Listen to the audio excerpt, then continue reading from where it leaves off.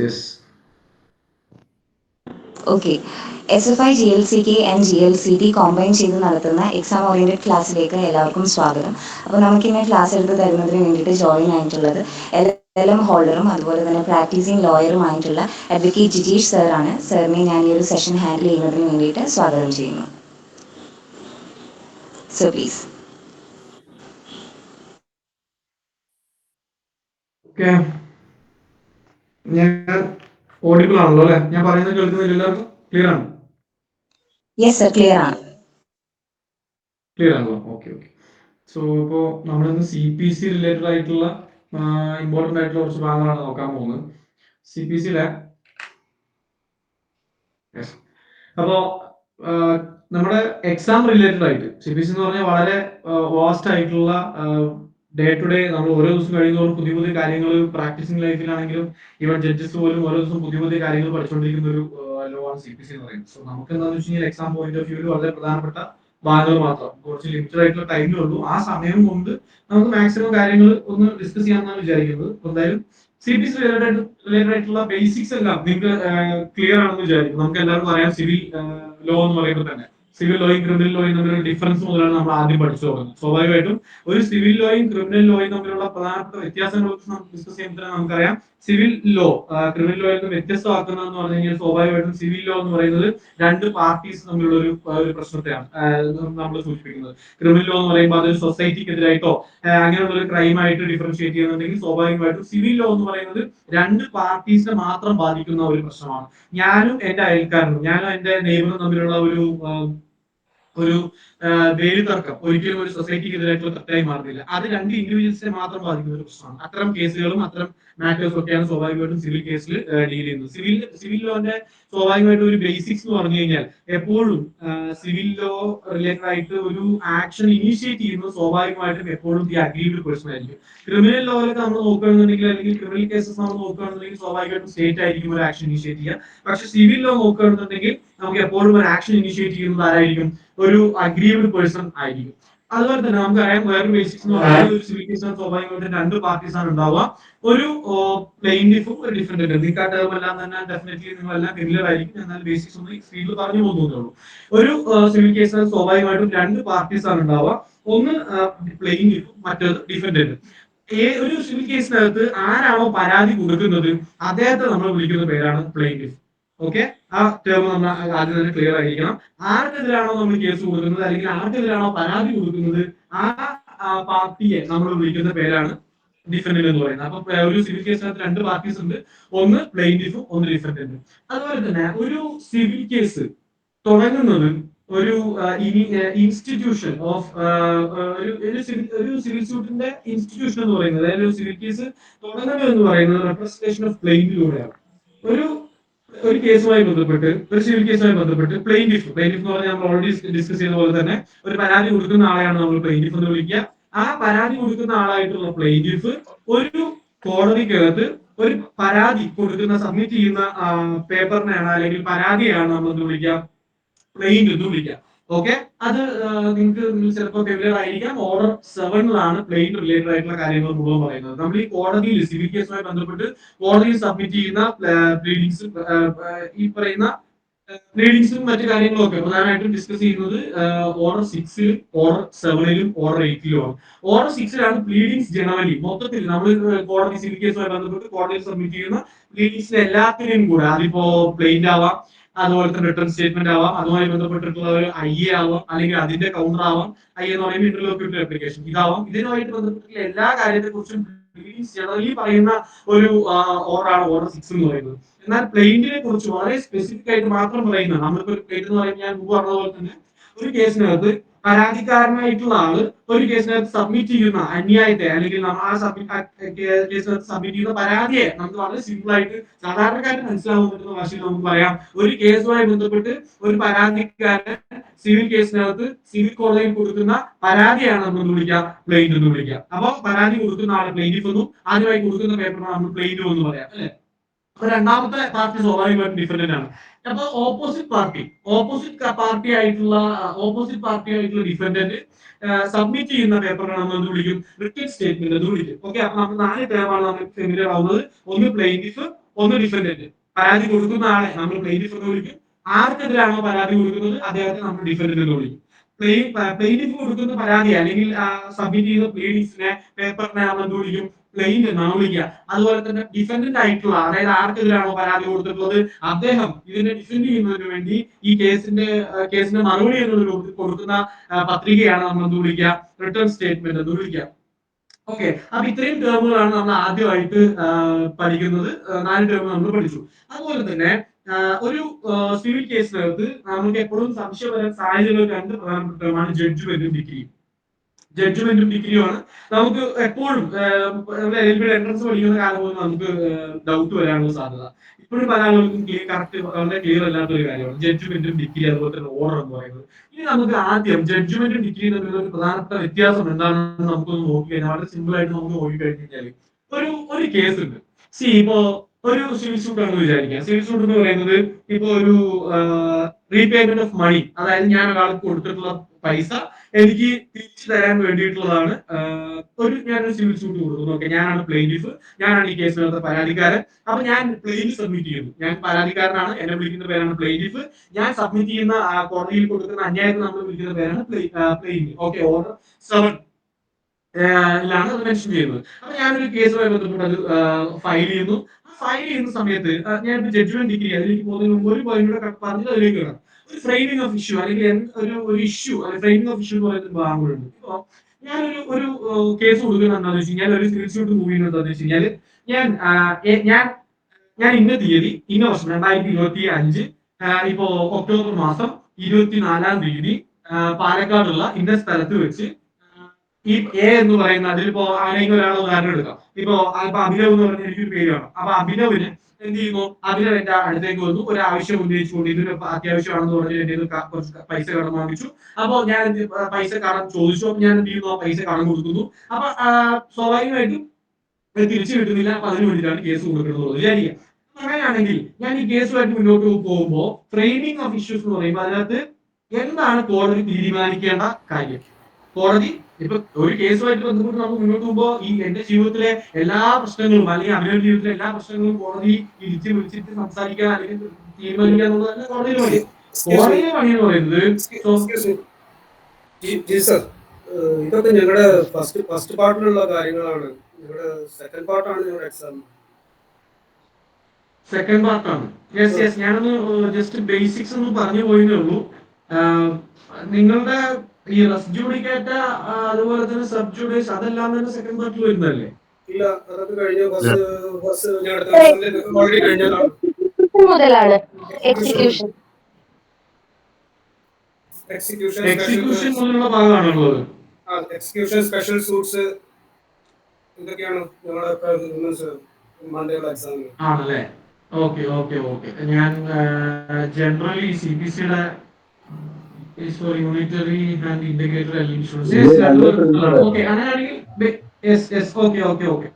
അങ്ങനെയാണെങ്കിൽ ഞാൻ ചോദിക്കാം നിങ്ങളോട് ഏതൊക്കെ പാർട്ടാണ് നമുക്ക് ഡിസ്കസ് ചെയ്യേണ്ടത് എന്ന് പറഞ്ഞു കഴിഞ്ഞാൽ നമുക്ക് അതിനനുസരിച്ച് ആ പാർട്ടുമായിട്ട് ബന്ധപ്പെട്ട് നമുക്ക് ക്ലാസ് മുന്നോട്ട് കൊണ്ടുപോകാം. ഓക്കെ, അപ്പൊ ഫസ്റ്റ് പാർട്ടിനകത്ത് 5 ഇയർ LLBക്ക് സ്റ്റാർട്ടിങ് തൊട്ട് ഉണ്ട് എന്നാണ് പറയുന്നത്. ഇതിനകത്ത് ഇതിനകത്ത് 2 പേരുണ്ടല്ലോ. അതായത് 5 ഇയറുകാരുണ്ട്, 3 ഇയറുകാരും ഉണ്ട് എക്സാമിന് അല്ലെ? ഇതിനകത്ത് എനിക്ക് അങ്ങനെയാണ് ഞാൻ മനസ്സിലാക്കിയത്. അപ്പോ 5 ഇയറുകാർക്ക് എല്ലാ ഭാഗം ഉണ്ടല്ലോ, മുഴുവനായിട്ടില്ലേ? സർ 5 ഇയറിന് 5 ഫുള്ളും 3 ഇയറിന് സെപ്പറേറ്റ് ആണ്.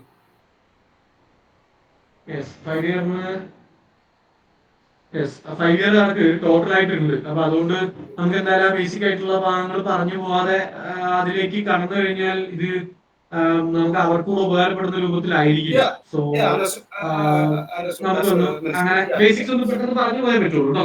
ഓക്കെ, അപ്പൊ നമ്മൾ പറഞ്ഞതുപോലെ ഫ്രെയിമിംഗ് ഓഫ് ഇഷ്യൂ എന്ന് പറയുമ്പോൾ എന്താണ് അതിനകത്തുള്ള പ്രശ്നം? ഞാൻ പറഞ്ഞ ഉദാഹരണ പ്രകാരം തന്നെ എന്താണ് ഇതിനകത്തുള്ള പ്രശ്നം? ഞാൻ ഈ പറയുന്ന അഭിനവ് എന്ന് പറയുന്ന ആൾക്ക് ശരിക്കും യഥാർത്ഥത്തിൽ അഭിനവ് എന്ന് പറയുന്ന ആൾക്ക് പൈസ ആവശ്യം ഉണ്ടായിരുന്നോ? അയാൾ എന്റെ അടുത്ത് പൈസ ചോദിച്ചിട്ടുണ്ടായിരുന്നോ?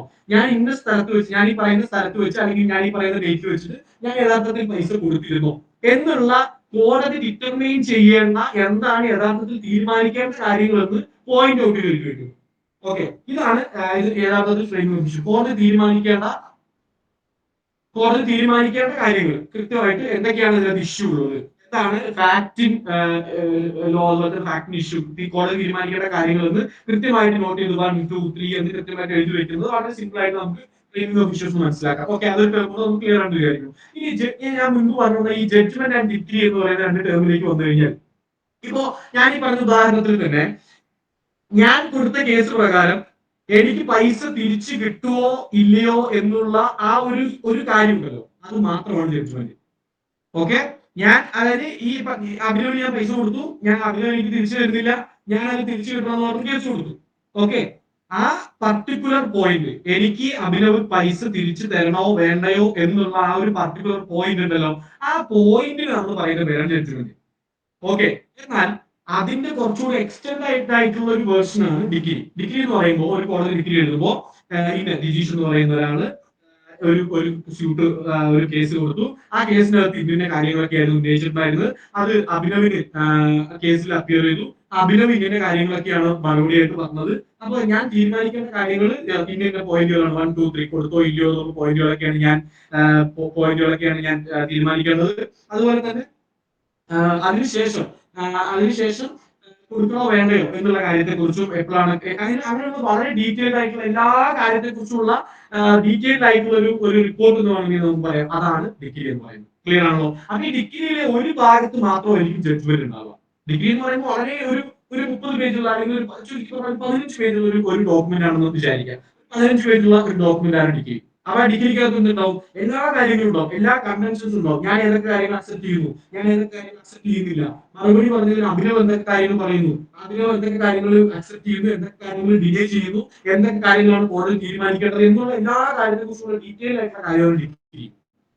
എന്നാൽ ആ ഡിഗ്രിക്കകത്ത് ഒരു പർട്ടിക്കുലർ ആയിട്ടുള്ള ഒരു ഭാഗത്ത് ഈ പറയുന്ന പൈസ കൊടുക്കണോ വേണ്ടയോ എന്ന് പറയുന്ന ആ ഭാഗത്തെ മാത്രമാണ് നമ്മൾ വിളിക്കുന്നത് ജഡ്ജ്മെന്റ് എന്ന് വിളിക്കുന്നത്. ഇതാണ് ജഡ്ജ്മെന്റ് ഡിഗ്രി നമ്മൾ ഒരു പ്രധാനപ്പെട്ട വ്യത്യാസം അല്ലെങ്കിൽ പോയിന്റ് എന്ന് പറയുന്നത്. ഇത് നമുക്ക് പല ആളുകൾക്കും അറിയില്ല. നമുക്കറിയാം, ഫെമിലിയർ ആണ്, നമ്മൾ ഈ ജഡ്ജ്മെന്റും ഡിഗ്രിയും ഒക്കെ നമുക്ക് വാക്കുകളെല്ലാം കിട്ടുകയാണ്. പക്ഷെ ഡിഫറൻഷിയേറ്റ് ചെയ്ത് ടു ദ പോയിന്റ് എന്താണെന്ന് കൃത്യമായിട്ട് പറയുന്നത് ചിലപ്പോൾ എല്ലാവരും മറന്നു വരില്ല. അപ്പൊ അത് ഈ ഒരു വ്യത്യാസം നിങ്ങൾ കൃത്യമായിട്ട് മനസ്സിലാക്കി വെക്കുക. എക്സാമിൽ ചോദിക്കുകയാണെന്നുണ്ടെങ്കിൽ നിങ്ങൾ ഒന്ന് ഓർത്ത് വെക്കുക. ഇനി സിവിൽ കോടതികളെ കുറിച്ച് പറയുകയാണെന്നുണ്ടെങ്കിൽ ബേസിക്സ് ആയിട്ടുള്ള സിമ്പിൾ കാര്യങ്ങൾ.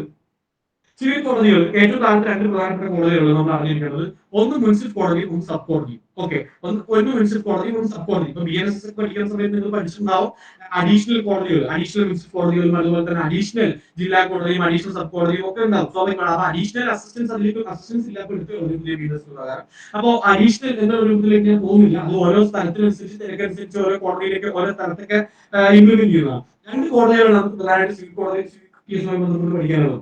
ഒന്ന് മുനിസിപ്പൽ കോടതിയും, മുനിസിപ്പൽ കോടതിയിൽ തൊട്ട് മുകളിലായിട്ട് സബ് കോടതിയാണ് ഉള്ളത്. ഏറ്റവും താഴത്തെ ലെവൽ ഓഫ് കോടതിയാണ് മുനിസിപ്പൽ കോടതി, അതിന് തൊട്ട് മുകളിലായിട്ടാണ് സബ് കോടതി. അതിന്റെ പെക്യുലർ ജൂറിസ്ഡിക്ഷൻ പ്രകാരമാണ് ഇത് രണ്ടും ഡിഫറൻഷിയേറ്റ് ചെയ്യുന്നത്. അതായത് ഒരു 10 ലക്ഷം രൂപ വരെ ഉള്ള കേസുകളാണ് എങ്കിൽ സ്വാഭാവികമായിട്ടും അത് എവിടെ വരുള്ളൂ? അത് മുനിസിപ്പൽ കോടതിയിൽ മാത്രമാണ് വരുള്ളൂ. എന്നാൽ 10 ലക്ഷത്തിൽ കൂടുതലുള്ള കേസുകളാണ് എങ്കിൽ അത് സബ് കോടതിയിലാണ് നിൽക്കുള്ളൂ. അതാണ് ഇത് രണ്ടും തമ്മിലുള്ള പെക്യുലർ ജൂറിസ്ഡിക്ഷൻ എന്ന് പറയുന്നത്. വളരെ ഇമ്പോർട്ടന്റ് ആയിട്ടുള്ള പോയിന്റാണ്, ശ്രദ്ധിച്ചിരിക്കുക. അതിന് എനിക്ക് തരാനുള്ള ഒരു എമൗണ്ട് എന്ന് പറയുന്നത് ഒരു 9 ലക്ഷം രൂപയാണെങ്കിൽ സ്വാഭാവികമായിട്ടും ഞാൻ എവിടെ കേസ് കൊടുക്കാൻ പറ്റുള്ളൂ? മുനിസിപ്പൽ കോടതിയിലാണ് കേസ് കൊടുക്കാൻ പറ്റുള്ളൂ. കാരണം 10 ലക്ഷത്തിന് താഴെയുള്ള എല്ലാ കേസുകളും മുനിസിപ്പൽ കോടതിയാണ് ഫയൽ ചെയ്യേണ്ടത്. ഓക്കെ, അപ്പൊ അതിന് എനിക്ക് തരാനുള്ള പൈസ എന്ന് പറയുന്നത് 11 ലക്ഷം രൂപയാണെങ്കിലോ ഞാൻ മുനിസിപ്പൽ കോടതിയിൽ കൊണ്ടുപോയി കേസ് കൊടുത്തു കഴിഞ്ഞാൽ കേസ് നിൽക്കുമോ? ഇല്ല, കേസ് നിൽക്കില്ല. സ്വാഭാവികമായിട്ടും എവിടെയാണ് കേസ് കൊടുക്കുന്നത്? സബ് കോടതിയിലാണ് കേസ് കൊടുക്കുന്നത്. അപ്പൊ ഇതാണ് രണ്ടു തമ്മിലുള്ള ഏറ്റവും പ്രധാനപ്പെട്ട പെക്യുലർ ജൂറിസ്ഡിക്ഷൻ എന്ന് പറയുന്നത്. മുനിസിപ്പൽ കോടതിയുടെ ഇപ്പം 9 ലക്ഷത്തിന്റെ കേസാണ്. അപ്പൊ നമ്മള് കേസ് വരുമ്പം ഫയൽ ചെയ്യുമ്പോൾ 9 ലക്ഷം. പക്ഷെ ഇപ്പം അതിനുള്ള ഡാമേജസ് ഉത്തരവ് വരുമ്പില്ലേ, അപ്പം ഉത്തരവാകുമ്പോ എല്ലാം കൂട്ടി 15 ലക്ഷം ഒക്കെ ആണ്. ജഡ്ജ്മെന്റ് 15 ലക്ഷം ആണെങ്കിൽ അപ്പൊ അത് സബ് കോടതി ആവില്ലേ? ഈ ജഡ്ജ്മെന്റ് 15 ലക്ഷം രൂപ വരണമെങ്കിൽ ആദ്യം നമ്മൾ 15 ലക്ഷം രൂപ ചോദിക്കണ്ടേ? ആദ്യം ഒരു കേസിനകത്ത് നമുക്ക് 15 ലക്ഷം രൂപ നമുക്ക് വിധി തരണമെങ്കിൽ നമ്മൾ ആദ്യം നമ്മുടെ ബ്രെയിനിനകത്ത് ചോദിക്കണം. നമുക്ക് 9 ലക്ഷം രൂപയാണ് ചോദിച്ചിട്ടുണ്ട്, അതുപോലെ തന്നെ 9 ലക്ഷം രൂപ എന്റെ വാങ്ങിച്ചു, 9 ലക്ഷം രൂപ ഇപ്പൊ 2 വർഷം കൊണ്ട് എനിക്ക് ഒരു 2 ലക്ഷം രൂപ അതിന് പൈസ വന്നു, അപ്പൊ അത് 11 ലക്ഷം രൂപയായി, എനിക്ക് നഷ്ടപരിഹാരം അടക്കം 13 ലക്ഷം രൂപ 15 ലക്ഷം രൂപ നമ്മൾ ചോദിക്കുന്നു. സബ്ജക്ട് മാറ്റർ തന്നെ 15 ലക്ഷം രൂപയായില്ലേ? പിന്നെ 9 ലക്ഷം എന്നുള്ളൊരു കണക്ക് അവിടെ ഇല്ലല്ലോ. മനസ്സിലായോ? ഓക്കെ, അപ്പൊ നമ്മൾ കൊടുക്കുന്ന സ്യൂട്ട്, നമ്മൾ കൊടുക്കുന്ന പ്ലെയിനിൽ, ആ പ്ലെയിനിനകത്ത് നമ്മൾ ആവശ്യപ്പെടുന്ന എമൗണ്ട് എത്രയാണ്, 9 ലക്ഷം രൂപ മതി എന്നുള്ളതാണെന്നുണ്ടെങ്കിൽ സ്വാഭാവികമായിട്ടും മുനിസിപ്പൽ കോടതിയിൽ വരിക. അതിന്റെ ജൂൾസ് നമ്മൾ കൊടുക്കുന്ന നമ്മൾ മുന്നോട്ട് വയ്ക്കുന്ന പ്രയർ എന്ന് പറയുന്നത് എത്രയാണ്, 10 ലക്ഷത്തിൽ താഴെയാണെങ്കിൽ ഈ പറയുന്ന മുനിസിപ്പൽ കോടതിയിൽ വരും, 10 ലക്ഷത്തിന് മുകളിലാണെങ്കിൽ അതിനുള്ള ഒരു സബ് കോടതിയിലാണ് വരുള്ളൂ. ഇതാണ് രണ്ടും തമ്മിലുള്ള പെക്യുലർ ജൂറിസ്ഡിക്ഷൻ എന്ന് പറയുന്നത്. അപ്പൊ ഇത് രണ്ടിന്റെയും അപ്പീൽ പോകുന്നത് എന്താണെന്ന് പറയുമ്പോൾ ഡിസ്ട്രിക്ട് കോർട്ടിലായിരിക്കും സ്വാഭാവികമായിട്ട് പോവുക, ജില്ലാ കോടതിയിലേക്ക്. ഡിസ്ട്രിക്ട് കോർട്ട് എന്ന് പറയുന്നത് കോർട്ട് ഓഫ് സെഷൻസ് രൂപത്തിലാണെന്ന് പറയാം. കാരണം ഡിസ്ട്രിക്ട് കോർട്ട് എന്നൊരു വാക്ക് മീനസ് പ്രകാരമില്ല. Court of sessions, additional court of sessions, ഇത്രയാണ് ഉള്ളൂ. ഓക്കെ, അപ്പൊ അതിന് അപ്പലേറ്റ് അതോറിറ്റി എന്ന് പറയുന്നത് സ്വാഭാവികമായിട്ട് ജില്ലാ കോടതി ആയിരിക്കും എന്നുള്ളൊരു കാര്യം കൂടെ ഒന്ന് ഓർത്തു വെക്കാം. ഇനി നമുക്ക് രണ്ട് ടേം പഠിക്കാം, ഒന്ന് റിവ്യൂ, ഒന്ന് റിവിഷൻ. ഒന്ന് റിവ്യൂ, ഒന്ന് റിവിഷൻ. റിവ്യൂ എന്ന് പറയുന്നത് ഇപ്പോ ഒരു കോടതി ഉത്തരവ് പറഞ്ഞതിന് ശേഷം ആ ഉത്തരവ് പറഞ്ഞതിലെ അല്ലെങ്കിൽ വിധി നടപ്പിലാക്കിയതിലെ കേസ് പഠിച്ചതിലെ അല്ലെങ്കിൽ കേസ് നടത്തിയതിലെ എന്തെങ്കിലും ഒരു തരത്തിലുള്ള ഒരു എററോ അല്ലെങ്കിൽ എന്തെങ്കിലും തരത്തിലുള്ള ഒരു പ്രശ്നമോ റെക്ടിഫൈ ചെയ്യുന്നതിന് വേണ്ടിയിട്ട്, അത് തിരുത്തുന്നതിന് വേണ്ടിയിട്ട് ആ കോടതി തന്നെ അല്ലെങ്കിൽ ആ കോടതിയിൽ തന്നെ നമ്മൾ ഫയൽ ചെയ്ത് ആ കോടതി തന്നെ നടത്തുന്നതിനെയാണ് നമ്മൾ എന്ത് പറയുന്നത്, റിവ്യൂ എന്ന് പറയുന്നത്. ഓക്കെ, അപ്പോ ഞാനിപ്പോ അഭിനവനെതിരെ കേസ് കൊടുത്തു. ഇപ്പൊ ഞാനൊരു 8 ലക്ഷം രൂപ വേണമെന്നാണ് 9 ലക്ഷം രൂപ വേണമെന്നാണ് കേസ് കൊടുത്തിട്ടുള്ളത്. അപ്പൊ എവിടെ വരിക, നമ്മൾ മുൻപ് പറഞ്ഞതുപോലെ മുനിസിപ്പൽ കോടതിയിലാണ് വരുള്ളൂ. ആ മുനിസിപ്പൽ കോടതിയിൽ പറഞ്ഞ പ്രകാരം ഞാൻ കേസ് കൊടുത്തു, പെക്യുലർ ജൂറിസ്ഡിക്ഷൻ പ്രകാരം. അതനുസരിച്ച് കേസ് നടന്നു. ആ കേസ് നടന്നിട്ട് വിധി വന്നു. ആ വിധി വന്നതിൽ ചെറിയ പ്രശ്നങ്ങൾ വരും. കോടതി ചില ഡോക്യുമെന്റ്സ് സ്വീകരിച്ചതിൽ, കോടതി ചില കാര്യങ്ങൾ സ്വീകരിച്ചതിൽ, വിലയിരുത്തിയതിലൊക്കെ ചില പ്രശ്നങ്ങളുണ്ട്. അപ്പൊ അതിനെ വേണ്ടിയിട്ട് വെച്ച് കഴിഞ്ഞാൽ റിവ്യൂ ഫയൽ ചെയ്യണം. അപ്പൊ റിവ്യൂ എവിടെ വേണം ഫയൽ ചെയ്യാൻ, ഏത് കോടതിയിലാണോ വിധി വന്നിട്ടുള്ളത്, ഏത് കോടതിയിലാണോ നമ്മൾ കേസ് നടത്തിയിട്ടുള്ളത്, ആ കോടതിയിൽ തന്നെ വേണം റിവ്യൂ ഫയൽ ചെയ്യാൻ. കാരണം ഈ കോടതി കേസ് നടത്തിയതിലെ ചില പ്രശ്നങ്ങളുണ്ട് അല്ലെങ്കിൽ ഇന്ന തെറ്റുകൾ പറ്റിയിട്ടുണ്ട്. അപ്പൊ അതുകൊണ്ട് അതൊന്നും പരിശോധിക്കണം എന്ന് പറഞ്ഞാൽ നമ്മൾ കൊടുക്കുന്നതിനാണ് നമ്മൾ റിവ്യൂ എന്ന് പറയാം. ക്ലിയർ ആണല്ലോ, സംശയമില്ല. റിവിഷൻ, അടുത്തതായിട്ട് റിവിഷൻ പോകുന്നത് ഹൈക്കോടതിയിലാണ്. ഏത് കോടതി, താഴത്തെ മുനിസിപ്പൽ കോടതി ആയിക്കോട്ടെ, ആ സബ് കോടതി ആയിക്കോട്ടെ, ഏത് കോടതിയിൽ കേസ് നടന്നാലും ആ കേസിനകത്ത് എന്തെങ്കിലും ഇല്ലീഗാലിറ്റി ഉണ്ട് അല്ലെങ്കിൽ എന്തെങ്കിലും തരത്തിലുള്ള ഇറഗുലാരിറ്റി ഉണ്ട് എന്നുണ്ടെങ്കിൽ നമ്മൾ റിവിഷൻ പോകേണ്ടത് എവിടെയാണ്, ഹൈക്കോടതിയിലാണ്. അപ്പൊ രണ്ട് ടേം നമ്മൾ കൃത്യമായിട്ട് ഓർത്ത് വെക്കണം, റിവ്യൂ അതുപോലെ തന്നെ റിവിഷൻ. ഓക്കെ, അപ്പോ അതാണ് രണ്ട് ടേം നമ്മൾ ഓർത്ത് പഠിക്കാനുള്ളത്. പിന്നെ അതുപോലെ തന്നെ ഈ ഇൻട്രൊഡക്ഷനിൽ കുറച്ച് കാര്യങ്ങളൊക്കെ പറയുന്നുണ്ടെങ്കിൽ അതിലേക്ക് ഡീറ്റെയിലായിട്ട് പോകുന്നില്ല. ഇനി നമുക്ക് ശ്രദ്ധിക്കേണ്ട ഒരു പോയിന്റോടെ ജസ്റ്റ് ഒന്ന് സിവിലിനെ കുറിച്ച് എഴുതുന്ന സമയത്ത് നമുക്ക് എഴുതാൻ സാധിക്കുന്ന ഒരു പോയിന്റോടെ ഞാൻ പറഞ്ഞുതരാം. എന്ന് പറയുന്നത് ഇപ്പൊ നമുക്കറിയാം CPC പ്രകാരം ട്രൈ ചെയ്യാൻ പറ്റുന്നത് സിവിൽ കേസുകൾ മാത്രമാണ്. ക്രിമിനൽ നേച്ചറുള്ള സ്വഭാവങ്ങളോ, അതിന്റെ എക്സ്പ്ലനേഷൻ വളരെ കൃത്യമായിട്ട് കൊടുക്കുന്നുണ്ട്. ക്രിമിനൽ നേച്ചറുള്ള സ്വഭാവമുള്ള കേസുകളോ, അതല്ല എങ്കിൽ എക്സ്പ്രസ്ലി ഓർ ഇംപ്ലൈഡ്ലി ഏതെങ്കിലും നിയമപ്രകാരം ബാർഡ് ആയിട്ടുള്ള കാര്യങ്ങളോ ആണെങ്കിൽ സിവിൽ കോടതിക്ക് ട്രൈ ചെയ്യാൻ പറ്റില്ല എന്ന് പറയുന്നത് ആ ടേം വളരെ ഇമ്പോർട്ടന്റ് ആണ്. Expressly or impliedly barred by law or any act in force എന്ന് പറയുന്നത്. ഉദാഹരണത്തിന് ഇപ്പോ കമ്പനീസ് ആക്ട് 2013 എനിക്ക് തോന്നുന്നു സെക്ഷൻ 430 ആണെന്നാണ് എന്റെ ഓർമ്മ. സെക്ഷൻ 430 പ്രകാരം കമ്പനി ലോ റിലേറ്റഡ് ആയിട്ടുള്ള ഇപ്പോ കുറച്ച് കാര്യങ്ങൾ അപ്പറേറ്റ് ലോ ട്രൈബ്യൂണലിലും കൈകാര്യം ചെയ്യാൻ കപ്പാസിറ്റി ഉള്ള കാര്യങ്ങളുണ്ട്. കപ്പാസിറ്റി ഉള്ള കാര്യങ്ങൾ ഒരിക്കലും സിവിൽ കോടതിക്ക് തീരുമാനിക്കാൻ പറ്റില്ല എന്ന് കമ്പനീസ് ആക്ടിൽ പറയുന്നത്. ഈ സെക്ഷൻ അടുത്ത് ഓർമ്മയില്ല, ഉദാഹരണമായിട്ട് പറയാം. 430 തന്നെ ഓർമ്മ, നിങ്ങൾ ഒന്ന് നോക്കിക്കോ. സെക്ഷൻ 430 ഓഫ് കമ്പനീസ് ആക്ടിൽ പറയുന്നുണ്ട്. ആ സെക്ഷനിൽ പറയുന്നുണ്ട്, അപ്പോ ഈ കമ്പനി ലോ റിലേറ്റഡ് ആയിട്ടുള്ള കാര്യങ്ങളൊന്നും തന്നെ സിവിൽ കോടതിയിൽ ചെയ്യരുത് എന്ന് പറയുന്നത്. അപ്പൊ എന്താ, എക്സ്പ്രസ്ലി ബാർഡാണ്, പ്രത്യേകമായിട്ട് എടുത്തു പറയുന്നു. അത് അങ്ങനെയാണെന്നുണ്ടെങ്കിൽ സ്വാഭാവികമായിട്ട് എന്ത് ചെയ്യാൻ പറ്റില്ല, സിവിൽ കോടതികൾക്ക് ട്രൈ ചെയ്യാൻ പറ്റില്ല. അപ്പൊ അതാണ് ടേം കൊണ്ട് ഉദ്ദേശിക്കുന്നത്. ഏതെങ്കിലും നിയമപ്രകാരം any for by any law being in force, ഏത് നിയമം ആയിക്കോട്ടെ, എക്സ്പ്രസ്ലി ഓർ ഇംപ്ലൈഡ്ലി ഒരു ബാർ ഉണ്ട് എന്നുണ്ടെങ്കിൽ ഒരിക്കലും എന്ത് ചെയ്യാൻ പറ്റില്ല, ആ കേസ് സിവിൽ കോടതിക്ക് കൺസിഡർ ചെയ്യാൻ പറ്റില്ല. ക്രിമിനൽ നേച്ചർ ഉള്ളതും കൺസിഡർ ചെയ്യാൻ പറ്റില്ല. സിവിൽ കോടതികൾ ട്രൈ ചെയ്യരുത് എന്ന് പ്രത്യേകമായിട്ട് എടുത്ത് പറഞ്ഞിട്ടൊന്നും പറ്റില്ല. അതല്ലാതെയുള്ള എല്ലാ സിവിൽ നേച്ചറുള്ള കേസുകളും എന്ത് ചെയ്യാൻ പറ്റും, നമുക്ക് ഈ പറയുന്ന സിവിൽ കോടതികൾ കൈകാര്യം ചെയ്യുന്നതിന് വേണ്ടി പറ്റും.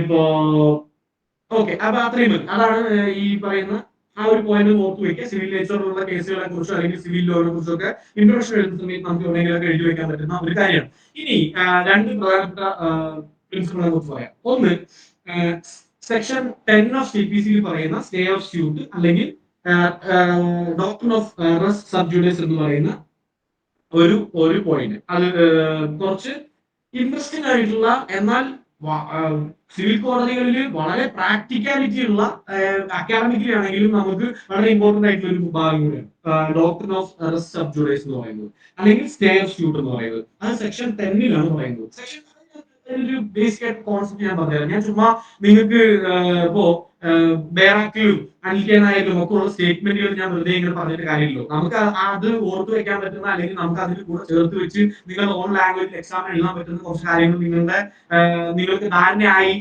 ആയതുകൊണ്ടാണ് ഈ ക്ലാസ് കൊണ്ട് എന്തെങ്കിലും ഗുണമുള്ളൂ. അതായത് നമ്മൾ ചുമ്മാ ബേറാക്കിന്റെ കാര്യങ്ങൾ പറഞ്ഞിട്ട് കാര്യമില്ല, അല്ലെങ്കിൽ അനിൽക്കാനായിട്ടുള്ള സെന്റൻസ് കൊണ്ടിരിപ്പിച്ചിട്ട് കാര്യമില്ല. അപ്പോ ഞാൻ പറയുന്നത് എന്താ വെച്ച് കഴിഞ്ഞാല് ഈ സെക്ഷൻ 10 പ്രകാരം സെക്ഷൻ 10ന്റെ ഐഡിയ ഇത്രയേ ഉള്ളൂ. ഇപ്പോ ഞാൻ നമ്മുടെ അഭിനവിന്റെ പേര് പറഞ്ഞ അഭിനവിന്റെ എന്ത് ചെയ്യുന്നു വെച്ച് കഴിഞ്ഞാല് അഭിനവ് ക്ലാസ് പോയി കാണാനില്ല. അപ്പോ വേറെ ആളുടെ പേര് സിദ്ധാർത്ഥനെ കാണാനുണ്ട്. അപ്പൊ സിദ്ധാർത്ഥ ഒരു കേസ് കൊടുക്കുന്നു. ഇവിടുത്തെ ഞാൻ പാലക്കാടുള്ള മുനിസിപ്പൽ കോടതിയിലാണ് കേസ് കൊടുക്കുന്നത്. എന്താ കേസ് കൊടുക്കുന്നത്? ഞാൻ സിദ്ധാർത്ഥന് കൊടുത്തിട്ടുള്ള ഒരു 9 ലക്ഷം രൂപ എനിക്ക് തിരിച്ചു കിട്ടണം എന്ന് പറഞ്ഞാൽ ഞാൻ കേസ് കൊടുക്കുന്നു. എന്റെ സ്ഥലം പാലക്കാടാണ്. അപ്പൊ അതുകൊണ്ട് ഞാൻ ഇവിടെ പാലക്കാടുള്ള മുനിസിപ്പൽ കോടതിയിൽ എന്ത് ചെയ്യുന്നു? പാലക്കാട് മുനിസിപ്പൽ കോടതിയിൽ ഞാൻ കേസ് ഫയൽ ചെയ്യുന്നു. എന്നാൽ സിദ്ധാർത്ഥിന്റെ ഒരു കോഴിക്കോടാണ്. അപ്പൊ ഞാൻ എന്ത് ചെയ്യണമെന്ന് വെച്ച് കഴിഞ്ഞാൽ ഇവിടെ കേസ് കൊടുത്തതിന് ശേഷം സിദ്ധാർത്ഥിന്റെ അവിടെ കോഴിക്കോട് പോയിട്ട് അവിടുത്തെ മുനിസിപ്പൽ കോടതിയിൽ ഞാൻ ഇതിൽ 9 ലക്ഷം രൂപ തരാൻ പറഞ്ഞിട്ട് കേസ് കൊടുക്കും. ഇവിടെ എന്താ ഉണ്ടാവുക? ഒരേ ആൾക്കാർ തമ്മിലുള്ള ഞാനും സിദ്ധാർത്ഥമാണ് ഇവിടെ ഈ പാലക്കാട് മുനിസിപ്പൽ കേസിലെ പാർട്ടീസും ഞങ്ങളാണ്, കോഴിക്കോട് മുനിസിപ്പലിലെ പാർട്ടീസും ഞങ്ങളാണ്. രണ്ട് same parties, same subject matter. എന്താ സെയിം സബ്ജക്ട് മാറ്റർ? എനിക്ക് ഈ സിദ്ധാർത്ഥ എനിക്ക് 10 ലക്ഷം 9 ലക്ഷം രൂപ തരാനുണ്ട് എന്നുള്ള സബ്ജക്ട് മാറ്റർ ആണ് ഇവിടെയും അവിടെയും. സെയിം പരാതി, same pleadings, same prayer, same parties, same capacity, same subject matter, same cause of action. Cause of action എന്താണെന്നുള്ളത് ക്ലിയർ ആണ്. കോസ് ഓഫ് ആക്ഷൻ എന്ന് പറയുന്ന ഒരു സാധനത്തെ കുറിച്ച് പറഞ്ഞിട്ട് മുന്നിലേക്ക് വരാം. കോസ് ഓഫ് ആക്ഷൻ എന്ന് പറഞ്ഞു കഴിഞ്ഞാൽ എവിടെ വെച്ച് ഈ ഒരു സിവിൽ സ്യൂട്ട് ഉണ്ടാവാനുള്ള കാരണം സിമ്പിൾ ആയിട്ട് പറഞ്ഞതാണ്. ഒരു സിവിൽ സ്യൂട്ട് ഞാൻ ഇപ്പോൾ ഫയൽ ചെയ്യണം, സിവിൽ സ്യൂട്ട് ഉണ്ടാവാനുള്ള കാരണം എന്താണ്? അതാണ് കോസ് ഓഫ് ആക്ഷൻ. അപ്പോ ഞാനിപ്പോ നമ്മൾ മുൻപ് പറഞ്ഞ ഉദാഹരണത്തിൽ എന്താ കോസ് ഓഫ് ആക്ഷൻ വരിക? ഇപ്പൊ ഇന്നാം തീയതി 2025 ഒക്ടോബർ മാസം 25-ാം തീയതി പാലക്കാട് വെച്ച് പിന്നെ ഒരു 4 മണി സമയത്ത് സിദ്ധാർത്ഥ് അല്ലെങ്കിൽ അഭിനവ് ഒരു പൈസക്ക് ആവശ്യമുണ്ട് എന്ന് പറഞ്ഞ് എന്റെ കയ്യിൽ നിന്ന് വാങ്ങിച്ച 9 ലക്ഷം രൂപ തിരിച്ചു തരാതിരുന്നത് മൂലം ഉണ്ടായിട്ടുള്ള കേസാണ്. അതാണ് കോസ് ഓഫ് ആക്ഷൻ.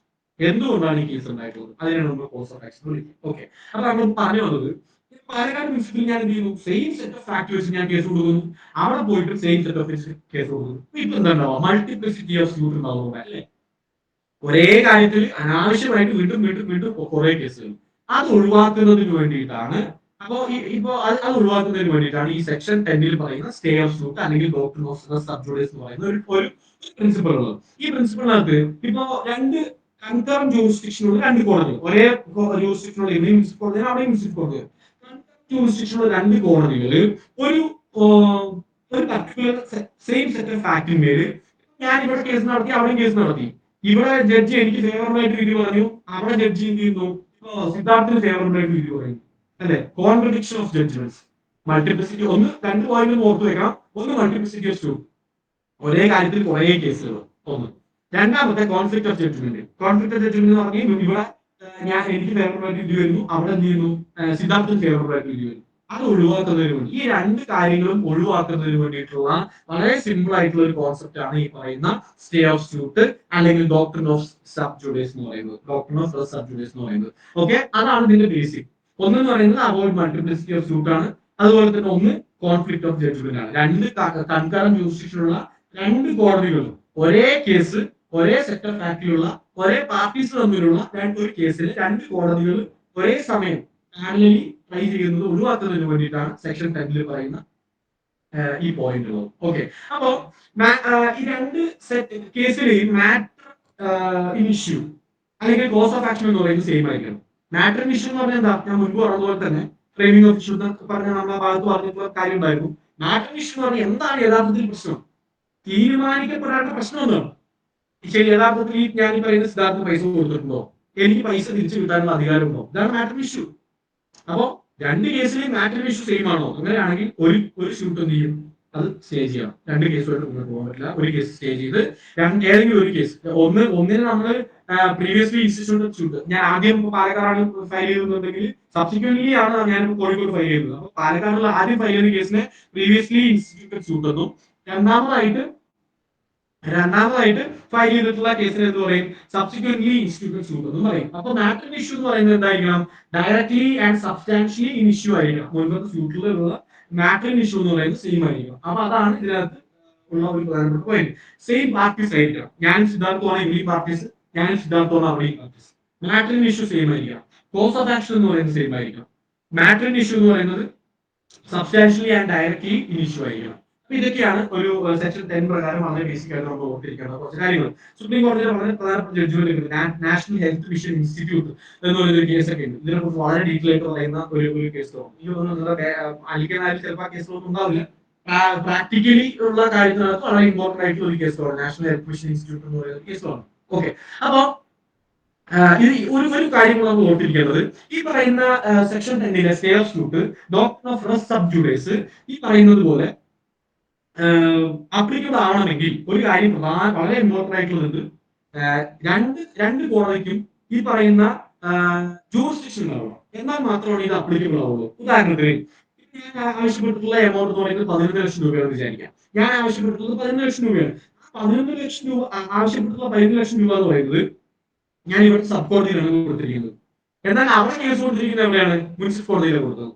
അപ്പോ രണ്ട് കോടതിക്കും ജൂറിസ്ഡിക്ഷൻ എന്ന് പറയാൻ പറ്റുമോ? ഒരിക്കലുമില്ല. ഞാൻ ഇവിടെ കൊടുത്ത കേസിന് മാത്രമേ ജൂറിസ്ഡിക്ഷൻ ഉള്ളൂ. അവിടെ കോടതിക്ക് എന്തില്ല? ജൂറിസ്ഡിക്ഷൻ ഇല്ല. അപ്പൊ സെക്ഷൻ 10 അപ്ലിക്കബിൾ ആവില്ല. അവിടെ കേസ് നിൽക്കില്ല എന്നുള്ളത് വേറെ കാര്യം, പ്രാക്ടിക്കലി രണ്ടാമത്തെ കാര്യം. പക്ഷെ സെക്ഷൻ 10 അപ്ലിക്കബിൾ ആവണമെങ്കിൽ ഈ പറയുന്ന ഒരു പോയിന്റ് വളരെ പ്രധാനപ്പെട്ട, രണ്ട് കോടതിക്ക് എന്ത് വേണം? ജൂറിസ്ഡിക്ഷൻ വേണം. അപ്പോൾ ഒരു രണ്ടാമത് ഇൻസ്റ്റിറ്റ്യൂട്ട് ചെയ്തിട്ടുള്ള കോടതിയിലെ കേസ് എന്ത് ചെയ്യും? നമ്മൾ സ്റ്റേ ചെയ്യും. അതാണ് ഇതിനകത്തുള്ള ഒരു കാര്യം. ഇനി പ്രധാനമായിട്ട് അതുപോലെ ശ്രദ്ധിച്ചിരിക്കേണ്ട ഒരു കോൺസെപ്റ്റ് ആണ് റെസ് ജുഡിക്കാറ്റ എന്ന് പറയുന്നത്. റെസ് ജുഡിക്കാറ്റ എന്ന് പറയുന്നത് സെക്ഷൻ 11 മെൻഷൻ ചെയ്യുന്നത്. റെസ് ജുഡിക്കാറ്റയുടെ പ്രിൻസിപ്പിൾ, ബേസിക് പ്രിൻസിപ്പിൾ എന്ന് പറയുന്നത് ഇത്രേ ഉള്ളൂ. നമ്മളിപ്പോ ഇന്ത്യൻ കോൺസ്റ്റിറ്റ്യൂഷനിലൊക്കെ പഠിക്കുന്ന ഒരു ബേസിക് ആയിട്ടുള്ള കോൺസെപ്റ്റ്, ഒരേ കാര്യത്തിന് ഒരാളെ 2 തവണ ശിക്ഷിക്കാൻ പറ്റില്ല എന്ന് പറഞ്ഞ് നമ്മൾ പഠിക്കുന്ന ഒരു ഇമ്പോർട്ടന്റ് ആയിട്ടുള്ള ഒരു ഫണ്ടമെന്റൽ റൈറ്റ് ഒക്കെ. അപ്പൊ അതുപോലെ തന്നെ ഒരേ മാറ്റർ ഒരു തവണ ഓൾറെഡി ഡിസൈഡ് ചെയ്തിട്ടുള്ള കോമ്പീറ്റന്റ് ആയിട്ടുള്ള ഒരു കോടതി, ഒരു ജഡ്ജ്മെന്റ് പറയാൻ അധികാരമുള്ള കോടതി ഒരു കാര്യത്തിന്മേൽ ഒരു വിധി പറഞ്ഞു കഴിഞ്ഞാൽ അതേ കാര്യത്തിന്മേൽ വീണ്ടും സ്യൂട്ട് ഇൻസ്റ്റിറ്റ്യൂട്ട് ചെയ്യരുത് എന്ന് പറയുന്ന ഒരു കോൺസെപ്റ്റിനെയാണ് നമ്മൾ വിളിക്കുന്നത് റെസ് ജുഡിക്കാറ്റ എന്ന് വിളിക്കുന്നത്. ഓക്കെ, ഒരു രണ്ടാളുകൾ തമ്മിൽ ഒരു കാര്യം ഓൾറെഡി കോടതി ഡിസൈഡ് ചെയ്തിട്ടുണ്ട്. അപ്പൊ അങ്ങനെയാണെങ്കിൽ എന്താ ഉണ്ടാവുക? ഞാനിപ്പോ സിദ്ധാർത്ഥന് ഒരു കേസ് കൊടുത്തിട്ട് ഒരു കേസിൽ വിധി വന്നു. കേസിൽ വിധി വരുന്നതെന്ന് വെച്ച് കഴിഞ്ഞാൽ എനിക്ക് പൈസ കിട്ടാൻ അധികാരം ഇല്ല എന്ന് പറഞ്ഞാൽ വിധി വന്നു വിചാരിക്കുക. ഈ പറയുന്ന റെസ് ജുഡിക്കാറ്റ പ്രിൻസിപ്പിൾ ഇല്ലെങ്കിൽ ഞാൻ എന്ത് ചെയ്യും? ആ ജഡ്ജി മാറുമ്പോൾ വീണ്ടും ഈ കേസ് തന്നെ കൊടുക്കും. എങ്ങനെ ഏതെങ്കിലും ജഡ്ജിക്ക് തോന്നിയാലും എനിക്ക് പൈസ കിട്ടാൻ വേണ്ടി ഞാൻ വീണ്ടും കേസ് കൊടുക്കും. കുറച്ചാൾ കഴിയുമ്പോൾ വീണ്ടും പോകും. മൾട്ടിപ്ലിസിറ്റി ഓഫ് സൂട്ട്സ് ഉണ്ടാവും. അപ്പൊ അതുകൊണ്ടാണ് ഈ പറയുന്ന പ്രിൻസിപ്പിൾ ബേസിക് ആയിട്ട് ഇതിനകത്തുള്ളത്. ഒരു തവണ ഡിസൈഡ് ചെയ്തിട്ടുണ്ടെങ്കിൽ പിന്നെ എന്ത് വേണ്ട? അതിനകത്ത് ആവശ്യം ഇല്ല. ഓക്കെ, അപ്പൊ ഒരു തവണ ഡിസൈഡ് ചെയ്തിട്ടുള്ളതായിരിക്കണം, അതൊരു കോമ്പീറ്റന്റ് കോടതി ചെയ്തിട്ടുള്ളതായിരിക്കണം, സെയിം പാർട്ടീസ് തമ്മിലുള്ളതായിരിക്കണം. അതുപോലെ തന്നെ മാറ്റർ ഇഷ്യൂ ഞാൻ പറഞ്ഞ പോലെ തന്നെ മുമ്പ് എന്ത് ചെയ്യണം? ഡയറക്ട്ലി ആൻഡ് സബ്സ്റ്റാൻഷ്യലി സെയിം ആയിരിക്കണം. അത് പൈസ തരാനുണ്ടോ എന്നുള്ള ഒരു കാര്യത്തെ കുറിച്ചുള്ള മാറ്റർ ഇഷ്യൂ എന്ന് പറയുന്നതും സെയിം ആയിരിക്കണം. അതാണ് ഇതിനകത്ത് ബേസിക് ആയിട്ടുള്ള കാര്യം. സെയിം ടൈറ്റിൽ ആയിരിക്കും.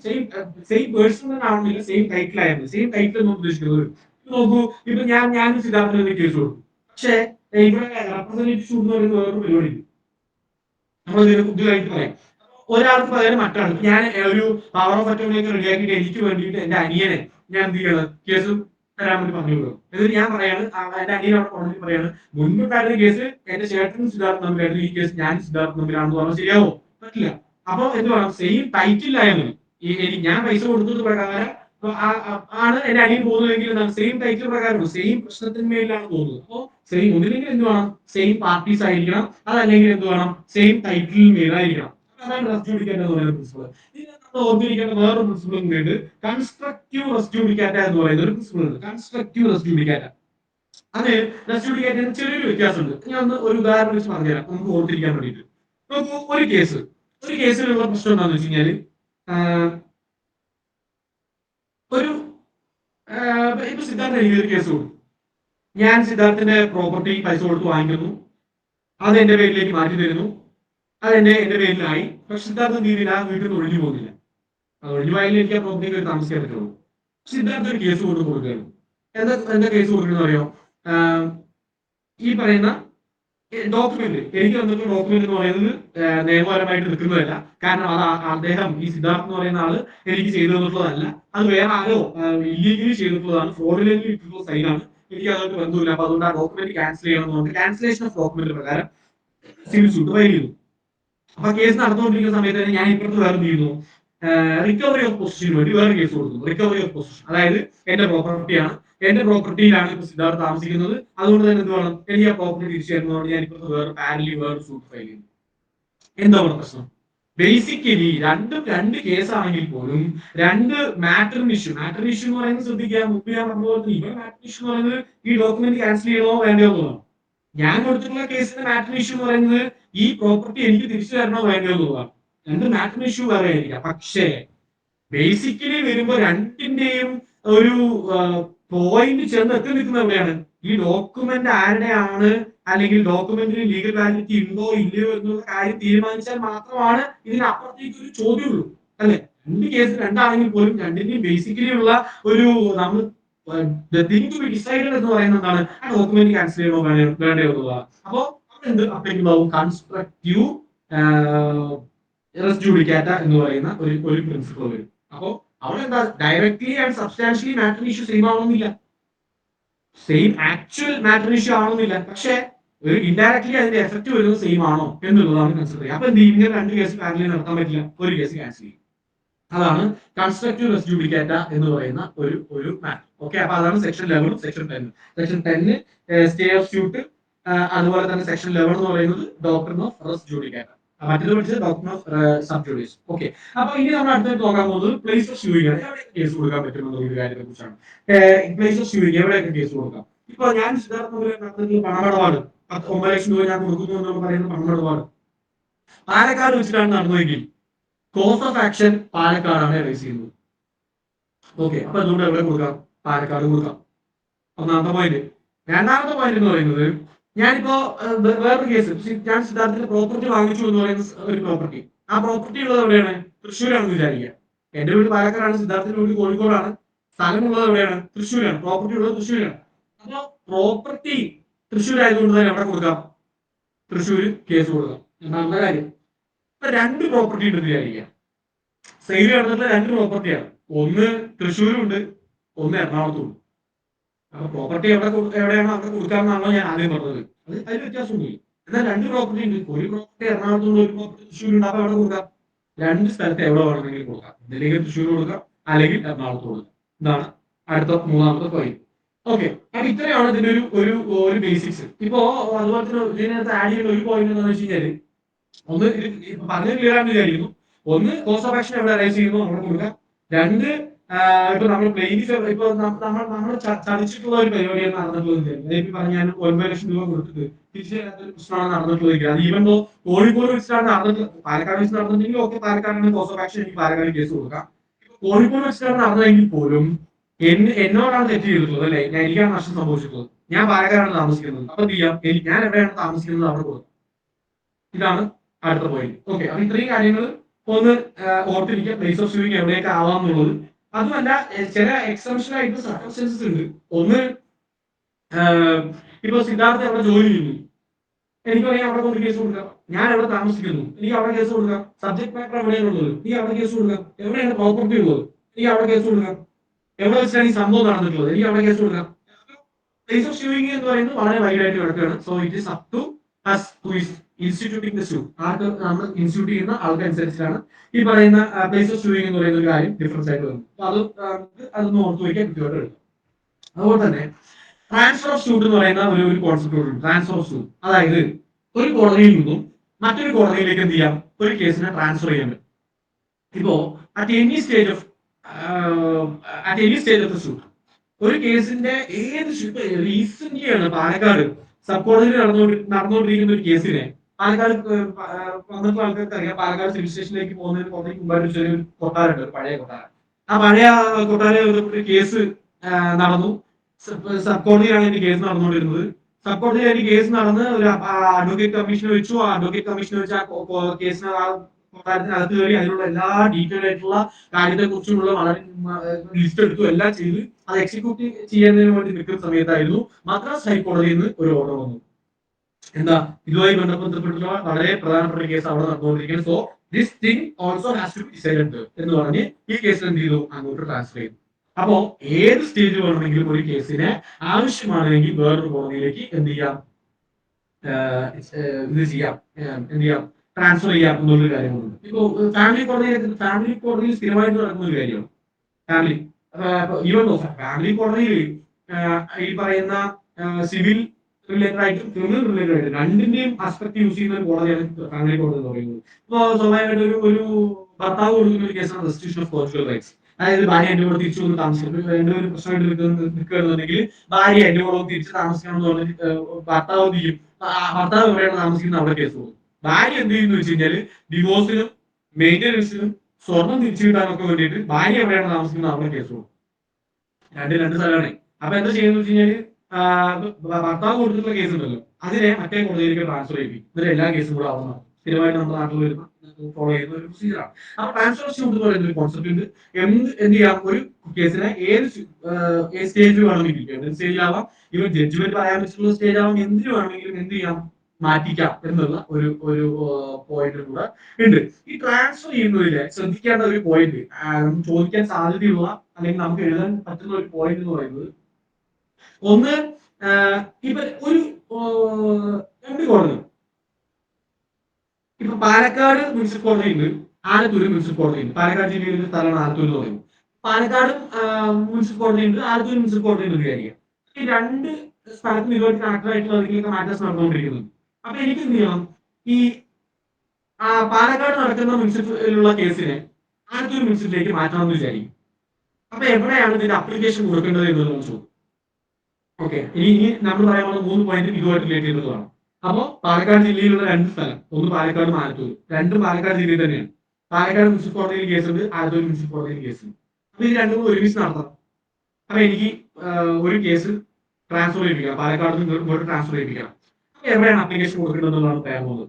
രണ്ട് കോടതിയും ഒരേ അപ്പലേറ്റ് ജൂറിസ്ഡിക്ഷന് കീഴെയാണെങ്കിൽ, രണ്ട് കോടതികളും ഒരേ അപ്പലേറ്റ് ജൂറിസ്ഡിക്ഷന് താഴെയാണെങ്കിൽ ആ അപ്പലേറ്റ് ജൂറിസ്ഡിക്ഷൻ ഏത് കോടതിയാണോ ആ കോടതിയിൽ വേണം ഞാൻ എന്ത് ചെയ്യാൻ അപ്ലിക്കേഷൻ കൊടുക്കുന്നത്. ഇത് രണ്ടിന്റെയും ഈ പറയുന്ന, അപ്പൊ ഈ ആലത്തൂരിൽ നിന്നും ഞാൻ അപ്പീൽ പോയി കഴിഞ്ഞാൽ പാലക്കാട് ജില്ലാ കോടതിയിലാണ് പോകുന്നത്. പാലക്കാടിലെ മുനിസിപ്പൽ കോടതിയിൽ നിന്നും അപ്പീൽ പോയി കഴിഞ്ഞാൽ അവിടെ പോകുന്നത് പാലക്കാട് ജില്ലാ കോടതിയിലാണ് പോകുന്നത്. അപ്പോ ഈ രണ്ട് കോടതിയിലും അപ്പലേറ്റ് കോർട്ട് ഒന്നാണ് എങ്കിൽ ആ അപ്പലേറ്റ് കോർട്ടിൽ കൊടുക്കണം അപ്ലിക്കേഷൻ. അവിടെയാണ് ഞാൻ പാലക്കാട് ജില്ലാ കോടതിയിലാണ് അപ്ലിക്കേഷൻ കൊടുക്കേണ്ടത്. എന്ത് ചെയ്യണം, പാലക്കാട് ജില്ലാ കോടതിയിൽ ഞാൻ അപ്ലിക്കേഷൻ കൊടുക്കുന്നു, പാലക്കാട് മുനിസിപ്പൽ നിന്നുള്ള കോടതി കേസ് എനിക്ക് എന്ത് ചെയ്യണം, ആലത്തൂർ മുനിസിപ്പലിലേക്ക് മാറ്റി തരണം എന്ന് പറഞ്ഞു. ക്ലിയർ ആണെന്ന് വിചാരിക്കുന്നു, സംശയം. ഇനി അടുത്ത് പറയാൻ പോകുന്ന പോയിന്റ്, രണ്ട് കോടതിയും രണ്ട് അപ്പലേറ്റ് ജൂറിസ്ഡിക്ഷന് കീഴിലാണെന്ന് വിചാരിക്കുക, താഴെയാണെന്ന് വിചാരിക്കുക. ഒന്ന് ആലത്തൂർ മുനിസിപ്പലും ഒന്ന് കോഴിക്കോടുള്ള മുനിസിപ്പൽ കോടതിയിലാണെന്ന് വിചാരിക്കുക. അവ രണ്ടും തമ്മിൽ അപ്പലേറ്റ് കോർട്ട് ഡിഫറെന്റ് ആണ്. അപ്പീൽ പോകുന്നത്, ഞാൻ ഇവിടെ അപ്പീൽ പോകുമ്പോൾ പാലക്കാട് ജില്ലാ കോടതിയിലും അവിടെ അപ്പീൽ പോകുമ്പോൾ കോഴിക്കോട് ജില്ലാ കോടതിയിലും. അപ്പൊ എനിക്ക് ഒരു കോമൺ ആയിട്ടൊരു ജില്ലാ കോടതി ഇല്ല. അപ്പൊ ഏതാണ് കൊടുക്കണം, ഹൈക്കോടതിയിലാണ് കൊടുക്കണം. ഓക്കെ, അപ്പൊ ഹൈക്കോടതിയിൽ കൊടുക്കണം. എന്ത് ചെയ്യണം, ഇപ്പൊ കോഴിക്കോട് ജില്ലയിലുള്ള മുനിസിപ്പൽ കോടതി, ഇന്ന സ്ഥലത്തുള്ള മുനിസിപ്പൽ കോടതിയിലുള്ള കേസ് പാലക്കാട് ജില്ലയിലെ അടുത്ത മുനിസിപ്പൽ കോടതിയിൽ എനിക്ക് മാറ്റി തരണം എന്ന് പറഞ്ഞ് ഞാൻ പരാതി കൊടുക്കേണ്ടത്, അപ്ലിക്കേഷൻ കൊടുക്കണം, അപ്ലിക്കേഷൻ കൊടുക്കേണ്ടത് എവിടെയാണ്, ഹൈക്കോടതിയിലാണ്. ഇതാണ് രണ്ടാമത്തെ പോയിന്റ്. മൂന്നാമത്തെ പോയിന്റ് എന്ന് പറയുന്നത്, രണ്ട് ഹൈക്കോടതി കീഴിലാണെങ്കിലോ, ഒന്ന് ഇവിടെ ആലത്തൂർ മുനിസിപ്പൽ കേരള ഹൈക്കോടതിയിൽ കീഴിലും, ഒന്ന് ചെന്നൈയിലുള്ള ഒരു സ്ഥലത്ത്, കോയമ്പേട് ഉള്ള സ്ഥലത്ത് ആയിട്ട് അവിടെയുള്ള ചെന്നൈയിലുള്ള ഒരു കോടതിയിലാണെങ്കിൽ എവിടെ ആയിരിക്കും ഇത് കൊടുക്കേണ്ടത് എന്നുള്ള ഒരു കാര്യം കൂടെ ഉണ്ട്. അത് ഏത് കേസ്, ഏത് ഹൈക്കോടതിയിൽ താഴെയുള്ള സ്ഥലത്താണോ ആദ്യത്തെ ഷൂട്ട് നടന്നുകൊണ്ടിരിക്കുന്നത് ആ സ്ഥലത്ത് വേണം എന്ത് ചെയ്യാൻ അപ്ലിക്കേഷൻ കൊടുക്കുന്നത്. ഇപ്പോ ഞാൻ ഇവിടെ കൊടുത്തിരിക്കുന്ന ഷൂട്ട് എന്ന് പറയുന്നത്, ആദ്യ മുനിസിപ്പലിൽ കൊടുത്തിരിക്കുന്ന ഷൂട്ട് എന്ന് പറയുന്നത് 2015 കൊടുത്തിട്ടുള്ളതാണ്. ഇപ്പോഴാണ് അവിടെ കോയമ്പേട് ജൂറിസ്ഡിക്ഷൻ വരുന്ന ചെന്നൈയിലുള്ള ഒരു മുനിസിപ്പൽ കോടതിയിൽ എന്ത് ചെയ്തിരിക്കുന്നത്, ഈ പറയുന്ന ഒരു ഷൂട്ട് ഇപ്പൊ ഈ ഇൻസ്റ്റിറ്റ്യൂട്ട് ചെയ്തിട്ടുള്ളത് 2025, മറ്റേ 2015 അവിടെ കൊടുത്താണ്. അപ്പൊ ഞാൻ എന്ത് ചെയ്യണം, ഇവിടുത്തെ ഹൈക്കോടതിയിൽ കേസ് കൊടുക്കണം, അപ്ലിക്കേഷൻ കൊടുക്കണം, അവിടുത്തെ കേസ് എന്ത് ചെയ്യാൻ വേണ്ടിയിട്ട് ഇങ്ങോട്ട് ട്രാൻസ്ഫർ ചെയ്യാൻ വേണ്ടി. അപ്പൊ ഇതാണ് 3 പോയിന്റ്. രണ്ടും സെയിം അപ്പലേറ്റ് കോർട്ടിന് കീഴിലാണെങ്കിൽ ആ അപ്പലേറ്റ് കോർട്ടിൽ കൊടുക്കുക. രണ്ടും രണ്ട് അപ്പലേറ്റ് കോർട്ടിന് കീഴിലാണെങ്കിൽ ഹൈക്കോടതിയിൽ കൊടുക്കുക. രണ്ടും രണ്ടും രണ്ടും രണ്ട് ഹൈക്കോ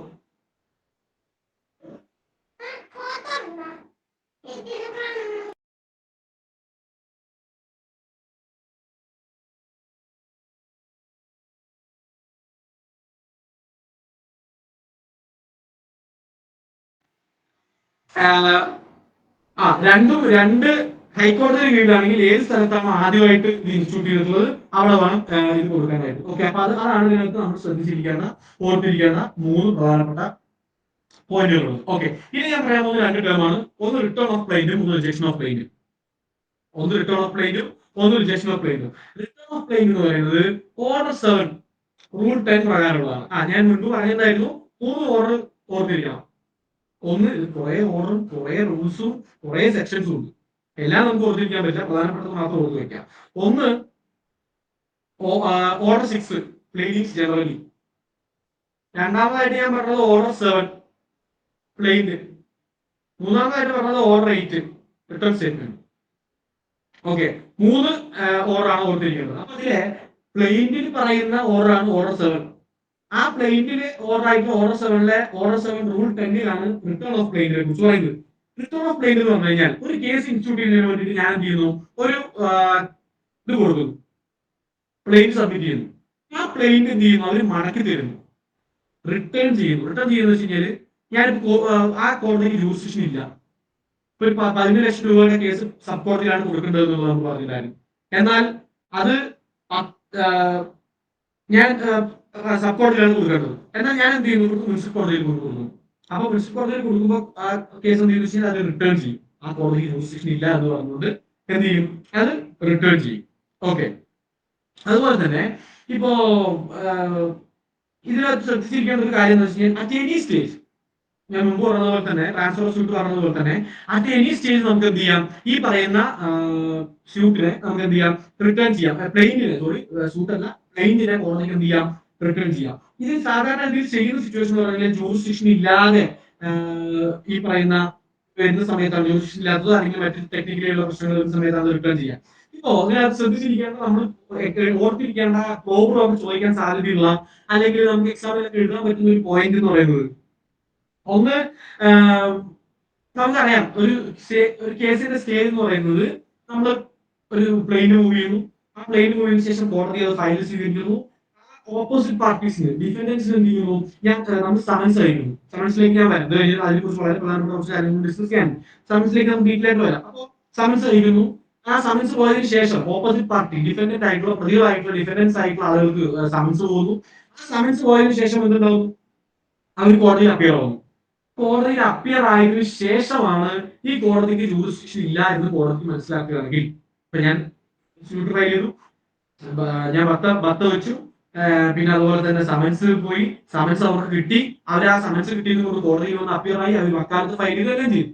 എന്നിട്ടാണ് കോടതിക്ക് മനസ്സിലാക്കുന്നതോ ഈ കോടതി ജൂറിസ്ഡിക്ഷൻ ഇല്ല, എന്ത് ചെയ്യാം, ഞാനത് റിട്ടേൺ ചെയ്തു തരാം, മടക്കി തരാം, നിങ്ങൾ അത് കറക്റ്റ് ആയിട്ടുള്ള സ്ഥലത്തിൽ കൊണ്ട് ഫയൽ ചെയ്തോ എന്ന് പറയുകയാണെങ്കിൽ കോടതിക്ക് എന്ത് ചെയ്യാം, ഈ പ്ലെയിന്റിഫിന് എന്ത് ചെയ്യാം, ഭയങ്കര പണിയല്ലേ. ഞാനാണ് പരാതിക്കാരെന്നുണ്ടെങ്കിൽ വീണ്ടും ഇത് കൊണ്ടുപോയി ആദ്യം മുതൽ ഫയൽ ചെയ്ത്, ആദ്യം ഒരു നമ്മുടെ ഓഫീസിൽ കൊണ്ട് ഫയൽ ചെയ്ത് നമ്പർ ചെയ്ത് വന്ന് വീണ്ടും സമൻസ് പോയി, ഇത്രയും പണി ഒഴിവാക്കുന്നതിന് വേണ്ടിയിട്ട് എനിക്ക് കോടതിയിൽ ഒരു അപ്ലിക്കേഷൻ കൊടുക്കാം. ഞാനാണ് പ്ലെയിന്റിഫ്, ഞാനാണ് പരാതിക്കാരൻ, പരാതി കൊടുത്തിട്ടുള്ള പ്ലെയിന്റിഫ്.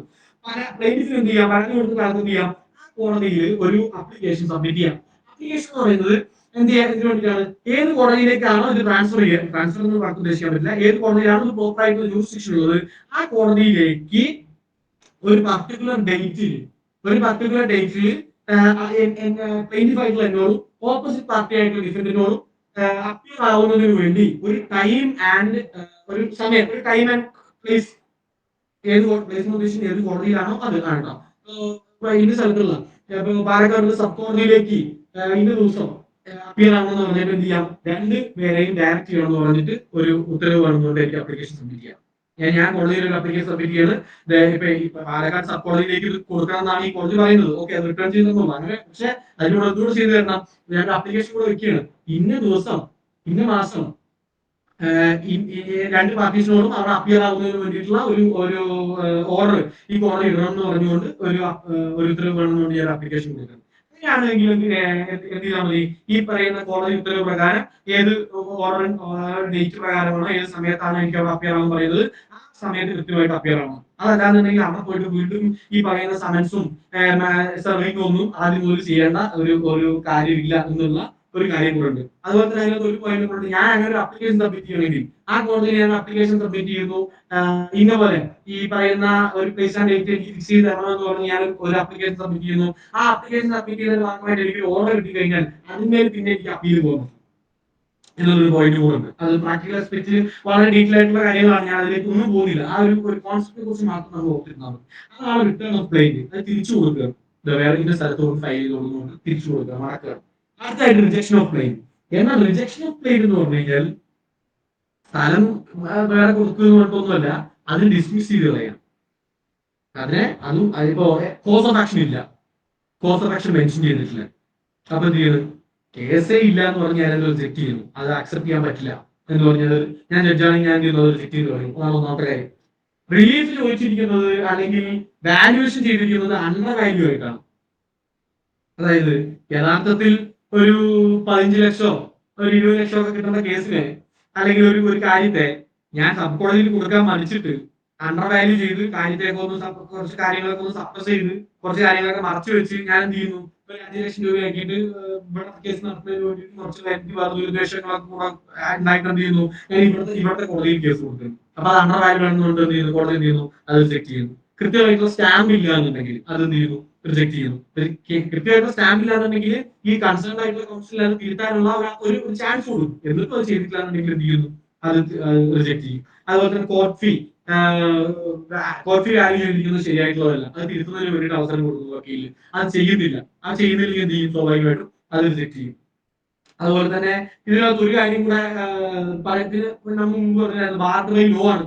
അതായത് കമ്പനീസ് ആക്ടിന്റെ കമ്പനീസ് ആക്ടിലെ ഞാൻ പറഞ്ഞ സെക്ഷൻ 40-30 പ്രകാരം ഒരു കോടതിക്ക് ഈ കമ്പനിയിൽ റിലേറ്റഡ് ആയിട്ടുള്ള കാര്യങ്ങൾ തീരുമാനിക്കുന്നതിനുള്ള അവകാശം ഇല്ല എന്നാണെങ്കിൽ സ്വാഭാവികമായിട്ടും സിവിൽ കോടതി കൺസിഡർ ചെയ്യാൻ പറ്റില്ല. അപ്പോൾ അങ്ങനെ ഒരു കേസ് ഞാൻ സിവിൽ കോടതിയിൽ കൊണ്ട് ഫയൽ ചെയ്ത് എന്താണ്ടാവുക, അത് റിജക്ട് ചെയ്യും.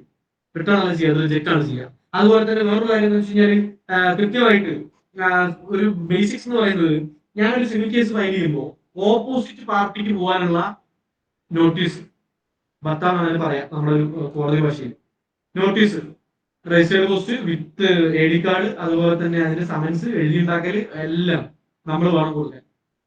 ഓപ്പോസിറ്റ് പാർട്ടിക്ക് കൊടുക്കാനുള്ള അന്യായത്തിന്റെ കോപ്പി, പ്ലെയിനിന്റെ കോപ്പി, ഒരു 5 പ്രതികളുണ്ടെങ്കിൽ 5 കോപ്പി നമ്മൾ വെക്കണം. ഒരു 10 പേജിന്റെ പരാതിയാണെങ്കിൽ ആ 10 പേജിന്റെ പരാതി 5 എണ്ണം വെക്കണം. 5 പ്രതികളുണ്ടെങ്കിൽ സഫീഷ്യന്റ് ആയിട്ടുള്ള കോപ്പീസ് നമ്മൾ പരാതിയിൽ കൂടെ വെച്ചു കൊടുക്കണം. കാരണം അതാണ് കോടതി എന്ത് ചെയ്യുക, അവർക്ക് അയച്ചു കൊടുക്കുക. അല്ലാതെ കോടതിയിൽ പ്രിന്റ് എടുത്തിട്ടോ കോടതി ഒന്നും അല്ല ഈ സാധനം പ്രിന്റ് എടുക്കേണ്ട ഉത്തരവാദിത്തം അവരൊന്നല്ല, നമ്മളാണ് വെക്കേണ്ടത്. അപ്പൊ സഫീഷ്യന്റ് ആയിട്ടുള്ള കോപ്പീസ് വേണം. ഈ സഫീഷ്യന്റ് ആയിട്ടുള്ള കോപ്പീസ് ഇല്ലാത്തതുകൊണ്ട് എന്ത് ചെയ്യും, കോടതി എന്ത് ചെയ്യുന്ന വെച്ച് കഴിഞ്ഞാൽ അത് സഫീഷ്യന്റ് ആയിട്ടുള്ള കോപ്പീസ് ഇല്ല, അത് വെക്കണം എന്ന് പറഞ്ഞ് വക്കീലോട് ആവശ്യപ്പെടുന്നു, അത് വെക്കുന്നില്ല. അപ്പൊ എന്ത് ചെയ്യും, കോടതി റിജക്ട് ചെയ്യും. അപ്പൊ ഇത്തരം സാഹചര്യങ്ങളിലൊക്കെയാണ് ഈ പറയുന്ന rejection of claim. Order 7 rule 11 പറയുന്ന, ഓർഡർ 7 റൂൾ 10 നമ്മൾ റിട്ടേൺ ഓഫ് ക്ലെയിം പറഞ്ഞത്. ഓർഡർ 7 റൂൾ 11 ആണ് നമ്മൾ റിജക്ഷൻ ഓഫ് ക്ലെയിം നമ്മൾ മെൻഷൻ ചെയ്യുന്നത്. ഓക്കെ, അപ്പൊ ഇതാണ് return of claim rejection of ക്ലെയിമുമായിട്ട് ബന്ധപ്പെട്ട് നമ്മൾ ഓർത്തിരിക്കേണ്ട ഒരു കാര്യം. ഓക്കെ, ഇനി പ്രധാനമായിട്ട് നമ്മൾ ശ്രദ്ധിക്കേണ്ടത് റെപ്രസെന്റേറ്റീവ് സൂട്ട് എന്ന് പറയുന്ന ഒരു ഭാഗമുണ്ട്. ചോദിക്കാൻ സാധ്യതയുള്ള അല്ലെങ്കിൽ കണ്ടിട്ടുള്ള ഒരു ഭാഗമാണ്. അതായത് റെപ്രസെന്റേറ്റീവ് സൂട്ട് എന്ന് പറയുമ്പോൾ കുറെ ആൾക്കാരുണ്ടെന്ന് വിചാരിക്കാം. ഈ പർട്ടിക്കുലർ ഒരു പ്രൊഫഷണൽ കേസിൽ ഒരു ഉദാഹരണം പറയുകയാണെന്നുണ്ടെങ്കിൽ ഒരു എല്ല് പൊടിക്കുന്ന ഫാക്ടറി, ആ എല്ല് പൊടിക്കുന്ന ഫാക്ടറിയിൽ നിന്ന് ഒരു നാട്ടുകാർക്ക് ബുദ്ധിമുട്ടുണ്ടായി എന്ന് പറഞ്ഞുകൊണ്ട് 2 പേര് പരാതി കൊടുക്കാന്ന് വിചാരിക്കും. 2 പേരാണ് പരാതി കൊടുക്കുന്നത്. അപ്പോൾ ശരിക്കും യഥാർത്ഥത്തിൽ ഇതൊരു റെപ്രസെന്റേറ്റീവ് സൂട്ടാണ്. നാട്ടുകാരെ മുഴുവൻ നമ്മൾ റെപ്രസെന്റ് ചെയ്തുകൊണ്ട് നമ്മളൊരു കേസ് കൊടുക്കുന്നു. A, B എന്ന് പറയുന്ന 2 ആളുകളാണ്. നാട്ടിലുള്ള എല്ലാവർക്കും ഈ ഫാക്ടറി ഉണ്ട്, ആകെ പ്രശ്നമാണ്, ഇവിടെ ജീവിക്കാൻ പറ്റുന്നത് ആകെ ബുദ്ധിമുട്ടാണ് എന്ന് പറഞ്ഞിട്ട് ഒരു കേസ് ഫയൽ ചെയ്യുന്നു വിചാരിക്കാം. അപ്പൊ ഇതെന്താണ്, ഈ 2 പേര് നാട്ടുകാരെ മുഴുവൻ റെപ്രസെന്റ് ചെയ്തിട്ടാണ് കൊടുക്കുന്നത്. അതിനാണ് നമ്മൾ റെപ്രസെന്റേറ്റീവ് സൂട്ട് എന്ന് പറയാം. അത് ഓർഡർ 1 റൂൾ 8 ആണ്. ഓർഡർ 1 റൂൾ 8 കുറെ കണ്ടീഷൻസ് പറയുന്നത്, അതൊക്കെ കംപ്ലൈന്റ് ചെയ്താൽ മാത്രമാണ് ഈ പറയുന്ന റെപ്രസെന്റേറ്റീവ് സൂട്ട് കൊടുക്കാൻ പറ്റുള്ളൂ. ഒന്നില്ലെങ്കിൽ പരാതിക്കാരനാവാം, can sue or can be sued. Can sue or can be sued എന്ന് പറയുമ്പോൾ ഒന്നില്ലെങ്കിൽ പരാതി കൊടുക്കുക, അല്ലെങ്കിൽ അവർക്ക് തന്നെ പരാതി കൊടുക്കും. ഓക്കെ, ഇപ്പൊ ഒരു നാട്ടുകാരെ മൊത്തം അല്ലെങ്കിൽ ഒരു കൂട്ടം ആളുകളെ, ഒരു 100 പേരുള്ള ക്ലബ് ഉണ്ട്. ആ 100 പേരുള്ള ക്ലബ്ബോ അല്ലെങ്കിൽ ഒരു കൂട്ടായ്മ, ക്ലബ്ബ് എന്ന് പറഞ്ഞാൽ രജിസ്റ്റേർഡ് ആണെങ്കിൽ ക്ലബ്ബ് എന്ന് പറയാം. നമ്മുടെ നാട്ടിൽ എല്ലാ ക്ലബ്ബും രജിസ്റ്റേർഡ് അല്ല, എന്നാലും ഒരു 100 പേരുള്ള ഒരു കൂട്ടായ്മ, ഒരു 100 പേരുടെ കൂട്ടവും ആ 100 പേരുടെ 200 പേരുടെ കൂട്ടത്തിൽ 2 പേർക്കെതിരെ മാത്രം നമ്മൾ പരാതി കൊടുക്കുകയാണെന്നുണ്ടെങ്കിൽ ആ റെപ്രസെന്റേറ്റീവ് സൂട്ട് പ്രകാരമാണ് പരാതി കൊടുക്കുക. ഓർഡർ വൺ റൂളായിട്ട് കംപ്ലൈന്റ് ചെയ്യണം. കാരണം ഈ 100 പേരെ അല്ലെങ്കിൽ 200 പേരെ റെപ്രസെന്റ് ചെയ്തുകൊണ്ട് ഈ 2 പേർക്കെതിരെ നമ്മൾ പരാതി കൊടുക്കുന്നത്. അതേപോലെ തന്നെ തിരിച്ചു ഒരു 100 200 അല്ലെങ്കിൽ ഒരു നാടിനെ മുഴുവൻ റെപ്രസെന്റ് ചെയ്തുകൊണ്ട് 2 പേര് പരാതി കൊടുക്കാൻ വരികയാണെങ്കിൽ ഓർഡർ വൺ റൂളായിട്ട് പ്രകാരം റെപ്രസെന്റേറ്റീവ് സൂട്ട് ആവും. അതാണ് റെപ്രസെന്റേറ്റീവ് എന്ന് പറയുന്നത്. ഓക്കെ, അപ്പോ സിവിലർ ആയിട്ടുള്ള ഇൻട്രസ്റ്റ് ഉള്ള ഒരു കൂട്ടം ആളുകളെ റെപ്രസെന്റ് ചെയ്തുകൊണ്ട് ഒരാളോ ഒന്നിൽ കൂടുതൽ ആളുകളോ ഒരു സ്യൂട്ട് മൂവ് ചെയ്യുന്നതിനെ അല്ലെങ്കിൽ അവർക്കെതിരെ സ്യൂട്ട് വരുന്നതിനെ പറയുന്ന നമ്മുടെ പേരാണ് റെപ്രസെന്റേറ്റീവ് സൂട്ട് എന്ന് പറയുന്നത്. അത് ഓർഡർ 1 റൂൾ 8 കൃത്യമായിട്ട് മെൻഷൻ ചെയ്തിട്ടുള്ളത്. അത് വിത്ത് പ്രയർ പെർമിഷൻ വേണം എന്ത് ചെയ്യാൻ, ഇത് ഇങ്ങനെ ഒരു സൂട്ട് റെപ്രസെന്റ് ചെയ്യാനായിട്ട്. പാർട്ടീസ് എന്ന് പറയുന്നത് ന്യൂമറസ് ആയിരിക്കും, കുറെ പാർട്ടീസ് വേണം, സെയിം ഇൻട്രസ്റ്റ് ആയിരിക്കണം, ഒരേപോലത്തെ ഇൻട്രസ്റ്റ് ഉള്ള. നാട്ടിൽ ഞാൻ പറഞ്ഞിട്ടുള്ള എലി പിടിക്കുന്ന ഫാക്ടറി എന്ന് പറയുമ്പോൾ അതിൽ നിന്നും വരുന്ന പ്രശ്നം കാരണം നാട്ടിൽ എല്ലാവർക്കും പ്രശ്നമാണ്, സെയിം ഇൻട്രസ്റ്റ് ആണ്. ഓക്കെ, അപ്പൊ അതുകൊണ്ട് എന്ത് ചെയ്യണം, കോടതിയുടെ പെർമിഷൻ ഗ്രാൻഡ് ചെയ്യണം. കോടതി പെർമിഷൻ ഗ്രാൻഡ് ചെയ്യണം എന്ന് പറയുന്നത് നമ്മുടെ അപ്ലിക്കേഷൻ ഫയൽ ചെയ്യുന്നു. ഓർഡർ റൂളേറ്റ് പ്രകാരം നമ്മുടെ അപ്ലിക്കേഷൻ ഫയൽ ചെയ്യുന്നു. അപ്ലിക്കേഷൻ ഫയൽ ചെയ്തിട്ട് എന്ത് വേണം, ആരെല്ലാമാണോ നമ്മളിപ്പോ ഇപ്പോ ഒരു പ്രാക്ടിക്കൽ ഉദാഹരണം പറഞ്ഞാൽ ഈ പറഞ്ഞ കേസിലാണെന്ന് വിചാരിക്കാം, ഇപ്പൊ എല്ലു പിടിക്കുന്ന ഫാക്ടറികളെ ബന്ധപ്പെട്ട് നാട്ടുകാരെ മുഴുവൻ റെപ്രസെന്റ് ചെയ്തുകൊണ്ട് 2 പേര് പരാതി കൊടുക്കും. അപ്പോ നോട്ടീസ് സെർവ് ചെയ്യണം ഓപ്പോസിറ്റ് പാർട്ടിക്കും. അതുപോലെ തന്നെ ആരാണോ ഇതിന്റെ റെപ്രസെന്റ് ചെയ്യാൻ വേണ്ടി ഉദ്ദേശിക്കുന്നത് അവർക്ക് നോട്ടീസ് സെർവ് ചെയ്യണം. അവർക്ക് നോട്ടീസ് സെർവ് ചെയ്യണം എന്ന് ഉദ്ദേശിക്കുന്നത് അവരെ ഇത് അവെയർ ആക്കണം. നോട്ടീസ് എന്നുകൊണ്ട് ഉദ്ദേശിക്കുന്ന വാക്ക് പ്രാക്ടിക്കൽ സെൻസിൽ കുറെ അപ്പോ ഒന്നില്ലെങ്കിൽ വക്കീൽ നോട്ടീസ് അയക്കലാവാം, അല്ലെങ്കിൽ പിന്നെ സമൻസ് അയക്കലാവാം, അല്ലെങ്കിൽ കോപ്പി കൊടുക്കലാവാം, അല്ലെങ്കിൽ എന്ത് വേണമെങ്കിലും ആവാം. അതിനെല്ലാത്തിനും കോമൺ ആയിട്ട് നമ്മൾ പറയുന്ന ഒരു ടെക്നിക്കൽ ടേമാണ് നോട്ടീസ് ചെയ്യാന്ന് പറയുന്നത്. കോടതിക്ക് നോട്ടീസ് അയക്കുക, ഓപ്പോസിറ്റ് പാർട്ടിക്ക് നോട്ടീസ് അയക്കുക. അപ്പൊ ഒന്നുകിൽ നമ്മൾ കൊടുക്കുന്ന പെറ്റീഷൻ കോപ്പി കൊടുക്കുന്നതായിരിക്കാം, അല്ലെങ്കിൽ ഈ പറയുന്ന സമൻസ് അയക്കുന്നതായിരിക്കാം, അല്ലെങ്കിൽ വക്കീൽ നോട്ടീസ് അയക്കുന്നതായിരിക്കാം, അല്ലെങ്കിൽ നമ്മൾ രജിസ്റ്റേർഡ് കത്ത് അയക്കുന്നതായിരിക്കാം. എല്ലാത്തിനും നമ്മൾ കോമൺ ആയിട്ട് നമ്മൾ ബേറാക്കിൽ CPC BSലും എല്ലാം നോട്ടീസ് എന്നാണ് പറയുന്നത്. അപ്പൊ നോട്ടീസ് കണ്ടു കഴിഞ്ഞാൽ അത് ഏത് രൂപത്തിൽ വേണമെങ്കിൽ ആയിരിക്കാം എന്നുള്ളത് കൂടെ ഓർത്തിരിക്കുക. അപ്പൊ നോട്ടീസ് അയക്കണം. ആർക്കാണ് നോട്ടീസ് അയക്കേണ്ടത്? To whom it is proposed to represent in the suit. നമ്മൾ ആരാണോ റെപ്രസെന്റ് ചെയ്യാൻ വേണ്ടി നമ്മൾ പറയുന്നത് അവരെ ആക്കുന്നതിന് വേണ്ടിയിട്ടുള്ള ഒരു നോട്ടീസ് ചെയ്യണം. എങ്ങനെയാണ് നോട്ടീസ് അയക്കുക, അല്ലെങ്കിൽ നോട്ടീസ് ടെക്നിക്കലി നോട്ടീസ് എന്ന് പറയുന്നത് പോലും ഇൻ പ്രാക്ടിക്കൽ സെൻസ് നമുക്ക് എങ്ങനെ ചെയ്യാൻ പറ്റുക, നമ്മളൊരു പത്രപരസ്യം കൊടുക്കും. അതായത് ഇപ്പൊ ഇന്ന കോടതി മുമ്പാകെ ഈ പറയുന്ന ഒരു എല്ല് പൊടിക്കുന്ന ഫാക്ടറിക്കെതിരെ ഇന്ന നാട്ടുകാർക്കെതിരെ, ഇപ്പൊ പാലക്കാടുള്ള ഇന്ന പ്രദേശത്തുള്ള നാട്ടുകാരെ റെപ്രസെന്റ് ചെയ്തുകൊണ്ട് ഇന്ന 2 ആൾക്കാർ എന്ത് ചെയ്യുന്നു, ഇന്ന കോടതിയിൽ സൂട്ട് മൂവ് ചെയ്യുന്നു, അതിൽ പാർട്ടീസ് ആവാൻ താല്പര്യമുള്ള ആളുകൾ മുഴുവൻ ബന്ധപ്പെടുക എന്ന് പറഞ്ഞിട്ട് നമ്മൾ നോട്ടീസ് അയക്കുന്നു. ആ പറയുന്ന ഏരിയയിൽ സർക്കുലേറ്റ് ചെയ്യുന്ന ഒരു പത്രത്തിൽ പരസ്യം കൊടുത്തുകൊണ്ട് നമ്മൾ എന്ത് ചെയ്യുന്നു, അത് നോട്ടീസായി. കാരണം അവരെ അവെയർ ആക്കിയല്ലോ നമ്മൾ. നോട്ടീസ് കൊടുക്കുക എന്ന് പറഞ്ഞാൽ അത് അവെയർ ആക്കുക, അവരെ അറിയിക്കുക എന്നുള്ളതാണ്. ഓക്കെ, സമൻസ് കൊടുക്കുന്നില്ല, അവരെ അവെയർ ആക്കാൻ വേണ്ടിയിട്ടാണ് കോടതിയിൽ കേസ് വരണം എന്ന് പറയുന്നത്. ലോയർ നോട്ടീസ് അയക്കുന്നില്ല, നമ്മൾ അവെയർ ആക്കുക അവരെ. ഇതുപോലെ ഒരു കാര്യമുണ്ട്, നമ്മൾ പരാതി എടുക്കാൻ പോകും, നിങ്ങൾ എന്തെങ്കിലും നമ്മൾ ലോയർ നോട്ടീസ് അയക്കണം, അവരെ അവെയർ ആക്കുക. അപ്പൊ നോട്ടീസ് എന്ന് പറയുമ്പോൾ അവരെ അവെയർ ആക്കുക എന്നുള്ള ഒരു കാര്യം, അത് ഈ ഡിഫറൻസ് സെൻസ് ആണ്. ഓക്കെ, അപ്പൊ എന്ത് ചെയ്യുന്നു, നമ്മൾ ഈ പറയുന്നത് പോലെ അവരെ അവെയർ ആക്കുക. നമ്മളിപ്പോ ഈ പറയുന്ന പത്രത്തിൽ പരസ്യം കൊടുത്ത് നമ്മൾ ഇതുപോലെ കേസ് മൂവ് ചെയ്തിട്ടുണ്ട്.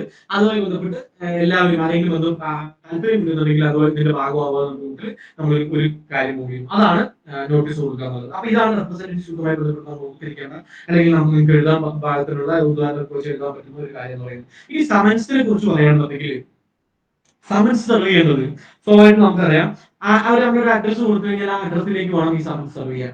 പക്ഷേ ഏതെങ്കിലും ഒരു ഘട്ടത്തിൽ നിങ്ങൾ നോക്കുക, ഏതെങ്കിലും ഒരു ഘട്ടത്തിൽ ഈ സമൻസ് സെർവ് ചെയ്യാൻ പോകുന്ന സമയത്ത് അവിടെ വീട്ടിൽ ആരും ഇല്ല എന്ന് വിചാരിക്കും. ഒന്നില്ലെങ്കിൽ അവരുടെ കയ്യിലാണ് കൊടുക്കേണ്ടത്.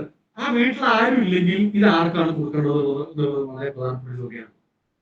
കാരണം പ്രോബ്ലം ആയിട്ട് ചോദിക്കാൻ സാധ്യതയുള്ള ഒരു പോയിന്റ് ആണ്. ഒന്നില്ലെങ്കിൽ ആ ഫാമിലിയിലെ അഡൽട്ട് മെയിൽ അല്ലെങ്കിൽ അഡൽട്ട് ഫീമെയിൽ, ഈ പറയുന്ന പ്രതി ഉണ്ടല്ലോ, ഡിഫറെന്റ് ആയിട്ടുള്ള ആണ് പ്രതി, ആ പ്രതിയുടെ കൂടെ താമസിക്കുന്ന, ആ വീട്ടിൽ താമസിക്കുന്ന ഏതെങ്കിലും ഒരു അഡൽട്ട് ആയിട്ടുള്ള മെയിൽ അല്ലെങ്കിൽ ഫീമെയിലിന് കൊടുത്താൽ മതി. ഇപ്പോ ഞാൻ ഈ പറയുന്ന സിദ്ധാർത്ഥനാണ് നോട്ടീസ് അയക്കുന്നത് വിചാരിക്കാം. സിദ്ധാർത്ഥന് ഏറ്റവും കൊടുക്കാം പോസ്റ്റ് വേണ്ടിയിട്ട് പോകുന്നു. പക്ഷെ സിദ്ധാർത്ഥ ഇല്ല അവിടെ. അപ്പൊ എന്ത് ചെയ്യുന്നു, ആ ഫാമിലിയിലുള്ള സിദ്ധാർത്ഥിന് കൂടെ ആ വീട്ടിൽ താമസിക്കുന്ന ഒരു അഡൽട്ട് മെയിലിനോ ഫീമെയിലിനോ നമുക്ക് എന്ത് ചെയ്യാം, ഈ പറയുന്ന സമൻസ് കൊടുക്കാം. അങ്ങനെ കൊടുത്താലും അത് സമൻസ് സെർവ് ചെയ്തതായിട്ട് തന്നെ. ഒരു ബിസിനസ് സ്ഥാപനം എന്ന് വിചാരിക്കാം, അവിടുത്തെ മാനേജർക്ക് കൊടുത്താലും മതി, അല്ലെങ്കിൽ അവിടുത്തെ ഒരു ഏജന്റ്, അവർ റെപ്രസെന്റ് ചെയ്യുന്ന ഒരു ഏജന്റിന് കൊടുത്താലും മതി, അല്ലെങ്കിൽ ഒരു ഇമ്മൂവബിൾ പ്രോപ്പർട്ടി, ഒരു ഒരു ഫാം ആണെന്ന് വിചാരിക്കും. ആ ഫാമിന് ഇൻചാർജ് ആയിട്ടുള്ള ആളാരാ? മാനേജറാണ്. അവർക്ക് കൊടുത്താൽ മതി. ഒരു ഒരു ഷോപ്പാണെന്ന് വിചാരിക്കുക. ആ ഷോപ്പിന്റെ ഇൻചാർജുള്ള ആളാരാ? അയാൾക്ക് കൊടുത്താൽ മതി. അപ്പൊ അങ്ങനെ അവിടുത്തെ ഇൻചാർജ് ആയിട്ടുള്ള, അത് മാനേജ് ചെയ്യുന്ന ഏജന്റ് ആയിട്ടുള്ള ആർക്ക് വേണമെങ്കിലും നമുക്ക് എന്ത് ചെയ്യാം? സമൻസ് സെർവ് ചെയ്യാം എന്നുള്ള ഒരു കാര്യമുണ്ട്. അത് മാത്രം ഒന്നിൽ കൂടുതൽ ഡിഫൻഡന്റ് ഉണ്ട് വിചാരിക്കാം. ഒന്നിൽ കൂടുതൽ പ്രതികളുണ്ട്. 5 പ്രതികളുണ്ട് വിചാരിക്കാം. 5 പ്രതികൾക്കും സെപ്പറേറ്റ് നമ്മൾ സമൻസ് അയക്കാം. ഒരാൾ കോഴിക്കോടായിരിക്കും, ഒരാൾ തിരുവനന്തപുരത്തായിരിക്കും, ഒരാൾ ചെന്നൈയിലായിരിക്കും, ഒരാൾ ബാംഗ്ലൂരായിരിക്കും. പക്ഷെ എന്നാലും എല്ലാവർക്കും എന്ത് ചെയ്യണം? സെപ്പറേറ്റ് ആയിട്ട് നമ്മൾ ഈ പറയുന്ന അന്യായത്തിന്റെ കോപ്പി, നമ്മൾ എന്തെങ്കിലും ആപ്ലിക്കേഷൻ വെക്കുന്നുണ്ടെങ്കിൽ ആപ്ലിക്കേഷന്റെ കോപ്പി, അന്യായം എന്ന് പറയുമ്പോൾ പ്ലെയിന്റെ കോപ്പി, അവർക്കുള്ള സെപ്പറേറ്റ് സമൻസ് എല്ലാം നമ്മൾ ചെയ്യണം. ഈ കേസ് മൂവ് ചെയ്യുന്ന സമയത്ത് ആദ്യം കൊടുക്കണം. അവിടെയാണ് ഞാൻ പറഞ്ഞ സഫീഷ്യന്റ് കോപ്പി എന്ന് പറഞ്ഞത്. ആ സഫീഷ്യന്റ് കോപ്പി ഇല്ലാന്നുണ്ടെങ്കിൽ വക്കീലോട് എന്ന് പറയും, സഫീഷ്യന്റ് കോപ്പി ഇല്ല വക്കീലെ, സഫീഷ്യന്റ് കോപ്പി വെക്കുന്ന പറയും. അതും വെച്ചില്ലെങ്കിൽ എന്ത് ചെയ്യും? റിജക്ട് ചെയ്യും. ഓർഡർ 7 റൂളാണ് ഓൾറെഡി പറഞ്ഞു കഴിഞ്ഞു. ഓക്കെ, പറയുന്നത് ആർക്ക് വേണമെങ്കിലും എന്ത് ചെയ്യാം? ഈ പറയുന്ന പോലെ രൂപത്തിൽ വേണം സമൻസ് സെർവ് ചെയ്യാം. ഇനി ഇതൊന്നും പറ്റുന്നില്ല എന്ന് വിചാരിക്കാം. ഈ പറയുന്ന രൂപത്തിൽ ഒന്നും തന്നെ എന്ത് ചെയ്യാൻ പറ്റുന്നില്ല? ഈ പറയുന്ന സമൻസ് സെർവ് ചെയ്യാൻ പറ്റുന്നില്ല. വീട് അടച്ചു കിടക്കുക, കുറെ തവണ ട്രൈ ചെയ്തു. അപ്പൊ എന്ത് ചെയ്യാൻ പറ്റും? ഒരു കോപ്പി, ഈ സമൻസിന്റെ കോപ്പി കോൺസ്പിക്യസ് ആയിട്ടുള്ള ഒരു ഭാഗത്ത്, വീട് കാണുന്ന ഭാഗത്ത് എന്ത് ചെയ്യാൻ പറ്റും? ഒട്ടിച്ചു വെച്ചിട്ട് അതിന്റെ ഒറിജിനൽ കോടതിയിൽ ഈ പറയുന്ന ഒരു പോസ്റ്റ്മാൻ ആണ് ഇത് ചെയ്തതെങ്കിൽ കോപ്പി ആ സ്ഥലത്ത് ഒട്ടിച്ചു വെച്ച് എന്ത് ചെയ്യാം? അതിന്റെ ഒറിജിനൽ ഈ പറയുന്ന എൻഡോഴ്സ്മെന്റ് ഇന്ന പോലെ ഇത് ചെയ്യാൻ പറ്റിയില്ല, അപ്പൊ അതുകൊണ്ട് കോപ്പി ഇന്ന സ്ഥലത്ത് ഇന്ന സമയത്ത് ഇന്ന സ്ഥലത്ത് ഒട്ടിച്ചു വെച്ചിട്ടുണ്ട് എന്നുള്ളത് എൻഡോഴ്സ് ചെയ്തിട്ട് എന്ത് ചെയ്യാം? കോടതിക്ക് അയക്കാം. കോടതിക്ക് മതിയാണെന്ന് തോന്നുകയാണെങ്കിൽ എന്ത് ചെയ്യാം? സമൻസ് സെർവ് ചെയ്തതായിട്ട് എന്ത് ചെയ്യാം? കണക്കാക്കാം. ഓക്കെ, അപ്പൊ അതാണ് സർവീസ് റിലേറ്റഡ് ആയിട്ടുള്ള അല്ലെങ്കിൽ സമൻസ് റിലേറ്റഡ് ആയിട്ടുള്ള ഒത്തിരിക്കുന്ന കുറച്ച് കാര്യങ്ങൾ. ഒന്ന് അഡൽട്ട് മെയിലും ഫീമെയിലും കൊടുക്കുക. ആളില്ലാന്നുണ്ടെങ്കിൽ ഒന്നുകിൽ നേരിട്ട് കൊടുക്കാം, നേരിട്ടാണ് കൊടുക്കേണ്ടത്. ആളില്ലാന്നുണ്ടെങ്കിൽ അഡൽട്ട് മെയിലോ female residing with the defendant, ആ പ്രതിയോടൊപ്പം താമസിക്കുന്ന അഡൽട്ട് മെയിലിനോ ഫീമെയിലിനോ കൊടുക്കുക. അതില്ലാന്നുണ്ടെങ്കിൽ ഒരു ഏതെങ്കിലും ഇമ്മൂവബിൾ പ്രോപ്പർട്ടി ആണെങ്കിൽ അവിടുത്തെ മാനേജറോ കൊടുക്കുക. ബിസിനസ് സ്ഥാപനമാണെങ്കിൽ അവിടുത്തെ മാനേജറോ ഇൻചാർജോ ആയിട്ടുള്ള ഒരാൾക്ക് കൊടുക്കുക. അതുപോലെ തന്നെ ഒരു ഷോപ്പ് ആണെന്നുണ്ടെങ്കിൽ അവിടുത്തെ ആൾക്ക് കൊടുക്കുക. അതുപോലെ തന്നെ ഇതൊന്നും ചെയ്യാൻ പറ്റിയില്ല, ഒരു ഇതെല്ലാം അറിഞ്ഞു കിടക്കുന്നുണ്ടെങ്കിലോ ഇവർ ഈ പറയുന്ന സ്ഥാപനത്തിന്റെയോ വീടിന്റെയോ ഒക്കെ ഫ്രണ്ടിൽ കാണുന്ന ഒരു ഭാഗത്ത് ഇതിന്റെ ഒരു കോപ്പി ഒപ്പിച്ചു വെച്ചതിന് ശേഷം ഇതിന്റെ ഒറിജിനൽ എന്ത് ചെയ്യാം? കോടതിക്ക് അയക്കാം. ഇനി സബ്സ്റ്റിറ്റ്യൂട്ട് സർവീസ് എന്ന് പറയുന്ന ഒരു ഭാഗം കൂടെ നമ്മൾ ജസ്റ്റ് ഒന്ന് പഠിച്ചിരിക്കുന്നത്, കാരണം നമുക്ക് എവിടെയെങ്കിലും എഴുതാനായിട്ട് ഉപകാരപ്പെടും. സബ്സ്റ്റിറ്റ്യൂട്ട് സർവീസ് എന്ന് പറയുമ്പോൾ ഈ പറയുന്ന ഇവർക്ക് കൊടുക്കാൻ പറ്റുന്നില്ല. നമ്മൾ ഈ പറയുന്ന കണ്ടീഷൻ ഒന്നും സാറ്റിസ്ഫൈ ചെയ്യാൻ പറ്റില്ല എന്ന് പറയാം. ആർക്ക് കൊടുക്കാൻ പറ്റില്ല? വീട്ടിലാരും ഇല്ല.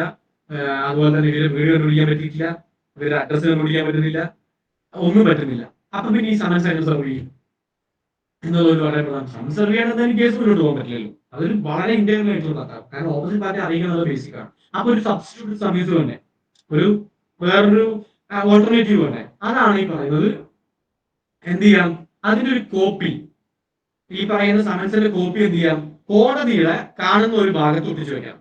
നിങ്ങൾ കോടതി ഇന്റേൺഷിപ്പിലൊക്കെ പോകുന്ന സമയത്ത് ശ്രദ്ധിച്ചാൽ മനസ്സിലാവും, കോടതി നോട്ടീസ് ബോർഡിൽ നൂലിട്ടിട്ട് കുറെ പേപ്പറുകൾ നോക്കിയിട്ടുണ്ടോ? ലിസ്റ്റഡ് കേസിന്റെ കാര്യങ്ങളും ഡീറ്റെയിൽസും ഒക്കെ വേറെ ഉണ്ടാവും. അതല്ലാണ്ട് കുറെ പേപ്പറുകൾ തൂക്കിയിട്ടുണ്ടോ? അപ്പൊ അത് എന്ത് ചെയ്യണം? ഈ പറയുന്ന സമൻസ് സെർവ് ചെയ്യാൻ പറ്റാത്തത് കാരണം കോടതിയുടെ കാണാൻ പറ്റുന്ന കോൺഫ്ലിക്ട്സ് ആയിട്ടുള്ള ഒരു ഭാഗത്ത് അത് ഒട്ടിച്ചു വെച്ചതായിട്ട് സെർവ് ചെയ്യുന്നതായിട്ട് കണക്കാക്കുക. ഓക്കെ, അപ്പൊ ഇതാണ് ഇതിനകത്തുള്ള ഒരു ഭാഗം. അപ്പൊ അങ്ങനെ ഒരു കോപ്പി എന്ത് ചെയ്യണം? ഈ പറയുന്ന കോടതിയിൽ കാണാൻ പറ്റുന്ന ഒരു ഭാഗത്ത് ഒട്ടിച്ചു വെക്കണം. രണ്ടാമത് പറയുന്നത് എന്താണെന്ന് വെച്ച് കഴിഞ്ഞാൽ അതിന്റെ മറ്റൊരു കോപ്പി എന്ന് പറയുന്നത് ഈ ഡിഫൻഡന്റ് അവസാനമായിട്ട് താമസിച്ചിട്ടുള്ള ഒരു സ്ഥലത്തോ, അവസാനമായി ജോലി ചെയ്തു എന്ന് തോന്നുന്ന ഒരു സ്ഥലത്തോ, അവസാനമായി ബിസിനസ് നടത്തി എന്ന് പറയപ്പെടുന്ന ഒരു സ്ഥലത്തോ എന്ത് ചെയ്യാം? കോപ്പി ഒട്ടിക്കണം. ഒരു കോപ്പി കോടതിയിൽ വെക്കാം, കോടതിയിൽ കാണുന്ന ഒരു ഭാഗത്ത് ഒട്ടിക്കണം, അതിൽ മറ്റൊന്നുമില്ല ഒന്ന്. രണ്ടാമത്തെ കോപ്പി എന്ന് പറയുന്നത് ഒട്ടിക്കാം ഈ പറയുന്ന known to be last reside എന്നാണ് പറയാം. അവസാനമായിട്ട് ഇയാൾ താമസിച്ചത് ഈ വീട്ടിലാണ്. അപ്പൊ എന്ത് ചെയ്യണം? ഈ പറയുന്ന അവിടെ തൊട്ടിക്കലല്ല, ആ ഏരിയയിൽ ഞാൻ മുൻപ് പറഞ്ഞിട്ടുള്ള പോയിന്റ് കഴിഞ്ഞു. അതായത് ആ താമസിക്കുന്ന വീടാണെന്നുണ്ടെങ്കിൽ അവിടെ ഒട്ടിച്ചു വയ്ക്കുക, അല്ലെങ്കിൽ ആളുടെ ബിസിനസ് സ്ഥാപനമാണെന്നുണ്ടെങ്കിൽ അവിടെ ഒട്ടിച്ചു വയ്ക്കുക. അത് ഞാൻ മുമ്പ് പറഞ്ഞ പോയിന്റ്. രണ്ടാമത് അത് പറ്റാതിരുന്ന സമയത്ത് സബ്സ്റ്റിറ്റ്യൂട്ട് സർവീസ് കുറിച്ചാണ് നമ്മൾ പറയുന്നത്. സബ്സ്റ്റിറ്റ്യൂട്ട് സർവീസിൽ വരുന്നത് ഒരു കോപ്പി എന്ന് പറയുന്നത് കോടതിയിൽ വെക്കണം. അടുത്തത് നമ്മൾ അതിനോടൊപ്പം ചെയ്യേണ്ട കാര്യം എന്ന് വെച്ച് കഴിഞ്ഞാൽ ന്യൂസ് പേപ്പറിൽ വേണം ഇത് പബ്ലിഷ് ചെയ്യാൻ. അതായത് അവിടെയാണ് ഇപ്പൊ ഈ പറഞ്ഞ പോയിന്റ്. അതായത് ഈ പറയുന്ന ഡിഫൻഡന്റ് അവസാനമായിട്ട് താമസിച്ചിട്ടുള്ള, അവസാനമായിട്ട് വർക്ക് ചെയ്തിട്ടുള്ള, അല്ലെങ്കിൽ അവസാനമായിട്ട് ബിസിനസ് കൈകാര്യം ചെയ്തിട്ടുള്ള ബിസിനസ് നടത്തിയിട്ടുള്ള ഏരിയ ഉണ്ടല്ലോ, ആ ഏരിയയിൽ ഒരു ഡെയിലി ന്യൂസ് പേപ്പറിലെ ലോക്കൽ ഭാഷയിൽ എന്ത് ചെയ്യണം, ഇത് സമൻസ് നമ്മൾ പബ്ലിഷ് ചെയ്യണം. അങ്ങനെ പബ്ലിഷ് ചെയ്താലും ഈ പറയുന്ന സമൻസ് സെർവ് ചെയ്തതായിട്ട് കണക്കാക്കും. ഇനി ചില സാഹചര്യങ്ങളിൽ മാത്രം ഈ പറയുന്ന ഡിഫൻഡന്റ് അല്ലെങ്കിൽ പ്രതി വേറൊരു കോടതിയുടെ അധികാര പരിധിയിലാണ് താമസിക്കുന്നതെങ്കിൽ, വേറെ കോടതിയുടെ അധികാര പരിധിയിലാണ് താമസിക്കുന്നുണ്ടെങ്കിൽ ഇവിടുത്തെ കോടതിക്ക് എന്ത് ചെയ്യാം, അവിടുത്തെ കോടതിയിലേക്ക് നോട്ടീസ് അയച്ച് ആ കോടതിയിലൂടെ എന്ത് ചെയ്യാം, സമൻസ് ഈ പറയുന്ന സമൻസ് സെർവ് ചെയ്യാനുള്ള ഒരു അധികാരം കൂടി ഉണ്ട്. ഇപ്പൊ ഒരു ഗവൺമെന്റ് ഡിപ്പാർട്ട്മെന്റിലാണെങ്കിൽ ഇത് സമൻസ് സെർവ് ചെയ്യാൻ പറ്റുന്നില്ലെങ്കിൽ ആ ഗവൺമെന്റ് ഡിപ്പാർട്ട്മെന്റിന്റെ ഹെഡ് ഉണ്ടാവുമല്ലോ, അയാൾക്ക് കൊടുത്ത് ആ ഡിപ്പാർട്ട്മെന്റ് വഴി ഈ പറയുന്ന എംപ്ലോയിക്ക് കൊടുക്കുന്നതിന് വേണ്ടിയിട്ട് സബ്സ്റ്റിറ്റ്യൂട്ട് സർവീസ് ആയിട്ട് അത് കണക്കാക്കാൻ വേണ്ടി പറ്റും. അതുപോലെ തന്നെ മറ്റു ആർമിയിലോ നേവിയിലോ മറ്റുള്ള ഉദ്യോഗസ്ഥരാണെന്നുണ്ടെങ്കിൽ സ്വാഭാവികമായിട്ടും അതിന്റെ ചീഫ് ആയിട്ടുള്ള ആളുകൾക്ക് പറ്റാം. ഇപ്പൊ ആള് ജയിലിലാണെന്നുണ്ടെങ്കിൽ ജയിലിന്റെ ഇൻചാർജ് ആയിട്ടുള്ള ഒരു ഓഫീസർക്ക് വേണമെങ്കിൽ കൊടുക്കാം. അല്ലെങ്കിൽ പാർട്ട്നേഴ്സ് ആണെന്നുണ്ടെങ്കിൽ സ്വാഭാവികമായിട്ടും കുറെ പാർട്ട്നേഴ്സ് ഉണ്ടെങ്കിൽ ഏതെങ്കിലും ഒരു പാർട്ട്ണർക്ക് കൊടുത്ത് ബാക്കിയുള്ള പാർട്ട്നേഴ്സിന് കൊടുത്തതായിട്ട് കണക്കാക്കി അങ്ങനെ ചെയ്യാം. ഈ സബ്സ്റ്റിറ്റ്യൂട്ട് സർവീസ് എന്ന് പറയുമ്പോൾ അതിനകത്ത് കുറെ വഴികളുണ്ട് എന്നുള്ളതും കൂടെ ഒന്ന് മനസ്സിലാക്കാം. സമൻസ് സെർവ് ചെയ്യാൻ പറ്റിയില്ലെങ്കിൽ ഇത്രയും സബ്സ്റ്റിറ്റ്യൂട്ട് സർവീസുകൾ ഉണ്ട്. അപ്പൊ ഈ സമൻസ് സെർവ് ചെയ്യുന്നതിന്റെ ഭാഗം കുറച്ച് ക്ലിയർ ആണെന്ന് വിചാരിക്കും. ഇനി നമ്മൾ നോക്കാൻ പോകുന്ന ഭാഗം പറയുന്നത് സെറ്റ് ഓഫ് ആണ്. സെറ്റ് ഓഫ് എന്ന് പറയുന്ന ഒരു ഭാഗമുണ്ട്. Set off equitable legal set ഓഫും ഇക്വിറ്റബിൾ സെറ്റ് ഓഫും അതുപോലെ തന്നെ കോൺട്രാ ക്ലെയിം. ഈ സെറ്റ് ഓഫ് എന്ന് പറയുമ്പോൾ ഈ പറയുന്ന ഞാൻ സിദ്ധാർത്ഥനെതിരെ കേസ് കൊടുക്കും. സിദ്ധാർത്ഥനെതിരെ കേസ് കൊടുക്കുകയാണ്. എനിക്ക് ഇദ്ദേഹം ഈ പറയുന്ന ഒരു സ്ഥലത്ത് വെച്ച് ഞാൻ 10 ലക്ഷം രൂപ വാങ്ങിച്ചിട്ടുണ്ടായിരുന്നു, അല്ല ഇയാൾ എന്റെ വാങ്ങിച്ചിട്ടുണ്ടായിരുന്നു, അപ്പൊ എനിക്കത് തിരിച്ചു തരണം എന്ന് പറഞ്ഞ് ഞാനൊരു കേസ് കൊടുക്കുകയെന്ന് വിചാരിക്കാം. അപ്പോ സിദ്ധാർത്ഥ് എന്ത് പറയണം തിരിച്ച്, ഞാൻ 10 ലക്ഷം രൂപ വാങ്ങിച്ചിട്ടുണ്ട് എന്നുള്ളത് ശരിയാണ്, പക്ഷേ വേറൊരു പ്രശ്നവുമായി ബന്ധപ്പെട്ട അല്ലെങ്കിൽ വേറൊരു കാര്യത്തില് ഞാൻ ആളുടെ ഒരു 2 ലക്ഷം രൂപ വാങ്ങിച്ചിട്ടുണ്ടായിരുന്നു മുൻപ്. സിദ്ധാർത്ഥ് പറയാൻ ഞാൻ ജിജീഷ് എന്ന് പറയുന്നത് ഞാൻ സിദ്ധാർത്ഥ പരാതി കൊടുക്കുന്നു, 10 ലക്ഷം രൂപ എന്റെ സിദ്ധാർത്ഥ് വാങ്ങിച്ചിട്ടുണ്ട്, അത് തിരിച്ചു തരണം എന്ന് പറഞ്ഞ് ഞാൻ പരാതി കൊടുക്കുന്നു. അപ്പൊ സിദ്ധാർത്ഥ് എന്ത് പറയുന്നു, 10 ലക്ഷം രൂപ വാങ്ങിച്ചത് ശരി തന്നെയാണ്, പക്ഷെ വേറൊരു കേസുമായി ബന്ധപ്പെട്ട് ഈ ജിജീഷ് എന്റെ 2 ലക്ഷം രൂപ വാങ്ങിച്ചിട്ടുണ്ട്, അപ്പൊ അത് സെറ്റ് ഓഫ് ചെയ്ത് തരണം. അപ്പൊ സെറ്റ് ഓഫ് ചെയ്ത് നോക്കുന്നതാ ഈ 2 ലക്ഷം രൂപ പിടിച്ച് ബാക്കി 8 ലക്ഷം രൂപ കൊടുക്കാൻ വേണ്ടി ഉത്തരവുണ്ട്. അതിനാണ് നമുക്ക് സെറ്റ് ഓഫ് എന്ന് പറയാം. ഇത്രേ ഉള്ളൂ, വളരെ സിമ്പിൾ ആണ്. മനസ്സിലാക്കാൻ വേണ്ടിയിട്ട് ഇത്രയും മനസ്സിലാക്കി വെച്ചാണ്. ഓക്കെ. അപ്പോ ഇപ്പോ അതിന് ഒരു കാര്യം കൂടെ എന്താണെന്ന് വെച്ച് കഴിഞ്ഞാൽ, ഞാൻ പരാതി കൊടുത്തു, ഞാനാണ് പ്ലെയിൻറ്റിഫ്, സിദ്ധാർത്ഥനെതിരെയാണ് പരാതി കൊടുത്തിട്ടുള്ളത്, സിദ്ധാർത്ഥാണ് ഡിഫൻഡന്റ്, ഞാനാണ് പരാതി പറയുന്നത് 10 ലക്ഷം രൂപ വേണമെന്നുള്ളത്. അപ്പൊ സിദ്ധാർത്ഥ് പറഞ്ഞ് 2 ലക്ഷം രൂപ എനിക്ക് വേറെ തരാനുണ്ട്, അപ്പൊ അത് വേണമെന്ന് പറയുന്നു. അപ്പോ ഈ പറയുന്ന ഞാനൊന്ന് പരാതിക്കാരൻ, ഞാൻ എന്ത് ചെയ്യുന്ന വെച്ച് കഴിഞ്ഞാല് ഞാൻ ഈ പരാതി കൊടുത്ത പിന്നെ ഞാൻ വരുന്നില്ല, ഞാൻ വിചാരിച്ചു പിന്നെ കേസൊന്നും വേണ്ട, എനിക്ക് പൈസയും വേണം, ഞാൻ എന്ത് ചെയ്യുന്നു ആ കേസ് നടത്താനും പോകില്ല, ഒന്നും ചെയ്യുന്നില്ല. കോടതിയിൽ എന്റെ വക്കീൽ എന്ത് ചെയ്തു, നോ റെപ്രസെന്റേഷൻ പറഞ്ഞു. കോടതി ഇന്റേൺഷിപ്പ് ഒക്കെ ചെയ്യാൻ പോയിട്ടുള്ള ആൾക്കാരുണ്ടെങ്കിൽ ചിലപ്പോൾ കേട്ടിട്ടുണ്ടാവും, നോ റെപ്രസെന്റേഷൻ ആണ്, സോറി നോ റെപ്രസെന്റേഷൻ അല്ല, നോ ഇൻസ്ട്രക്ഷൻ. നോ ഇൻസ്ട്രക്ഷൻ ആണ്. My client no information from my client, no instruction വേണ്ടുമാണ്. അപ്പൊ എന്ത് ചെയ്യുന്ന വെച്ചാൽ നോ ഇൻസ്ട്രക്ഷൻ നടക്കും. അപ്പൊ ആ കേസ് ഞാൻ പരാതി കൊടുക്കുന്നതുമായി ബന്ധപ്പെട്ട് ആ കേസ് തുടർന്ന് നടത്തിയിട്ടില്ല. പക്ഷേ അവിടെ പ്രശ്നം വരുന്നത് വെച്ച് കഴിഞ്ഞാല്, അപ്പോൾ അവിടെ സിദ്ധാർത്ഥ് പറഞ്ഞിട്ടുള്ള സെറ്റ് ഓഫ് ആവുന്നൊക്കെയാണ് എനിക്ക് 2 ലക്ഷം രൂപ തരാനെന്ന് പറഞ്ഞത്, അത് കൺസിഡർ ചെയ്യണം. ഓക്കെ. അതേപോലെ തന്നെയാണ് ഇതിൽ രണ്ട് ടേം ഉണ്ട് നമുക്ക് പഠിക്കുന്നത്. ഒന്ന് ലീഗൽ സെറ്റ് ഓഫ്, ഒന്ന് equitable set off. Equitable set off എന്ന് പറയുമ്പോൾ നമ്മൾ ഈ പറഞ്ഞ ഒരു സെയിം ട്രാൻസാക്ഷൻ ആണെങ്കിൽ അതിന് ലീഗൽ സെറ്റ് ഓഫും, വേറെ സെറ്റ് ഓഫോ വേറെ ട്രാൻസാക്ഷൻ ആണെന്നുണ്ടെങ്കിൽ അതിന് ഈ പറയുന്ന ഇക്വിറ്റബിൾ സെറ്റ് ഓഫ് എന്ന് പറയാം. സെയിം മാറിപ്പോയതാണ്. സെയിം ട്രാൻസാക്ഷൻ ആണെങ്കിൽ അതിനെയാണ് നമ്മൾ ഇക്വിറ്റബിൾ സെറ്റ് ഓഫ് എന്ന് പറയാം. ഞാൻ പറഞ്ഞുതരാം, ഉദാഹരണം വെച്ച് പറഞ്ഞുതരാം. ഞാൻ ഈ പറഞ്ഞ ഉദാഹരണം അത് ലീഗൽ സെറ്റ് ഓഫ് ആണ്. ഓക്കെ. ഞാൻ സിദ്ധാർത്ഥിന് ഒരു ഹോസ്പിറ്റൽ കേസ് വന്നപ്പോൾ ഞാൻ ഒരു 10 ലക്ഷം രൂപ എടുത്ത് കൊടുത്തിട്ടുണ്ടായിരുന്നു. പക്ഷെ സിദ്ധാർത്ഥ് പറയുന്നത് എന്താ, കുറെ വർഷങ്ങൾക്ക് മുൻപ് വേറൊരു കേസ് ഒരു ആവശ്യം വന്നപ്പോ, അല്ലെങ്കിൽ ഒരു കേസുമായി ബന്ധപ്പെട്ട് അല്ലെങ്കിൽ ഒരു പർട്ടിക്കുലർ സമയത്ത് ജിജീഷ് ഞാൻ 2 ലക്ഷം രൂപ കൊടുത്തിട്ടുണ്ടായിരുന്നു, ഇത് രണ്ടും തമ്മിൽ ഒരു ബന്ധമില്ല, അത് ലീഗൽ സെറ്റ് ഓഫ്. ഓക്കെ. ഇനി ഇക്വിറ്റബിൾ സെറ്റ് ഓഫ് എന്ന് പറഞ്ഞു കഴിഞ്ഞാൽ, സിദ്ധാർത്ഥ എന്റെ വാടകക്കാരനാണ്, എന്റെ പ്രോപ്പർട്ടി ഞാൻ സിദ്ധാർത്ഥിന് വാടകയും കൊടുത്തിരിക്കുന്നു. സിദ്ധാർത്ഥിന് വാടകയും കൊടുത്തിട്ടുള്ളതിൽ നിന്ന് ഞാൻ സിദ്ധാർത്ഥിന് ഒരു കേസ് കൊടുക്കുക 10 മാസം കൊണ്ട് എനിക്ക് വാടക തന്നിട്ടില്ല, ഒരു മാസം 1 ലക്ഷം രൂപ വെച്ചിട്ട് 10 മാസത്തേക്ക് 10 ലക്ഷം രൂപ വാടക തരണം എന്ന് പറഞ്ഞ് ഞാൻ കേസ് കൊടുക്കും. അപ്പോ സിദ്ധാർത്ഥ് പറയുന്നത് എന്താ, വാടക കൊടുക്കാണ്ടതൊക്കെ ശരി തന്നെയാണ്, പക്ഷെ ഈ 10 മാസത്തിനിടയിൽ ഈ പ്രോപ്പർട്ടി റിലേറ്റഡ് ആയിട്ടുള്ള റിനോവേഷനും ഇതിന്റെ നന്നാക്കലും പെയിന്റ് അടിക്കലും എല്ലാം കൂടെ ഞാൻ 5 ലക്ഷം രൂപ ഞാൻ ചെലവാക്കിയിട്ടുണ്ട്. ആ 5 ലക്ഷം രൂപ വിളിച്ച് ബാക്കി 5 ലക്ഷം രൂപ തരാൻ പറ്റുള്ളൂ എന്ന് പറയാം. അപ്പോ ഇത് രണ്ടും തമ്മിൽ സെറ്റ് ഓഫിന്റെ കോൺസെപ്റ്റ് മനസ്സിലായോ നിങ്ങൾക്ക്? ഒരു കാര്യം നമ്മൾ ആവശ്യപ്പെടുമ്പോൾ അതിന് കൂടെ അതിന് പിടിക്കാൻ പറ്റുന്ന മറ്റൊരു കാര്യം നമ്മൾ ഓപ്പോസിറ്റ് പാർട്ടി മുന്നോട്ട് വയ്ക്കുക, അതിനാണ് സെറ്റ് ഓഫ് എന്ന് പറയാം. അപ്പൊ ഇത് നമ്മൾ ശ്രദ്ധിക്കണമെന്ന് വെച്ച് കഴിഞ്ഞാൽ legal set off equitable set ഓഫും സെയിം ട്രാൻസാക്ഷൻ ആണെങ്കിൽ സെയിം കാര്യത്തിന്മേൽ ഉച്ചു നിൽക്കുന്നതാണെങ്കിൽ അത് ഇക്വിറ്റബിൾ സെറ്റ് ഓഫും, വേറെ വേറെ കാര്യത്തിന്മേൽ നിയമപരമായിട്ട് നിൽക്കുന്ന വേറൊരു കാര്യം എടുത്തിട്ട് അത് സെറ്റ് ഓഫ് ചെയ്യണമെന്ന് പറയുകയാണെങ്കിൽ അത് ലീഗൽ സെറ്റ് ഓഫ് ആണ്. അതൊന്ന് കൃത്യമായിട്ട് ഓർത്ത് വയ്ക്കുക. ഓക്കെ, അപ്പൊ അതാണ് equitable set of legal set of തമ്മിലുള്ള വ്യത്യാസം. ഇനി കൗണ്ടർ ക്ലെയിം ഉണ്ട്. കൗണ്ടർ ക്ലെയിം എന്ന് പറയുന്നത് ഒരു കേസുമായിട്ട് ബന്ധപ്പെട്ട് എനിക്കൊരു കേസ് വന്നാൽ ഞാനത് തിരിച്ച് വേറൊരു ആ കേസ് ഡിഫെൻഡ് ചെയ്യുന്നതോടൊപ്പം തന്നെ വേറൊരു എക്സ്ട്രാ ക്ലെയിം മുന്നോട്ട് വയ്ക്കും. ഉദാഹരണം, ഞാൻ മുൻപ് ഒരു ഉദാഹരണം പറഞ്ഞാൽ, ഇപ്പൊ ഒരു കേസിനകത്ത് എനിക്കെതിരെ ഒരാളുടെ കേസ് കൊടുക്കുകയാണ്, ഒരു പ്രോപ്പർട്ടി രജിസ്റ്റർ ചെയ്യുന്നതുമായി ബന്ധപ്പെട്ട്. ഇപ്പൊ സിദ്ധാർത്ഥ എനിക്ക് ഒരു കേസ് കൊടുക്കുന്നു, ഞാൻ ഇദ്ദേഹത്തിന് കൊടുത്തു എന്ന് പറയപ്പെടുന്ന ഡോക്യുമെന്റ് അത് വ്യാജമാണ്, ഞാൻ ഒപ്പിട്ട് കൊടുത്തിട്ടുള്ളതല്ല, ഞങ്ങൾ തയ്യാറാക്കിയിട്ടുള്ളതല്ല, ആ ഡോക്യുമെന്റിനോട് എനിക്ക് യാതൊരു ബന്ധമില്ല എന്ന് പറഞ്ഞിട്ടാണ് അത് ഡോക്യുമെന്റ് ക്യാൻസലേഷൻ ഓഫ് ഡോക്യുമെന്റിന് വേണ്ടിയിട്ടാണ് പരാതി കൊടുക്കുന്നത്. ആ ക്യാൻസലേഷൻ ഓഫ് ഡോക്യുമെന്റിന് വേണ്ടി പരാതി കൊടുത്തു. അപ്പൊ ഞാൻ അതിന് സൂട്ട് ഡിഫെൻഡ് ചെയ്യുന്ന സമയത്ത് സിദ്ധാർത്ഥാണ് പ്ലെയിന്റിഫ് പരാതി കൊടുത്തിട്ടുള്ളതാണ്, ഞാനാണ് ഡിഫൻഡന്റ്, എനിക്ക് വേണ്ടിയാണ് പരാതി കൊടുത്തിട്ടുള്ളത്. അപ്പോ ഞാൻ എന്ത് ചെയ്യുന്നു എന്ന് വെച്ച് കഴിഞ്ഞാല്, ഞാൻ അതിനെ ഡിഫെൻഡ് ചെയ്യുന്നതോടൊപ്പം തന്നെ ഞാനൊരു വേറൊരു ക്ലെയിം മുന്നോട്ട് വയ്ക്കുന്നു. ക്യാൻസലേഷൻ ഓഫ് ഡോക്യുമെന്റ് പറ്റില്ല, അതിനോടൊപ്പം തന്നെ എനിക്ക് പ്രോപ്പർട്ടി എന്ത് ചെയ്യണം, തിരിച്ചു വേണം, റിക്കവറി പോസിറ്റീവ് വേണം. അതാണ് കൗണ്ടർ ക്ലെയിം.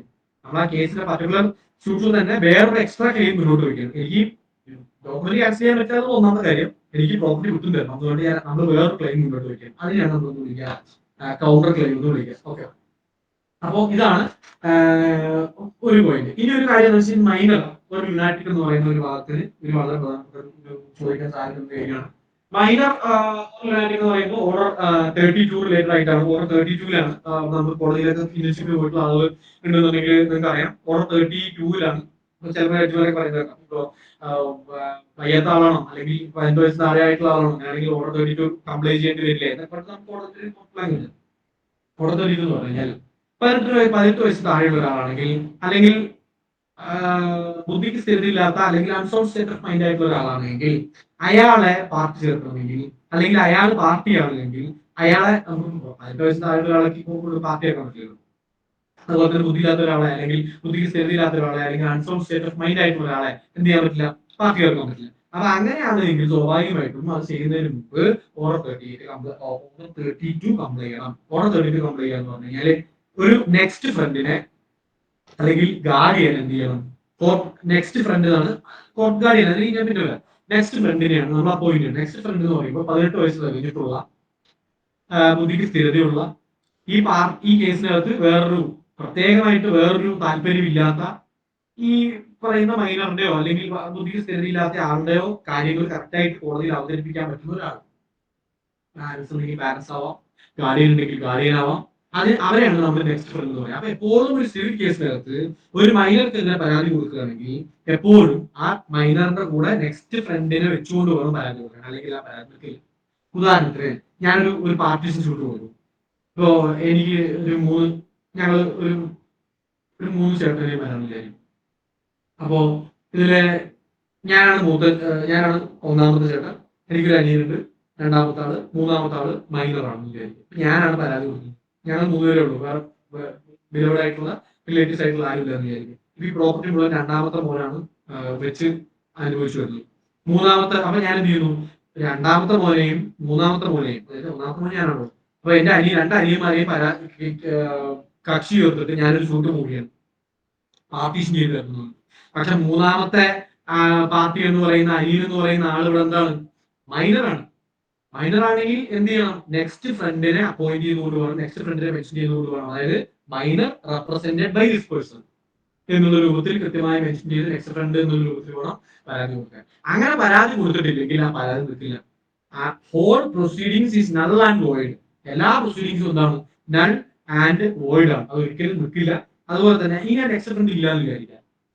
നെക്സ്റ്റ് ഫ്രണ്ട് ഇല്ലെങ്കിൽ എന്ത് ചെയ്യുന്നു വിചാരിച്ചു കഴിഞ്ഞാൽ കോടതി എന്ത് ചെയ്യും, കോടതി ഒരു കോർട്ട് ഗാർഡിയനെ അപ്പോയിന്റ് ചെയ്യും. ഏതെങ്കിലും ഒരു വക്കീലിനെ എന്ത് ചെയ്യും, കോർട്ട് ഗാർഡിയനായിട്ട് അപ്പോയിന്റ് ചെയ്ത് കൊടുക്കും. മൈനറിന് വേണ്ടി കേസ് നടത്തുന്നതിന് വേണ്ടി. ഇപ്പോ ഞാനും ഒരു അനിയനും മാത്രമേ ഉള്ളൂ വിചാരിക്കും. അനിയന് 15 വയസ്സായിട്ട് സൂട്ടിലുള്ള അനിയനെയാണ് ഞാൻ പരാതി കൊടുക്കുന്നത്. അനിയന് വേറെ ആരുമില്ല പറയുന്ന കേസ് നടത്താനോ മറ്റുമായിട്ട് യാതൊരു ആളും ഇല്ലാന്ന് വിചാരിക്കും. അങ്ങനെയാണെങ്കിൽ കോടതി എന്ത് ചെയ്യും? നെക്സ്റ്റ് ഫ്രണ്ട് ഇല്ലാന്നുണ്ടെങ്കിൽ കോർട്ട് ഗാർഡിയൻ അപ്പോയിന്റ് ചെയ്യും. ഏതെങ്കിലും വക്കീലിനെ കോർട്ട് ഗാർഡിയൻ അപ്പോയിന്റ് ചെയ്ത് അവിടെ പോയി കേസ് നടത്താൻ വേണ്ടിയിട്ട് കാര്യങ്ങൾ നടപടിയൊക്കെ. അപ്പൊ അതിന്റെ ബേസിക് ആയിട്ട് കുറച്ച് കാര്യങ്ങളൊക്കെ ഉണ്ട്. ജനറൽ ആയിട്ട് കാര്യങ്ങളിലേക്കൊന്നും ഞാൻ പോകുന്നില്ല. അപ്പോ ഇതാണ് ഓർത്തിരിക്കേണ്ട കാര്യങ്ങൾ. മൈനറിന് അല്ലെങ്കിൽ ലുനാറ്റിക്കിനെയോ കേസ് നടത്തുന്ന സമയത്ത് ഉറപ്പായിട്ടും ഓണർ അതോറിറ്റി കംപ്ലൈന്റ് ചെയ്യണം. നെക്സ്റ്റ് ഫ്രണ്ട് ഒരാളെ അപ്പോയിന്റ് ചെയ്യണം. നെക്സ്റ്റ് ഫ്രണ്ട് ഇല്ലാന്നുണ്ടെങ്കിൽ കോർട്ട് ഗാർഡിയൻ അപ്പോയിന്റ് ചെയ്യണം. അങ്ങനെ അപ്പോയിന്റ് ചെയ്യാൻ നടത്തുന്ന എല്ലാ പ്രൊസീഡിങ്സും നൾ ആൻഡ് വോയിഡ് ആണ്. അത് ഒരിക്കലും എക്സിക്യൂട്ട് ചെയ്യാനോ അത് നിയമപരമായിട്ടുള്ള ഒരു സാധ്യതയോ ഇല്ല.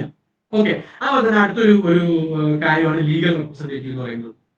സെക്ഷൻ 2(1) ലീഗൽ റെപ്രസെന്റേറ്റീവിന്റെ കാര്യം പറയുന്നത്. ലീഗൽ റെപ്രസെന്റേറ്റീവ് എന്ന് പറയുമ്പോൾ സ്വാഭാവികമായിട്ടും ഒരു കേസ് പോലെ ഒരാള് ഒരു പാർട്ടി മരണപ്പെട്ടു കഴിഞ്ഞാൽ സ്വാഭാവികമായിട്ടും അയാൾക്കുള്ള പ്രോപ്പർട്ടി ആരിലേക്ക് ചെന്ന് ചേരും എന്നുള്ളതാണ് ഏറ്റവും പ്രധാനപ്പെട്ട പോയിന്റ്.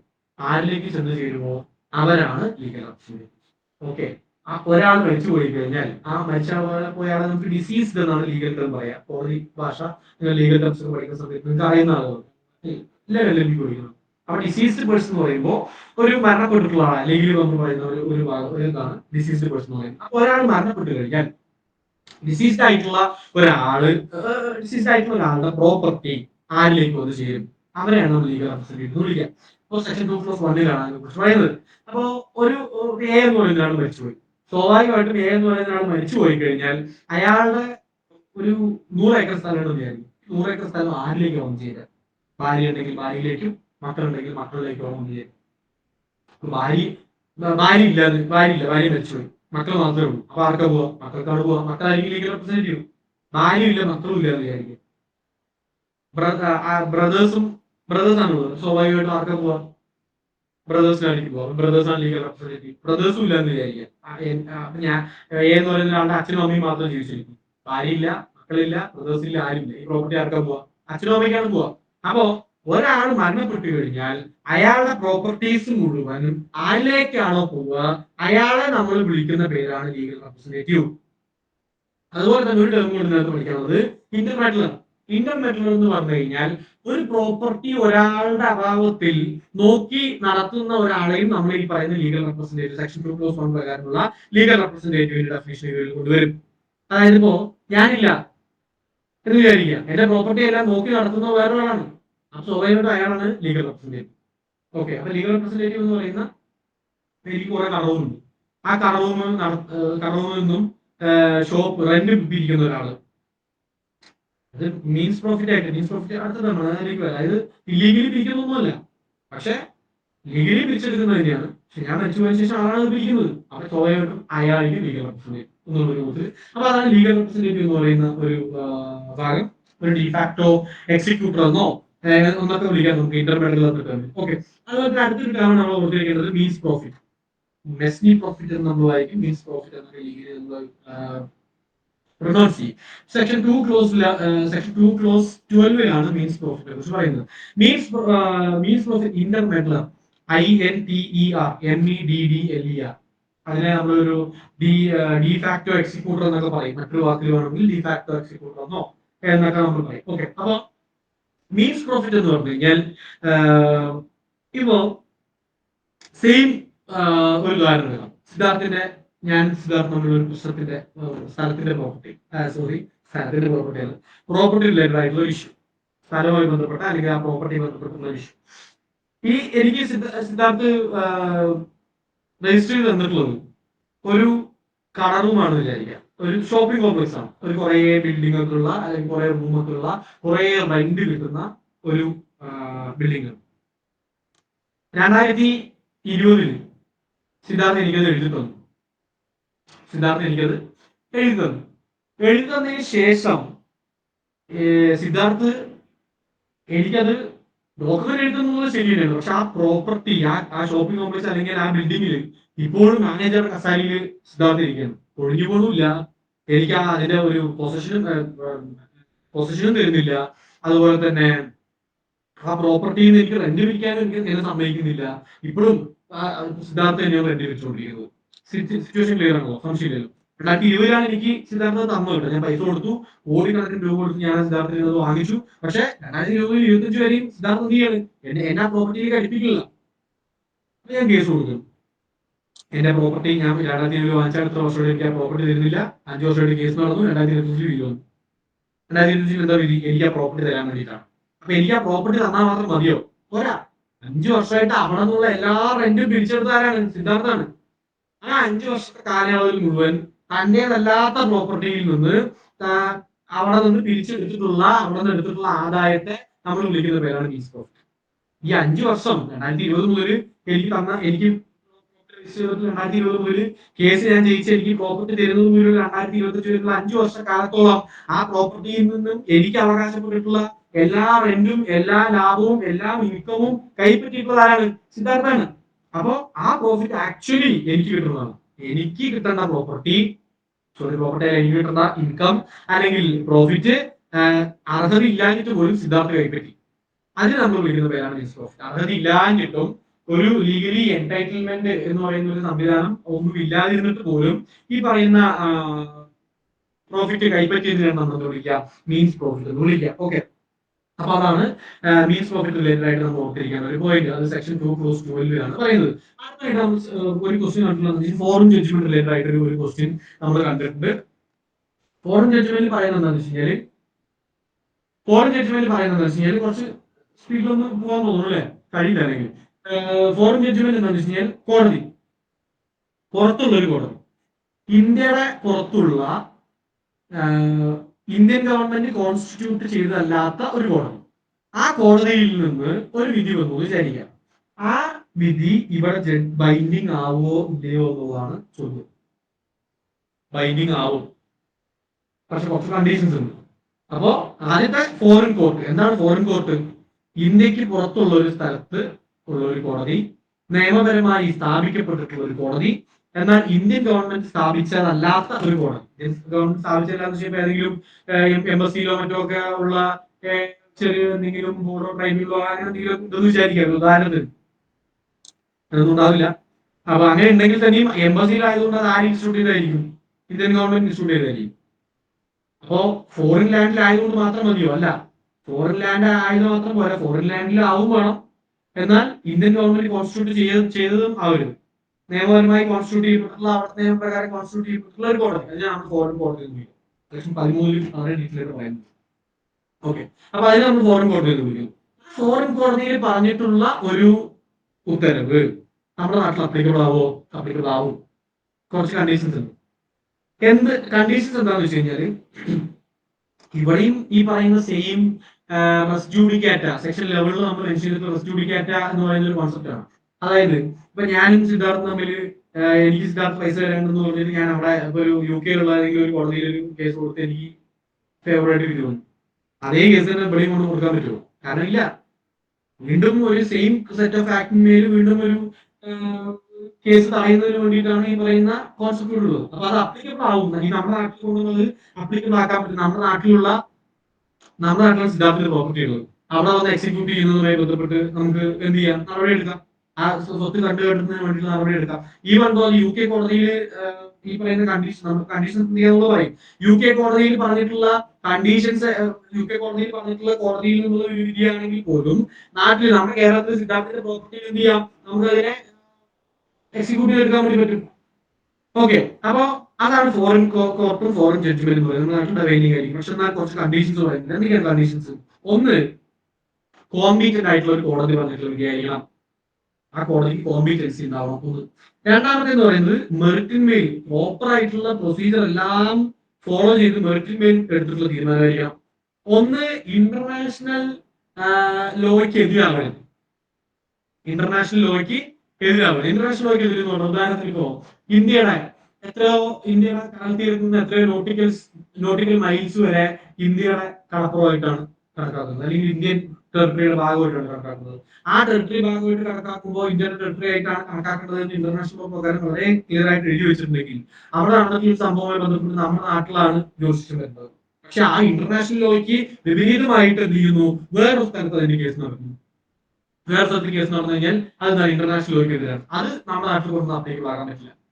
ഓക്കെ, അതുപോലെ മറ്റൊരു കാര്യം നോക്കുകയാണെങ്കിൽ ഇന്ത്യൻ ലോ പ്രകാരം എതിരായിട്ടുള്ള അല്ലെങ്കിൽ ഇന്ത്യൻ ലോ റെക്കഗ്നൈസ് ചെയ്യാത്തൊരു കാര്യമായിരുന്നു. ഉദാഹരണത്തിന് ഇപ്പോ ഫാമിലി ലോ പ്രകാരം ഇറിട്രീവബിൾ ആയിട്ടുള്ള, അതായത് ഒരിക്കലും നമുക്ക് ശരിയാക്കാൻ പറ്റാത്ത ഒരു ബ്രേക്ക് ഡൗൺ മാരേജ് ഉണ്ടായി കഴിഞ്ഞാൽ അത് ഡിവോഴ്സിനുള്ള ഒരു ഗ്രൗണ്ട് ആയിട്ട് പുറം രാജ്യത്തൊക്കെ അത് അപ്ലിക്കബിൾ ആക്കിയിട്ടുണ്ട്, റെക്കഗ്നൈസ് ചെയ്യുന്ന ഒരു പോയിന്റാണ്. പുറം രാജ്യത്ത് അപ്ലിക്കബിൾ ആക്കുന്ന ഒരു പോയിന്റാണ്. പക്ഷേ ഇവിടെ അങ്ങനത്തെ ഒരു ഗ്രൗണ്ട് ഇല്ല. ഫാമിലി ലോ, നമ്മുടെ നാട്ടിലെ ഫാമിലി ലോ പ്രകാരം ഒരിക്കലും ശരിയാവാത്ത ഒരു മാരേജ് ആണ്, അതുകൊണ്ട് അതിന് ഡിവോഴ്സ് കൊടുക്കുന്ന ഒരു ഗ്രൗണ്ട് ഇല്ല. അപ്പൊ അതാണ് പറഞ്ഞിട്ടുള്ള ഒരു പോയിന്റ്. അപ്പൊ ഇന്ത്യൻ ലോ റെക്കഗ്നൈസ് ചെയ്തിട്ടുള്ള ഒരു കാര്യമായിരിക്കണം എന്നുള്ളതാണ് മറ്റൊരു പോയിന്റ്. നാച്ചുറൽ ജസ്റ്റിസിന് എതിരാവുന്നത്, പ്രിൻസിപ്പിൾ ഓഫ് നാച്ചുറൽ ജസ്റ്റിസ് എന്ന് പറയുന്ന വളരെ സിമ്പിൾ ആയിട്ടുള്ള കോൺസെപ്റ്റ് നമുക്ക് എല്ലാവർക്കും പറയുന്നതാണ്. ഓപ്പോസിറ്റ് പാർട്ടിക്ക് നോട്ടീസ് കൊടുത്തില്ല. നാച്ചുറൽ ജസ്റ്റിസ് അല്ലേ, നമ്മൾ എടുക്കുന്ന നടപടി ഓപ്പോസിറ്റ് പാർട്ടിനെ അറിയിക്കുക എന്നുള്ളത് വളരെ സിമ്പിൾ ആയിട്ടുള്ള നാച്ചുറൽ ജസ്റ്റിസ് അല്ലേ. അതൊരിക്കലും എന്ത് ചെയ്യാൻ പറ്റില്ല, അനുവദിക്കാൻ പറ്റില്ല. നാച്ചുറൽ ജസ്റ്റിസിന് എതിരാവരുത് എന്നുള്ളതാണ് ഒരു കാര്യം. ആ വിധി എന്ന് പറയുന്നത് ഫ്രോഡിലൂടെ ഒബ്റ്റെയിൻ ചെയ്തതാവരുത്. അതായത് കുറച്ച് കാര്യങ്ങളൊക്കെ മറച്ചു വെച്ച് ആരെങ്കിലൊക്കെ പറ്റിക്കുന്നതിനുള്ള ഉദ്ദേശത്തോടു കൂടെ ഈ പറയുന്ന കോടതിയിൽ, നമ്മൾ യു കെയിലുള്ള ഒരു കോടതിയിൽ പോയി കുറച്ച് കാര്യങ്ങളൊക്കെ മറച്ചു വെച്ച് ഈ പറയുന്ന ഇതെന്നുള്ള ഒരു രൂപത്തിൽ നമ്മൾ കൊടുത്തിട്ടുള്ള ഒരു വിധിയാവും. ഈ പറയുന്ന കോടതിയുടെ വിധി എന്നുള്ള രൂപത്തിൽ ആവരുത്. അപ്പൊ അതാണ് ഒബ്റ്റെയിൻ റൈറ്റ് ഫ്രോഡ് ആവരുത്. അതുപോലെ തന്നെ ഏതെങ്കിലും ഇന്ത്യൻ ലോന്റെ ബ്രീച്ചിങ് ആവാൻ പറ്റില്ല, അല്ലെങ്കിൽ ഇന്ത്യൻ ലോനെ ബ്രീച്ച് ചെയ്യുന്നതുമായി ബന്ധപ്പെട്ട ഒരു കാര്യമാവാൻ പറ്റില്ല. ഉദാഹരണത്തിന് ചില സ്ഥലത്തൊക്കെ ഗാംബ്ലിംഗ് ഒരു ലീഗലി അക്സെപ്റ്റബിൾ ആയിട്ടുള്ള ഒരു സ്ഥലമാണ്. അപ്പോ ഗാംബ്ലിങ്ങിന് ഫീസ് കൊടുത്തിട്ടില്ല എന്ന് പറഞ്ഞിട്ട് എനിക്കെതിരെ സിദ്ധാർത്ഥ നടപടി എടുത്തു. അവിടെ യു കെയിലാണ്. യു കെയിൽ അത് അക്സെപ്റ്റബിൾ ആണ്. അപ്പൊ എനിക്കെതിരെ വിധി വന്നു, സിദ്ധാർത്ഥന് ഫേവറബിൾ ആയിട്ട് വിധി കിട്ടി. അപ്പൊ അത് എക്സിക്യൂട്ട് ചെയ്യുന്നതിന് വേണ്ടി സിദ്ധാർത്ഥ എന്ത് ചെയ്തു, അവിടെ നിന്ന് ജഡ്ജ്മെന്റ് നോക്കി പിടിച്ച് ഇവിടെ വന്നു, കേരളത്തിൽ വന്നു. ഇവിടെ അത് എക്സിക്യൂട്ട് ചെയ്യാൻ പറ്റുമോ? പറ്റില്ല. കാരണം എന്താ, ഇന്ത്യയിൽ അത് വാലിഡ് അല്ല. ഗാംബ്ലിംഗ് വാലിഡ് അല്ല, നിയമപരമായിട്ട് നിൽക്കുന്നൊന്നുമല്ല. അപ്പൊ ഗാംബ്ലിംഗിന് ഫീസ് കിട്ടണമെന്നുകൊണ്ട് കൊടുത്ത കേസ് അവിടെ ലീഗൽ ആയിരിക്കാം. അത് അവിടെ നിങ്ങൾ എന്തോ ചെയ്തു. ഇവിടെ അത് ലീഗൽ അല്ല, അതുകൊണ്ട് എന്ത് പറ്റില്ല, അത് അപ്ലിക്കബിൾ ആക്കാൻ പറ്റില്ല എന്നുള്ളൊരു കാര്യമുണ്ട്. അപ്പൊ ഇതൊക്കെയാണ് ഫോറിൻ ജഡ്ജ്മെന്റ് നമ്മുടെ നാട്ടിൽ ഇതാക്കണമെങ്കിലുള്ള കുറച്ച് കാര്യങ്ങൾ. അതിന്റെ കണ്ടീഷൻസ് പോയിന്റൊന്നും ഞാൻ എടുത്ത് പറയുന്നില്ല, നിങ്ങൾക്ക് വേറാക്കിലും ഈ നെറ്റിലും അതുപോലെ തന്നെ അനിക്കാനായാലും എല്ലാവരെയും ഉള്ള ഒരു കാര്യമാണ്. ഓക്കെ, അപ്പൊ അതുപോലെ തന്നെ ഇനി നമ്മൾ നോക്കേണ്ടത് ഇന്റർ പ്ലീഡർ സ്യൂട്ട് എന്ന് പറയുന്ന ഒരു ഭാഗമുണ്ട്. ഇന്റർ പ്ലീഡർ സ്യൂട്ട് എന്ന് വെച്ച് കഴിഞ്ഞാല്, ഇപ്പോ എനിക്കൊരു വാച്ച് കിട്ടി, കളഞ്ഞു കിട്ടി. അപ്പൊ ആ വാച്ച് ആരുടെയാണോ അത് കൊടുക്കാൻ ഞാൻ റെഡിയാണ്. ഓക്കെ, അപ്പൊ ഞാൻ വാച്ച് കൊടുക്കാൻ റെഡിയാണ്. പക്ഷെ ഈ വാച്ചിന്റെ ഓണർഷിപ്പിന്റെ പേരിൽ സിദ്ധാർത്ഥും ആനന്ദും തമ്മിൽ ഗംഭീര പ്രശ്നം. ഞാൻ ആർക്ക് കൊടുക്കും? ഓക്കെ, അപ്പൊ ഞാൻ എന്ത് ചെയ്യുന്നു വെച്ച് കഴിഞ്ഞാൽ കോടതിയിൽ ഒരു ഷൂട്ട് ഫയൽ ചെയ്യുന്നു. ഇന്നതുപോലെ എനിക്കൊരു വാച്ച് കിട്ടിയിട്ടുണ്ട്. നിങ്ങൾക്ക് മനസ്സിലാവാൻ വേണ്ടിയിട്ടുള്ള ഒരു ഉദാഹരണം പറഞ്ഞുതരാട്ടോ. നമ്മൾ വാച്ച് കിട്ടിയതുകൊണ്ട് ഒരിക്കലും കോടതിയിൽ പോയി സ്യൂട്ടൊന്നും ഫയൽ ചെയ്യില്ല. അപ്പൊ ഫൈനൊക്കെ വരച്ചു തരും. അപ്പോ ഞാൻ ഉദാഹരണം വെച്ച് കഴിഞ്ഞാൽ ഒരു വാച്ച് കളഞ്ഞു കിട്ടുന്നു. ആ വാച്ച് എന്റെ അല്ല, അത് ഈ പറയുന്ന ഏതോ ഒരാളുടെയാണ്. ഓക്കെ, നെറ്റ്വർക്കിൽ എന്തെങ്കിലും ഇഷ്യൂ വരണമെന്നുണ്ടെങ്കിൽ പറയണം. അപ്പൊ എനിക്ക് വാച്ച് കളഞ്ഞു കിട്ടുന്നു. ഈ വാച്ച് കളഞ്ഞു കിട്ടിയതിനു ശേഷം അതിന്റെ ഉടമസ്ഥന്മാര് സിദ്ധാർത്ഥാണോ ആനന്ദാണോ തമ്മിലുള്ള ഗംഭീര പ്രശ്നം നടക്കും. ഞാനെന്ത് ചെയ്യാ?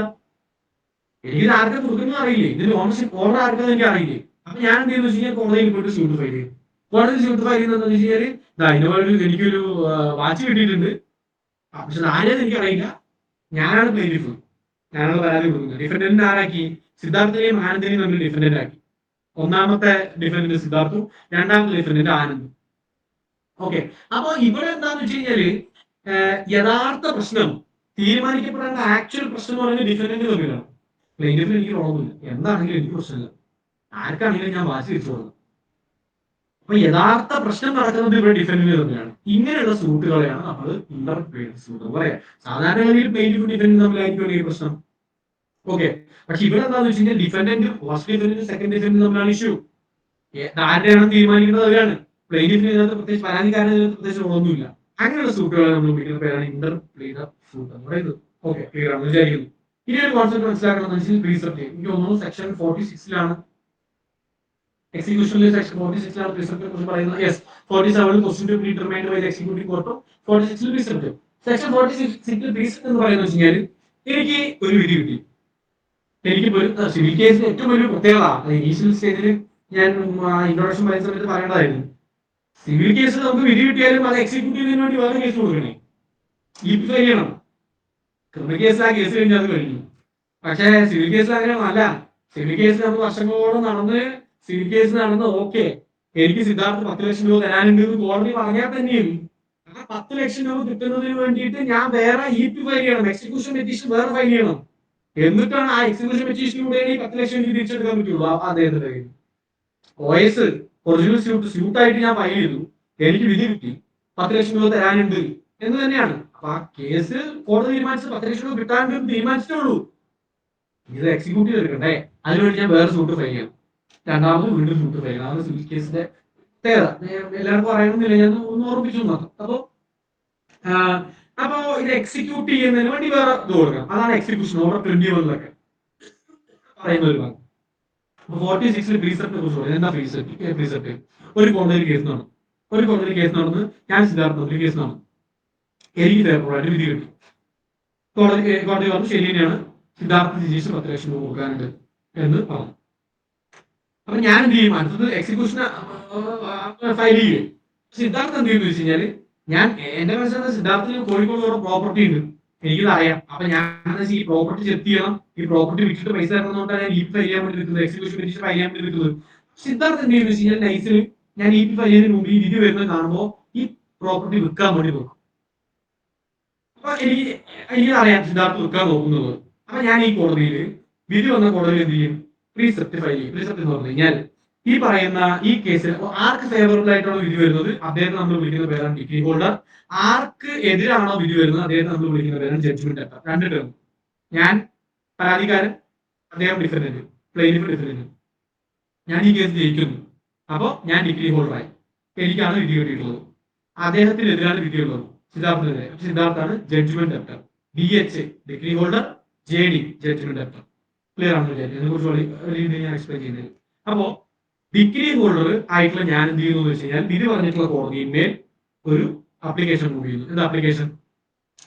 ജഡ്ജ്മെന്റ് ലെറ്റർ ആയിട്ടുള്ള സിദ്ധാർത്ഥ് ജഡ്ജ്മെന്റ് ലെറ്ററിന്റെ സിദ്ധാർത്ഥിന്റെ പ്രോപ്പർട്ടി വിൽക്കാനുള്ള സാധ്യതയുണ്ട്. അതുകൊണ്ട് എന്ത് ചെയ്യണം? ഞാൻ പാലക്കാട് കോടതിയിലാണ് കേസ് നടക്കുന്നത്. സിദ്ധാർത്ഥിന്റെ പ്രോപ്പർട്ടി ഉള്ളത് കോഴിക്കോടാണ്. പാലക്കാട് കോടതിയിലാണ് ഞങ്ങൾ തമ്മിൽ കേസ് നടന്ന് ഞാൻ ജയിച്ചത്, 10 ലക്ഷം രൂപ തരാനെന്ന് പറഞ്ഞു. അപ്പൊ ഞാൻ ഈ കോടതിയോട് പറയുന്നത് പാലക്കാട് കോടതി, ബഹുമാനപ്പെട്ട കോടതി, സിദ്ധാർത്ഥിന് പ്രോപ്പർട്ടി ഉണ്ട്, ജഡ്ജ്മെന്റ് ലെറ്ററാണ്, കോഴിക്കോടാണ് അദ്ദേഹത്തിന് പ്രോപ്പർട്ടി ഉള്ളത്, അത് വിൽക്കാനുള്ള സാധ്യതയില്ല. അപ്പൊ എന്ത് ചെയ്യണം? കോഴിക്കോടുള്ള കോടതിയിലേക്ക് പെട്ടെന്ന് തന്നെ എന്ത് ചെയ്യണം? പ്രീസെപ്റ്റ് അയക്കണം. അത് ഒരു തീരുമാനം ഉണ്ടാകുന്നവരെ വിൽക്കരുത് എന്നൊരു രൂപത്തിൽ നോട്ടീസ് അയക്കണം എന്ന് പറയുന്നു. അപ്പൊ പാലക്കാടുള്ള കോടതി എന്ത് ചെയ്യുന്നു വെച്ച് കഴിഞ്ഞാല് പ്രോപ്പർട്ടി കോഴിക്കോടുള്ള കോടതിയിലായതുകൊണ്ട് തന്നെ, കോഴിക്കോട് കോടതിയുടെ അധികാര പരിധിയിലായതുകൊണ്ട് തന്നെ കോഴിക്കോട് കോടതിയിലേക്ക് ഒരു നോട്ടീസ് അയക്കുന്നു. ഇന്ന പോലെ സിദ്ധാർത്ഥ് ഇന്ന നമ്പർ കേസിൽ ഈ പറയുന്ന സ്ഥലത്ത് ജഡ്ജ്മെന്റ് ലെറ്റർ ആണ്, അതുകൊണ്ട് ജഡ്ജ്മെന്റ് ലെറ്ററിന്റെ പേരിലുള്ള പ്രോപ്പർട്ടി ഒന്നും 2 മാസത്തേക്ക് എന്നല്ല, ഈ പറയുന്ന 2 മാസത്തിന്റെ മാക്സിമം ടൈം പീരീഡ് ഞാൻ പറയാം. അപ്പൊ ഈ പറയുന്ന ആളുടെ പ്രോപ്പർട്ടി ഏവിയേറ്റ് ചെയ്യാൻ സമ്മതിക്കരുത് എന്ന് പറഞ്ഞുകൊണ്ട് അയക്കുന്നതിനാണ് നമ്മൾ പ്രീസെപ്റ്റ് എന്ന് പറയുന്നത്. അത് മാക്സിമം 2 മാസത്തേക്കേ പറ്റുള്ളൂ.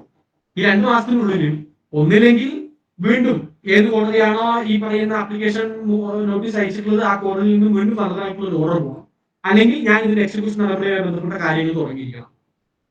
അങ്ങനെയാണെങ്കിൽ ഈ പ്രിസെപ്റ്റ് വീണ്ടും നീട്ടും. അല്ലാന്നുണ്ടെങ്കിൽ 2 മാസത്തോടുകൂടെ വീണ്ടും പ്രിസെപ്റ്റ് ഇല്ലാതാവും. ഓക്കെ, അതാണ് ഈ പ്രിസെപ്റ്റിന്റെ ഒരു കോമൺ ആയിട്ടുള്ള ഒരു കോൺസെപ്റ്റ് എന്ന് പറയുന്നത്. ഇനി അടുത്തായിട്ട് നമുക്ക് പഠിക്കാനുള്ള വാക്ക് എന്ന് പറയുന്നത് ഗാർണിഷിയാണ്. ഗാർണിഷി എന്ന് വെച്ച് കഴിഞ്ഞാൽ ഒരു തേർഡ് പേഴ്സൺ ആണ്, പ്യുവർലി തേർഡ് പേഴ്സൺ എന്ന് വെച്ച് കഴിഞ്ഞാൽ ഞാനും സെയിം സിറ്റുവേഷൻ എടുക്കാം. ഞാൻ സിദ്ധാർത്ഥ തമ്മിലുള്ള കേസ്, ഞാൻ സിദ്ധാർത്ഥ തമ്മിൽ ഒരു കേസ് ഇവിടെ പാലക്കാട് കോടതിയിൽ നടത്തി, ഞാൻ സബ് കോടതിയിലാണ് നടത്തിയത്. എനിക്ക് 10 ലക്ഷം രൂപ തരുന്നതുകൊണ്ട് വിധി വന്നു. 10 ലക്ഷം അല്ലെങ്കിൽ 15 ലക്ഷം രൂപ തരുന്നതുകൊണ്ട് വിധി വന്നു. അപ്പോ പക്ഷെ സിദ്ധാർത്ഥിന് പ്രോപ്പർട്ടി ഒന്നുമില്ല. എന്താ ചെയ്യാം? സിദ്ധാർത്ഥിന് വീടില്ല, സ്ഥലമില്ല, ബൈക്കില്ല, കാറില്ല, ബാങ്ക് അക്കൗണ്ട് ഇല്ല, ബാങ്ക് ബാലൻസ് ഇല്ല, ഫിക്സഡ് ഡെപ്പോസിറ്റ് ഇല്ല, ഒന്നുമില്ല. എനിക്ക് പൈസ തിരിച്ചെടുക്കണ്ടേ? പക്ഷെ അന്വേഷിച്ചപ്പോഴാണ് ഞാൻ മനസ്സിലായത് കോഴിക്കോടുള്ള ആനന്ദ് എന്ന് പറയുന്ന ഒരാള് സിദ്ധാർത്ഥിന് കുറച്ച് പൈസ കൊടുക്കാറുണ്ട്. സിദ്ധാർത്ഥിന് 10 ലക്ഷം രൂപ കൊടുക്കാറുണ്ട്. അപ്പൊ സിദ്ധാർത്ഥിനെ വിളിക്കുന്ന പേരാണ് ഗാർണിഷി. ഓക്കെ. അപ്പൊ ഞാൻ എന്ത് ചെയ്യുന്നു വെച്ച് കഴിഞ്ഞാൽ ഈ കോടതിയിൽ ഒരു അപ്ലിക്കേഷൻ ഫയൽ ചെയ്യും. അപ്ലിക്കേഷൻ ഫയൽ ചെയ്യുന്ന എന്താ, കോടതി ഈ പറയുന്ന സിദ്ധാർത്ഥിന്, ജഡ്ജ്മെന്റ് ഡയറക്ടർ ആയിട്ടുള്ള സിദ്ധാർത്ഥിന് ആനന്ദ് എന്ന് പറയുന്ന ഒരാള് 10 ലക്ഷം രൂപ കൊടുക്കാനുണ്ട്. അപ്പൊ ആനന്ദ് ഗാർദിഷിയാണ്. ആ ആനന്ദ് കൊടുക്കാനുള്ള പൈസ എന്ത് ചെയ്യണം, എനിക്ക് വാങ്ങിച്ചു തരണം എന്ന് പറഞ്ഞിട്ട് ഞാൻ ഈ കോടതിയിൽ അപ്ലിക്കേഷൻ മൂവ് ചെയ്യുന്നു. അപ്പൊ ആനന്ദിനെ വിളിക്കുന്ന പേരാണ് ഗാർദിഷ്, തേർഡ് പേഴ്സൺ. ഓക്കെ. അപ്പൊ അതാണ് ഗാർണിഷി ഓർഡർ, ഗാർണിഷി നോട്ടീസ്, അങ്ങനത്തെ കുറച്ച് കാര്യങ്ങളൊക്കെ ഉണ്ട്. അപ്പോൾ നമ്മൾ അടുത്തായിട്ട് നോക്കാൻ പോകുന്ന ടേം എന്ന് പറയുന്നത് ക്യാവിയേറ്റ് ആണ്. ക്യാവിയേറ്റ് എന്ന് പറഞ്ഞാൽ it's A warning. Order before judgement കേൾക്കുന്നത് ഓർഡർ 38, ഓർഡർ 39. ഞാൻ അധികം ഡീറ്റെയിൽ ആയിട്ട് പോകാനുള്ള സമയമില്ല നമുക്ക്. മേ ബി എപ്പോഴെങ്കിലും പിന്നീട് എപ്പോഴും നോക്കാം. കാരണം പ്രധാനപ്പെട്ട കുറച്ച് ഭാഗങ്ങൾ ഡീൽ ചെയ്തിട്ടില്ല. കാരണം ഈ സമയം പോരാ. CPC എന്ന് പറയുന്നത് വളരെ പ്രധാനപ്പെട്ട എക്സിക്യൂഷൻ നമ്മൾ ഡീൽ ചെയ്തിട്ടില്ല. അതുപോലെ തന്നെ അപ്പീൽ നമ്മൾ ഡീൽ ചെയ്തിട്ടില്ല. അറസ്റ്റ് ആൻഡ് ഡിറ്റൻഷൻ ഡീൽ ചെയ്തിട്ടില്ല. അപ്പൊ അതിനുള്ള സമയമില്ല. അതായത് നമുക്കത് പിന്നീട് എപ്പോഴും നോക്കാതിരിക്കും. ക്യാവിയേറ്റോട് പറയാം.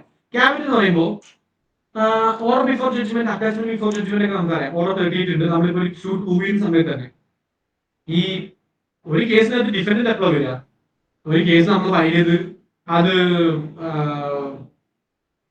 നോട്ടീസ് പോയി, സമൻസ് പോയി, ആ സമൻസ് പോയതിനു ശേഷം അവർക്ക് അത് കിട്ടി, അവർ അത് കൊണ്ടുവന്നതിന് ശേഷമൊക്കെ അല്ലേ ഡിഫൻഡന്റ് എന്ന് പറയുന്ന ഒരാള് ഈ സീനിലേക്ക് വരുള്ളൂ.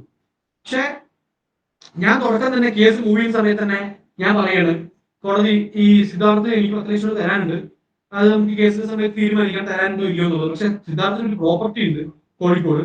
അപ്പോ അത് ആളത് മൂവി അത് ഈ പറയുന്നത് ഇങ്ങനെ ഒരു കേസ് വരുന്നത് പറഞ്ഞു കഴിഞ്ഞാൽ സിദ്ധാർത്ഥന് ഈ മുൻകൂട്ടി അത് കൈമാറ്റം ചെയ്യാൻ സാധ്യതയുണ്ട്. അതുകൊണ്ട് ഇപ്പൊ തന്നെ അറ്റാച്ച്മെന്റ് നേടണമെന്നുണ്ട്. നമ്മൾ ഓർഡർ 38 റൂൾ 5 പ്രകാരം നമ്മളൊരു അറ്റാച്ച്മെന്റ് കൊടുക്കുന്നു. അതാണ് അറ്റാച്ച്മെന്റ് ബിഫോർ ജഡ്ജ്മെന്റ്.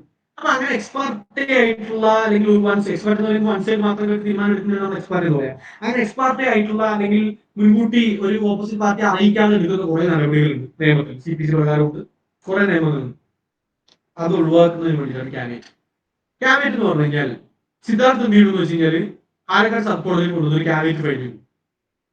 അതായത് ഇപ്പോ ഇന്ന ഒരാള് എനിക്കെതിരെ ഒരു നടപടി എടുക്കാൻ നമ്മൾ മുൻകൂർ ജാമ്യം എടുക്കുക. സിമ്പിൾ ആയിട്ട് പറഞ്ഞു കഴിഞ്ഞാൽ സിവിൽ കേസിൽ മുൻകൂർ ജാമ്യം എന്ന് നമുക്ക് വേണമെങ്കിൽ തമാശ രൂപേണ പറയാം. ഈ പാലക്കാട് സബ് കോടതിയിൽ കൊണ്ടുവന്ന കേസ് ഒരു ക്യാബിനറ്റ് ഫയൽ ചെയ്യാണ്, എനിക്കെതിരെ ഈ പറയുന്ന ആള് ഒരു ഇത് എടുക്കാൻ സാധ്യതയുണ്ട്, എനിക്കെതിരെ ഒരു ഇത് നടപടി എടുക്കാനുള്ള ഒരു സാധ്യതയുണ്ട്. അതുകൊണ്ട് തന്നെ എന്താന്ന് വെച്ച് കഴിഞ്ഞാൽ നടപടി എടുക്കാൻ സാധ്യതയുണ്ട്. അതുകൊണ്ട് ഞാനൊരു ക്യാബിനറ്റ് ഫയൽ ചെയ്യാണ്, എനിക്കെതിരെ എന്ത് നടപടി എടുക്കുകയാണെങ്കിലും ഈ പറയുന്ന ജിജീഷ് എന്ന് പറയുന്ന ആളെ എനിക്കെതിരെ എന്ത് നടപടി എടുക്കുകയാണെങ്കിലും എന്ത് സാധനമാണെങ്കിലും എനിക്ക് നോട്ടീസ് തന്ന് എന്നെ അറിയിച്ചതിന് ശേഷം മാത്രമേ അതിന് തീരുമാനം എടുക്കാൻ പറ്റുള്ളൂ എന്ന് പറഞ്ഞ് നമ്മൾ കൊടുക്കുന്ന ഒരു കാര്യത്തിൽ നമ്മൾ ക്യാബിനറ്റ് കൊടുക്കും. ഓക്കെ, ക്ലിയർ ആണെന്ന് വിചാരിക്കുന്നു. ക്യാബിനറ്റ് നടത്തേ ഉള്ളൂ. ഒരു വാണിംഗ്, എനിക്കെതിരെ സിദ്ധാർത്ഥനെതിരെ ഒരു നടപടി വരാൻ സാധ്യതയുണ്ട് എന്നൊരു സംശയം വരുന്ന സമയത്ത് സിദ്ധാർത്ഥം ചെയ്യുന്നു കോടതിയിൽ ക്യാബിനറ്റ് ഫയൽ ചെയ്യുന്നു. ജിജീഷ് എന്ന് പറയുന്ന ആൾ വരാൻ സാധ്യതയുണ്ട്, എനിക്കെതിരെ അതുപോലെ അറ്റാച്ച്മെന്റ് ബിഫോർ ജഡ്ജ്മെന്റ് എന്നെ പോലും അറിയിക്കാതെ ഈ കോടതിയിൽ അറ്റാച്ച്മെന്റ് ജപ്തി ചെയ്യിപ്പിക്കാനുള്ള സാധ്യതയുണ്ട്. അപ്പൊ അതുകൊണ്ട് തന്നെ എന്ത് വേണം, എന്ത് പറഞ്ഞു വരികയാണെങ്കിലും എന്നോട് അറിയിച്ചിട്ട് എനിക്ക് ഒരു നോട്ടീസ് തന്നതിന് ശേഷം മാത്രമേ നടപടി എടുക്കാൻ പറ്റുള്ളൂ എന്ന് പറഞ്ഞ് പറയുന്നതിനാണ് നമ്മൾ എന്ത് വിളിക്കുക, ക്യാബിനറ്റ് എന്ന് പറയാം. അപ്പൊ ഇതാണ് ക്യാബിനറ്റിന്റെ ഒരു ഭാഗം. എനിക്ക് തോന്നുന്നു നീ കുറച്ച് ഭാഗങ്ങളുണ്ട് അല്ലെ, കുറച്ച് ഞാൻ ഈ പറഞ്ഞ ഭാഗങ്ങളൊക്കെ തന്നെയല്ലേ മെൻഷൻ ചെയ്യാനുള്ളൂ. അതായത് എക്സിക്യൂഷൻ ഉണ്ട്. എക്സിക്യൂഷൻ നടപടികൾ വളരെ ഇമ്പോർട്ടന്റ് ആയിട്ട് order 21 section 36 to section 74 order section 36 who can 37 court of first instance who can apply for 36 to 74 section order 21 100 കൂടുതൽ റൂൾസ് ഉണ്ട്. നല്ല അടിപൊളി ഭാഗമാണ്, പഠിക്കേണ്ട. എപ്പോഴും സിവിൽ കേസ് എന്ന് പറഞ്ഞാൽ ചില ആളുകൾ പറയും ക്രിമിനലാണ് ഏറ്റവും വലിയ ഇൻട്രസ്റ്റിംഗ് തന്നെയാണ്, സിവിൽ ബോറിംഗ് ആണെന്നൊക്കെ പറയും. പക്ഷെ പഠിക്കാൻ അക്കാഡമിക്കൽ പെർസ്പെക്റ്റീവില് നമ്മൾ എപ്പോഴും അടിപൊളിയായിട്ട് പഠിച്ചിരിക്കേണ്ട കേസ് എന്ന് പറയുന്നത് സിവിലാണ്. കാരണം ഒരു ക്രിമിനൽ കേസ് എന്ന് പറഞ്ഞാൽ സ്ഥിരം ഒരു പാറ്റേൺ ഉണ്ട്. അതേ പാറ്റേണിലായിരിക്കും ക്രിമിനൽ കേസ് എല്ലാം വരുന്നത്. നമ്മൾ ഒരു കുറച്ച് കേസുകൾ നടത്തി പഠിച്ചു കഴിഞ്ഞാൽ നമ്മൾ അതുപോലെ പഠിച്ചു പോകും. സിവിൽ കേസിന് പ്രത്യേകം വെച്ച് കഴിഞ്ഞാൽ ചിലപ്പോ 100 വയസ്സായിട്ടുള്ള ഒരു സീനിയർ അഡ്വക്കേറ്റ് പോലും ചിലപ്പോൾ ഒരു സിവിൽ കേസ് ഇങ്ങനത്തെ ഒരു കേസ് ആദ്യമായിട്ടായിരിക്കും കാണുന്നത്. അതാണ് സിവിൽ കേസിന്റെ പ്രത്യേകത. ഇപ്പൊ പാലക്കാട് PV മേനോൻ എന്ന് പറയുന്ന സാറാണ്, 100 വയസ്സായ ആൾക്ക് സാറും ഫീലാണ് 100 വയസ്സായി, 75 വർഷമാവും ഈ പ്രാക്ടീസ്. ഒന്ന് ആലോചിച്ച് 75 വർഷം പ്രാക്ടീസ് ഉണ്ട്. 75 വർഷം പ്രാക്ടീസ് ആയിട്ടുള്ള പി വി മേനോൻ സാറ് പോലും ചിലപ്പോ ഒരു സിവിൽ കേസ് ചിലപ്പോൾ ആളിപ്പോ ഏതെങ്കിലും ദിവസം കേസ് വരുമ്പോൾ ആളിപ്പോ 75 വർഷം ഡീൽ ചെയ്യാത്ത ഒരു വേറൊരു ആസ്പെക്ട് ഉള്ള ഒരു കേസായിരിക്കും. അതാണ് സിവിൽ കേസ് പ്രത്യേകത. അതാണ് സിവിൽ കോടതികളുടെയും സിവിൽ കേസിന്റെയും CPC-യുടെയും പ്രത്യേകത. എത്ര പഠിച്ചാലും തീരാത്ത അത്രയും ഉണ്ട്. അപ്പൊ എനിക്ക് തോന്നുന്നു നമ്മൾ കുറച്ച് ഭാഗങ്ങളൊക്കെ വിട്ടുപോയിട്ടുണ്ട്, പ്രധാനപ്പെട്ട ഭാഗങ്ങൾ വിട്ടുപോയിട്ടുള്ളത്. കാരണം സമയമില്ല. ഒന്ന് എക്സിക്യൂഷൻ, രണ്ടാമത്തെ എനിക്ക് തോന്നുന്നു അറസ്റ്റ് ബിഫോർ ജഡ്ജ്മെന്റ് അങ്ങനെയുള്ള കുറച്ച് കാര്യങ്ങൾ, പിന്നെ ഏതൊക്കെയോ എനിക്ക് കൃത്യമായിട്ട് ഓർമ്മ വരുന്നില്ല. അത്രയും ഭാഗങ്ങൾ നമ്മൾ വിട്ടുപോയിട്ടുണ്ട് അല്ലെ. അപ്പീലും ഒക്കെ വിട്ടുപോയിട്ടുണ്ട്. ബ്രീഫ് ഇന്റർലോക്യൂട്ടറി എന്ന് പറഞ്ഞാല് ഇന്റർലോക്യൂട്ടറി ആപ്ലിക്കേഷൻ IA എന്ന് പറഞ്ഞു കഴിഞ്ഞാല് ഇപ്പോ ഒരു ഷൂട്ട് നടക്കുന്നു, സിവിൽ ഷൂട്ട് നടക്കുമ്പോ അതിൽ കുറെ കാര്യങ്ങളുണ്ടാവും. കുറെ വർഷങ്ങൾ എടുത്ത് തീരുമാനം എടുക്കേണ്ട, അല്ലെങ്കിൽ ഇത്രയും സമയം എടുക്കുന്ന ഒരു തീരുമാനം ഉണ്ടാവും. പക്ഷെ എന്നാല് ആ കേസിനകത്ത് തന്നെ ചെറിയ ചെറിയ ചെറിയ കാര്യങ്ങൾ നമുക്ക് നടത്തിയെടുക്കേണ്ടതായിട്ടുണ്ടാവും. ഒരു സിവിൽ ഷൂട്ട് OS എന്നാണ് പറയാം, ഒറിജിനൽ ഷൂട്ട്. അപ്പൊ സിവിൽ കേസ് നടന്നുകൊണ്ടിരിക്കും കലാകാലം. ചിലപ്പോൾ 1 കൊല്ലം കൊണ്ട് തീരാം, 2 കൊല്ലം കൊണ്ട് തീരാം, ചിലപ്പോൾ 5, 10, 15 1997 കേസുകളൊക്കെ ഇപ്പോൾ നടക്കുന്നത്. ഈ അടുത്ത് പാലക്കാട് പ്രിൻസിപ്പൽ സബ് കോടതിയിൽ എങ്ങാണ്ട് ഒരു കേസ് നടക്കുന്ന സമയത്ത് റോഡ് നിങ്ങൾക്ക് അറിയണ്ടാവും. എനിക്ക് നിങ്ങളോട് പേഴ്സണലി പറയുന്ന കാര്യം ചെയ്യുന്നത്, വക്കീൽ പണി എടുക്കാൻ ഉദ്ദേശിക്കുന്നുണ്ടെങ്കിൽ ഇന്റേൺഷിപ്പ് കോടതിയിൽ ചെയ്യാം. കോടതിയിൽ പോവുക, റോഡ് കോഡ് പഠിക്കുക, കേസുകൾ എങ്ങനെ വിളിക്കുന്നത് പഠിക്കുക, എന്താണ് ഇതിന്റെ കാര്യങ്ങൾ പഠിക്കുക. നമുക്ക് എല്ലാവർക്കും പറ്റുന്ന ഒരു പ്രശ്നം, നമ്മൾ കോടതി പഠിക്കുന്ന സമയത്ത് ഇന്റേൺഷിപ്പ് ഒരു ഫാഷന് വേണ്ടി ചെയ്യും, പക്ഷെ കാര്യങ്ങൾ പഠിക്കുന്നതിന് വേണ്ടി ചെയ്യില്ല, സർട്ടിഫിക്കറ്റിന് വേണ്ടി ചെയ്യും. കോടതിയിൽ പോയി എന്താണ് കോടതിയിൽ നടക്കുന്നതെന്ന് പഠിക്കാം. അപ്പോ നിങ്ങൾ ഒരു വക്കീൽ പ്രൊഫഷനിലേക്ക് കടക്കുന്ന സമയത്ത് നിങ്ങൾ കുറെ യങ്സ്റ്റേഴ്സിനെ ഔട്ട്റൺ ചെയ്യാൻ പറ്റും. നിങ്ങൾ ഓൾറെഡി ഒരു കോടതിക്കകത്ത് ചെയ്ത് എന്താണ് ഡയറി, എന്താണ് റോൾ കോൾ, എന്താണ് എങ്ങനെയാണ് വിളിക്കുക, എന്താണ് ഇതിന്റെ സംവിധാനങ്ങൾ എന്നൊക്കെ അറിഞ്ഞു കഴിഞ്ഞാൽ നിങ്ങൾ വക്കീലായിട്ട് കോടതിയിൽ പോകുമ്പോൾ തന്നെ നിങ്ങളുടെ കൂടെ വന്നിട്ടുള്ള ഒരു 50 US ഉണ്ടെങ്കിൽ ഒരു 30 പേരെ നിങ്ങൾ പുറകിലാക്കി കഴിഞ്ഞു. മനസ്സിലായില്ലേ? അപ്പൊ കാര്യങ്ങൾ പഠിക്കാം. പറഞ്ഞത് ഒരു വോയിസ് ഷൂട്ട് കാണുന്നു വിചാരിക്കാം. അതിനകത്ത് ഒരു ഷൂട്ട് നടന്നുകൊണ്ടിരിക്കുന്നു. അപ്പോഴാണ് ഈ ഷൂട്ടിനകത്ത് 5 പ്രതികളുണ്ട്. 5 പ്രതിയിൽ ഒരു പ്രതി മരിച്ചുപോയി. ഓക്കെ, 5 പ്രതി മരിച്ചുപോയി. നമുക്ക് എന്ത് ചെയ്യണമെന്ന് വെച്ചാൽ നമുക്കൊരു പെറ്റീഷൻ പരിഗണം. ഈ മരിച്ചു പോയിട്ടുള്ള പ്രതിയുടെ ലീഗൽ റെപ്രസെന്റേറ്റീവ്സിനെ, ലീഗൽ റെപ്രസെന്റേറ്റീവ്സ് സെക്ഷൻ നമ്മൾ പറഞ്ഞത് സെക്ഷൻ 2+1 അല്ലേ നമ്മൾ പറഞ്ഞു. അതെ, അപ്പൊ ലീഗൽ റെപ്രസെന്റേറ്റീവ്സിനെ 2+1 അല്ല 11, 2+11 ആണെന്ന് തോന്നുന്നു. 2+11 നമ്മുടെ 2+11 പ്രകാരം ലീഗൽ റെപ്രസെന്റേറ്റീവ് നമ്മൾ എന്ത് ചെയ്യണം, ഇതിനകത്ത് പാർട്ടി ആക്കണം. അപ്പൊ അതിന് നമ്മൾ എന്ത് ചെയ്യണം, ഒരു അപ്ലിക്കേഷൻ മൂവ് ചെയ്യണ്ടേ. ആ അപ്ലിക്കേഷൻ മൂവ് ചെയ്യാൻ ഒരു താൽക്കാലികമായിട്ടുള്ള ഒരു ഇടക്കാല ഒരു ഇതിനെയാണ് നമ്മൾ എന്ത് പറയാ, IA എന്ന് പറയാം. IA interlocutory application. അപ്പൊ IA ആണ് നമുക്ക് ഈ OS എന്ന് പറയുന്ന സ്യൂട്ടാണ്, അത് അവിടെ നടന്നുകൊണ്ടിരിക്കും. ഈ ഷൂട്ടിന്റെ നടക്കുന്ന സമയത്ത് തന്നെ നമുക്ക് വേണ്ട ടെമ്പററി റിലീഫുകൾക്ക് വേണ്ടി നമ്മൾ ഫയൽ ചെയ്യുന്ന ഒരു പെറ്റീഷനെയാണ് നമ്മുടെ ഇന്റർലോക്യൂട്ടറി ആപ്ലിക്കേഷൻ എന്ന് പറയാം. ഇപ്പോ ഒരു കേസിനകത്ത് നമുക്ക് ഒരാൾ മരിച്ചുപോയി, ആ മരിച്ചുപോയ ആളുടെ ലീഗൽ റെപ്രസെന്റേറ്റീവ്സ് നമുക്ക് ഒരു പാർട്ടി ആക്കണം. അപ്പൊ നമ്മൾ എന്ത് ചെയ്യും, ഒരു IA ഫയൽ ചെയ്യും. കോടതി ഇയാൾ മരിച്ചുപോയിട്ട് അപ്പൊ അതുകൊണ്ട് ഇയാളുടെ ലീഗൽ റെപ്രസെന്റേറ്റീവ്സ് പാർട്ടി ആക്കണം. അതാണ് IA. അതുപോലെ തന്നെ വേറെ എന്തെങ്കിലും ഒരു ആവശ്യം, അതായത് എന്താ ആവശ്യം, നമ്മുടെ ഈ കേസുമായി ബന്ധപ്പെട്ട് നമുക്ക് ഒരു വില്ലേജ് ഓഫീസറിനെ എന്ത് ചെയ്യണം, കോടതിയിലേക്ക് വിളിച്ചു വരുത്തണം. അപ്പൊ നമ്മൾ ഈ കോടതിയിൽ പോകും, കോടതിയിൽ ഒരു IA ഫയൽ ചെയ്യും, ഇന്റർലോക്യൂട്ടറി ആപ്ലിക്കേഷൻ ഫയൽ ചെയ്യും. കോടതി അതേപോലെ ഇന്ന സ്ഥലത്തുള്ള വില്ലേജ് ഓഫീസറിന്റെ കേസുമായിട്ട് ബന്ധപ്പെട്ട് എനിക്ക് വിളിച്ചു വരുത്തേണ്ട ഒരു ആവശ്യമുണ്ട്, അപ്പൊ അതുകൊണ്ട് ഞാൻ ഒരു വിറ്റ്നസ് ലിസ്റ്റ് ചെയ്യുന്നു, IA ഇന്റർലോക്യൂട്ടറി ആപ്ലിക്കേഷൻ. ഓക്കെ, അപ്പൊ അതാണ് IA എന്ന് പറയുന്നത്. ഈ കേസ് നടന്നുകൊണ്ടിരിക്കുന്ന സമയത്ത് അതിന്റെ ഇടയിൽ ഉള്ള ചെറിയ ചെറിയ ചെറിയ കാര്യങ്ങൾ നടത്തിയെടുക്കുന്നതിന് വേണ്ടിയിട്ട് ഓരോരോ ആവശ്യങ്ങൾക്ക് വേണ്ടിയിട്ട് നമ്മൾ ഫയൽ ചെയ്യുന്ന പെറ്റീഷനാണ് നമ്മൾ ഇന്റർലോക്യൂട്ടറി ആപ്ലിക്കേഷൻ പറയാം. ക്രിമിനൽ കേസിലായിരുന്നു CMP എന്നാണ് പറയാം, criminal miscellaneous petition, criminal MP. Okay, criminal MP എന്നാണ് നമ്മൾ പറയാം. അപ്പൊ സിവിൽ കേസിൽ അതിന് IA എന്നാണ് പറയാം. ഓക്കെ, അപ്പൊ അതാണ് ഇന്റർലോക്യൂട്ടറി ആപ്ലിക്കേഷൻ. അത് ഭയങ്കര വാസ്റ്റ് ആയിട്ടുള്ള ടോപ്പിക്കാണ്. എക്സിക്യൂഷൻ, അറസ്റ്റ്, അതുപോലെ തന്നെ അപ്പീൽ എന്നൊക്കെ പറഞ്ഞു കഴിഞ്ഞാൽ അത് ഭയങ്കര വാസ്റ്റ് ആയിട്ടുള്ള സബ്ജക്റ്റാണ്. ഞാൻ അത് ബ്രീഫായിട്ട് പറഞ്ഞു പോയി കഴിഞ്ഞാൽ എനിക്ക് തോന്നുന്നില്ല അങ്ങനെ പറഞ്ഞു പോകാൻ പറ്റുന്നത്. എക്സിക്യൂഷൻ എന്ന് പറയുമ്പോൾ സിമ്പിൾ ആയിട്ട് പറയുകയാണെങ്കിൽ ഒരു കേസ് നമ്മൾ ജയിച്ചതിന് ശേഷം അത് നടപ്പിലാക്കി എടുക്കുന്നതിന് വേണ്ടി നമ്മൾ ഫയൽ ചെയ്യുന്നതാണ് എക്സിക്യൂഷൻ. ഓക്കെ, അപ്പൊ ആർക്ക് ഫയൽ ചെയ്യാം, ആർക്കാണോ വിധി കിട്ടിയിട്ടുള്ളത് ആൾക്ക് ഫയൽ ചെയ്യാം, അല്ലെങ്കിൽ ആളെ റെപ്രസെന്റ് ചെയ്തുകൊണ്ട് വേറൊരാൾക്ക് ഫയൽ ചെയ്യാം, ആളുടെ ലീഗൽ റെപ്രസെന്റേറ്റീവ്സിന് ഫയൽ ചെയ്യാം. ഏത് കോടതിയിലാണ് ഫയൽ ചെയ്യേണ്ടത്? Court of first instance. അതായത് ഏത് കോടതിയാണോ കോർട്ട് ഓഫ് ഫസ്റ്റ് ഇൻസ്റ്റൻസ് എന്ന് പറഞ്ഞാൽ ഏത് കോടതിയാണോ വിധി പറഞ്ഞിട്ടുള്ളത് ആ കോടതിയിൽ വേണം എക്സിക്യൂഷൻ ഫയൽ ചെയ്യാൻ. ഓക്കെ, ആ എക്സിക്യൂഷൻ ഫയൽ ചെയ്യുന്ന കോടതി ഇല്ലാന്ന് വിചാരിക്കാം. എക്സിക്യൂഷൻ ഫയൽ ചെയ്യുന്ന കോടതി ഇല്ലെങ്കിൽ നമ്മൾ 2000 നടന്ന കേസാണ്, ആ കോടതി ഇപ്പൊ ഇല്ല.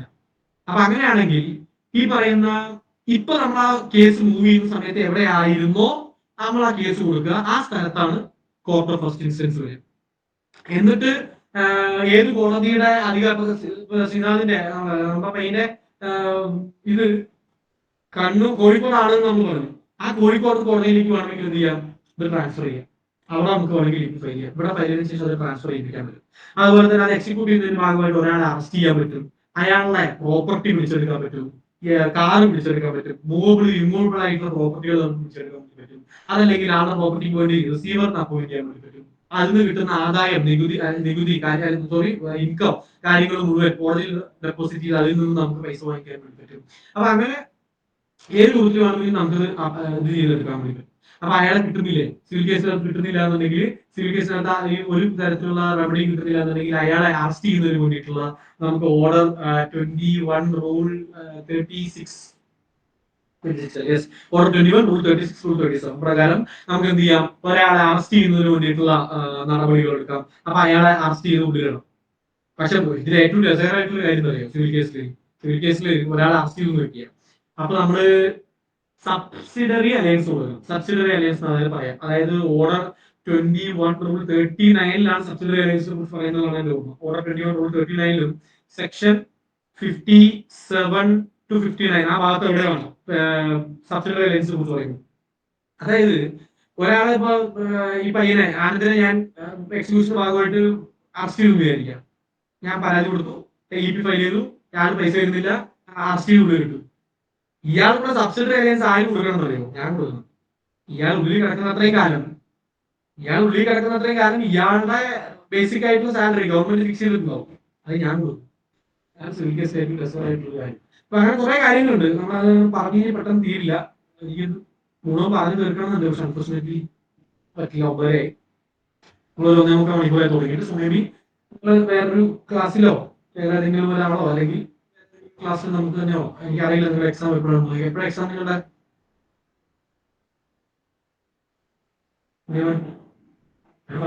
മൺഡേ ആണ് സർ, മൺഡേ ആണ്. തിങ്കളാഴ്ച. മൺഡേ. ഓ രക്ഷില്ല. എനിക്കറിയില്ല. അപ്പൊ നിങ്ങളെ ഓർഗനൈസർ സൈഡിലൊന്ന് നോക്കിയിട്ട് ബാക്കിയുള്ള ഭാഗത്തിനുള്ള എന്തെങ്കിലും ഒരു വഴി ഉണ്ടെന്നുണ്ടെങ്കിൽ അങ്ങനെ, അല്ലെങ്കിൽ നിങ്ങൾ തന്നെ എങ്ങനെയാന്ന് പറഞ്ഞാൽ ഡീൽ ചെയ്യും. നമുക്ക് ഇന്ന് എടുക്കാൻ ഒരു രക്ഷയില്ല.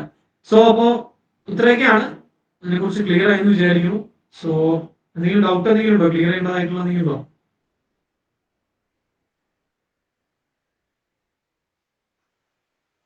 സാർ റിവിഷനു സാറും ചോദിച്ചിരുന്നു, സാറ് ആ സമയത്ത് കേട്ടില്ല. റിവിഷനു പിന്നെ അപ്പീലിന്റെ എന്തോ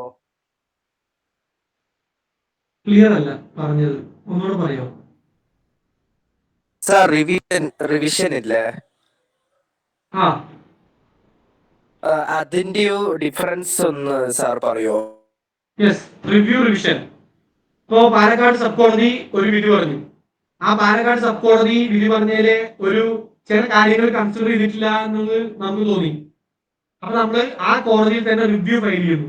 റിവ്യൂ ഫയൽ ചെയ്യുന്ന പറഞ്ഞു കഴിഞ്ഞാൽ കോടതി ഈ പറഞ്ഞിട്ടുള്ള കാര്യങ്ങളിൽ ചില കാര്യങ്ങൾ കോടതി കൺസിഡർ ചെയ്തിട്ടില്ല, അതുകൊണ്ട് ഇതുകൂടെ ഒന്ന് കൺസിഡർ ചെയ്യണം, ആ വിധി പുനഃപരിശോധിക്കണം എന്ന് പറഞ്ഞിട്ട് വിധി പറഞ്ഞിട്ടുള്ള അതേ കോടതിയിൽ തന്നെ നമ്മൾ കൊടുക്കുന്നതാണ് റിവ്യൂ.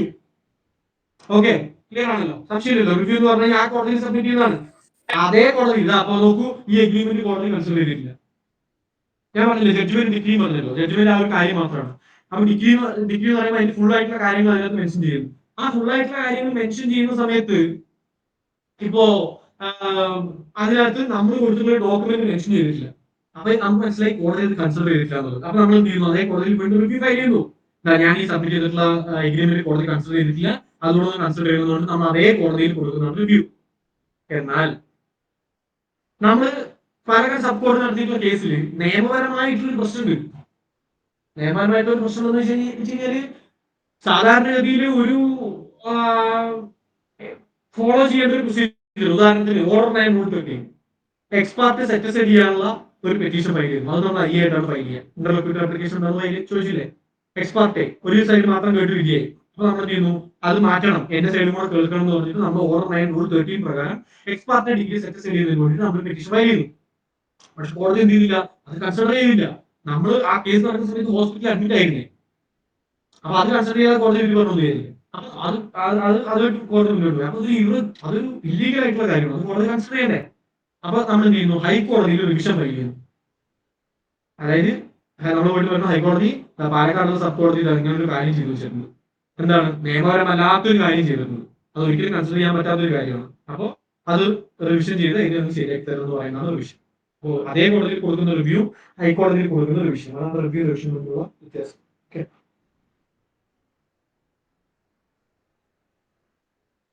Thank you.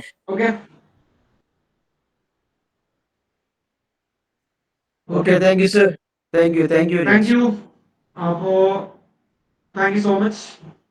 നമുക്ക് എപ്പോഴെങ്കിലൊക്കെ Thank you so much, എവിടെയെങ്കിലും ഇതുപോലെ എവിടെയെങ്കിലും കേസുമായിട്ട് സോറി ക്ലാസ്സുമായിട്ട് കാണാം. പാലക്കാട് എവിടെയാണ്? സാറിന്റെ വീട് പാലക്കാട് എവിടെയാണ്?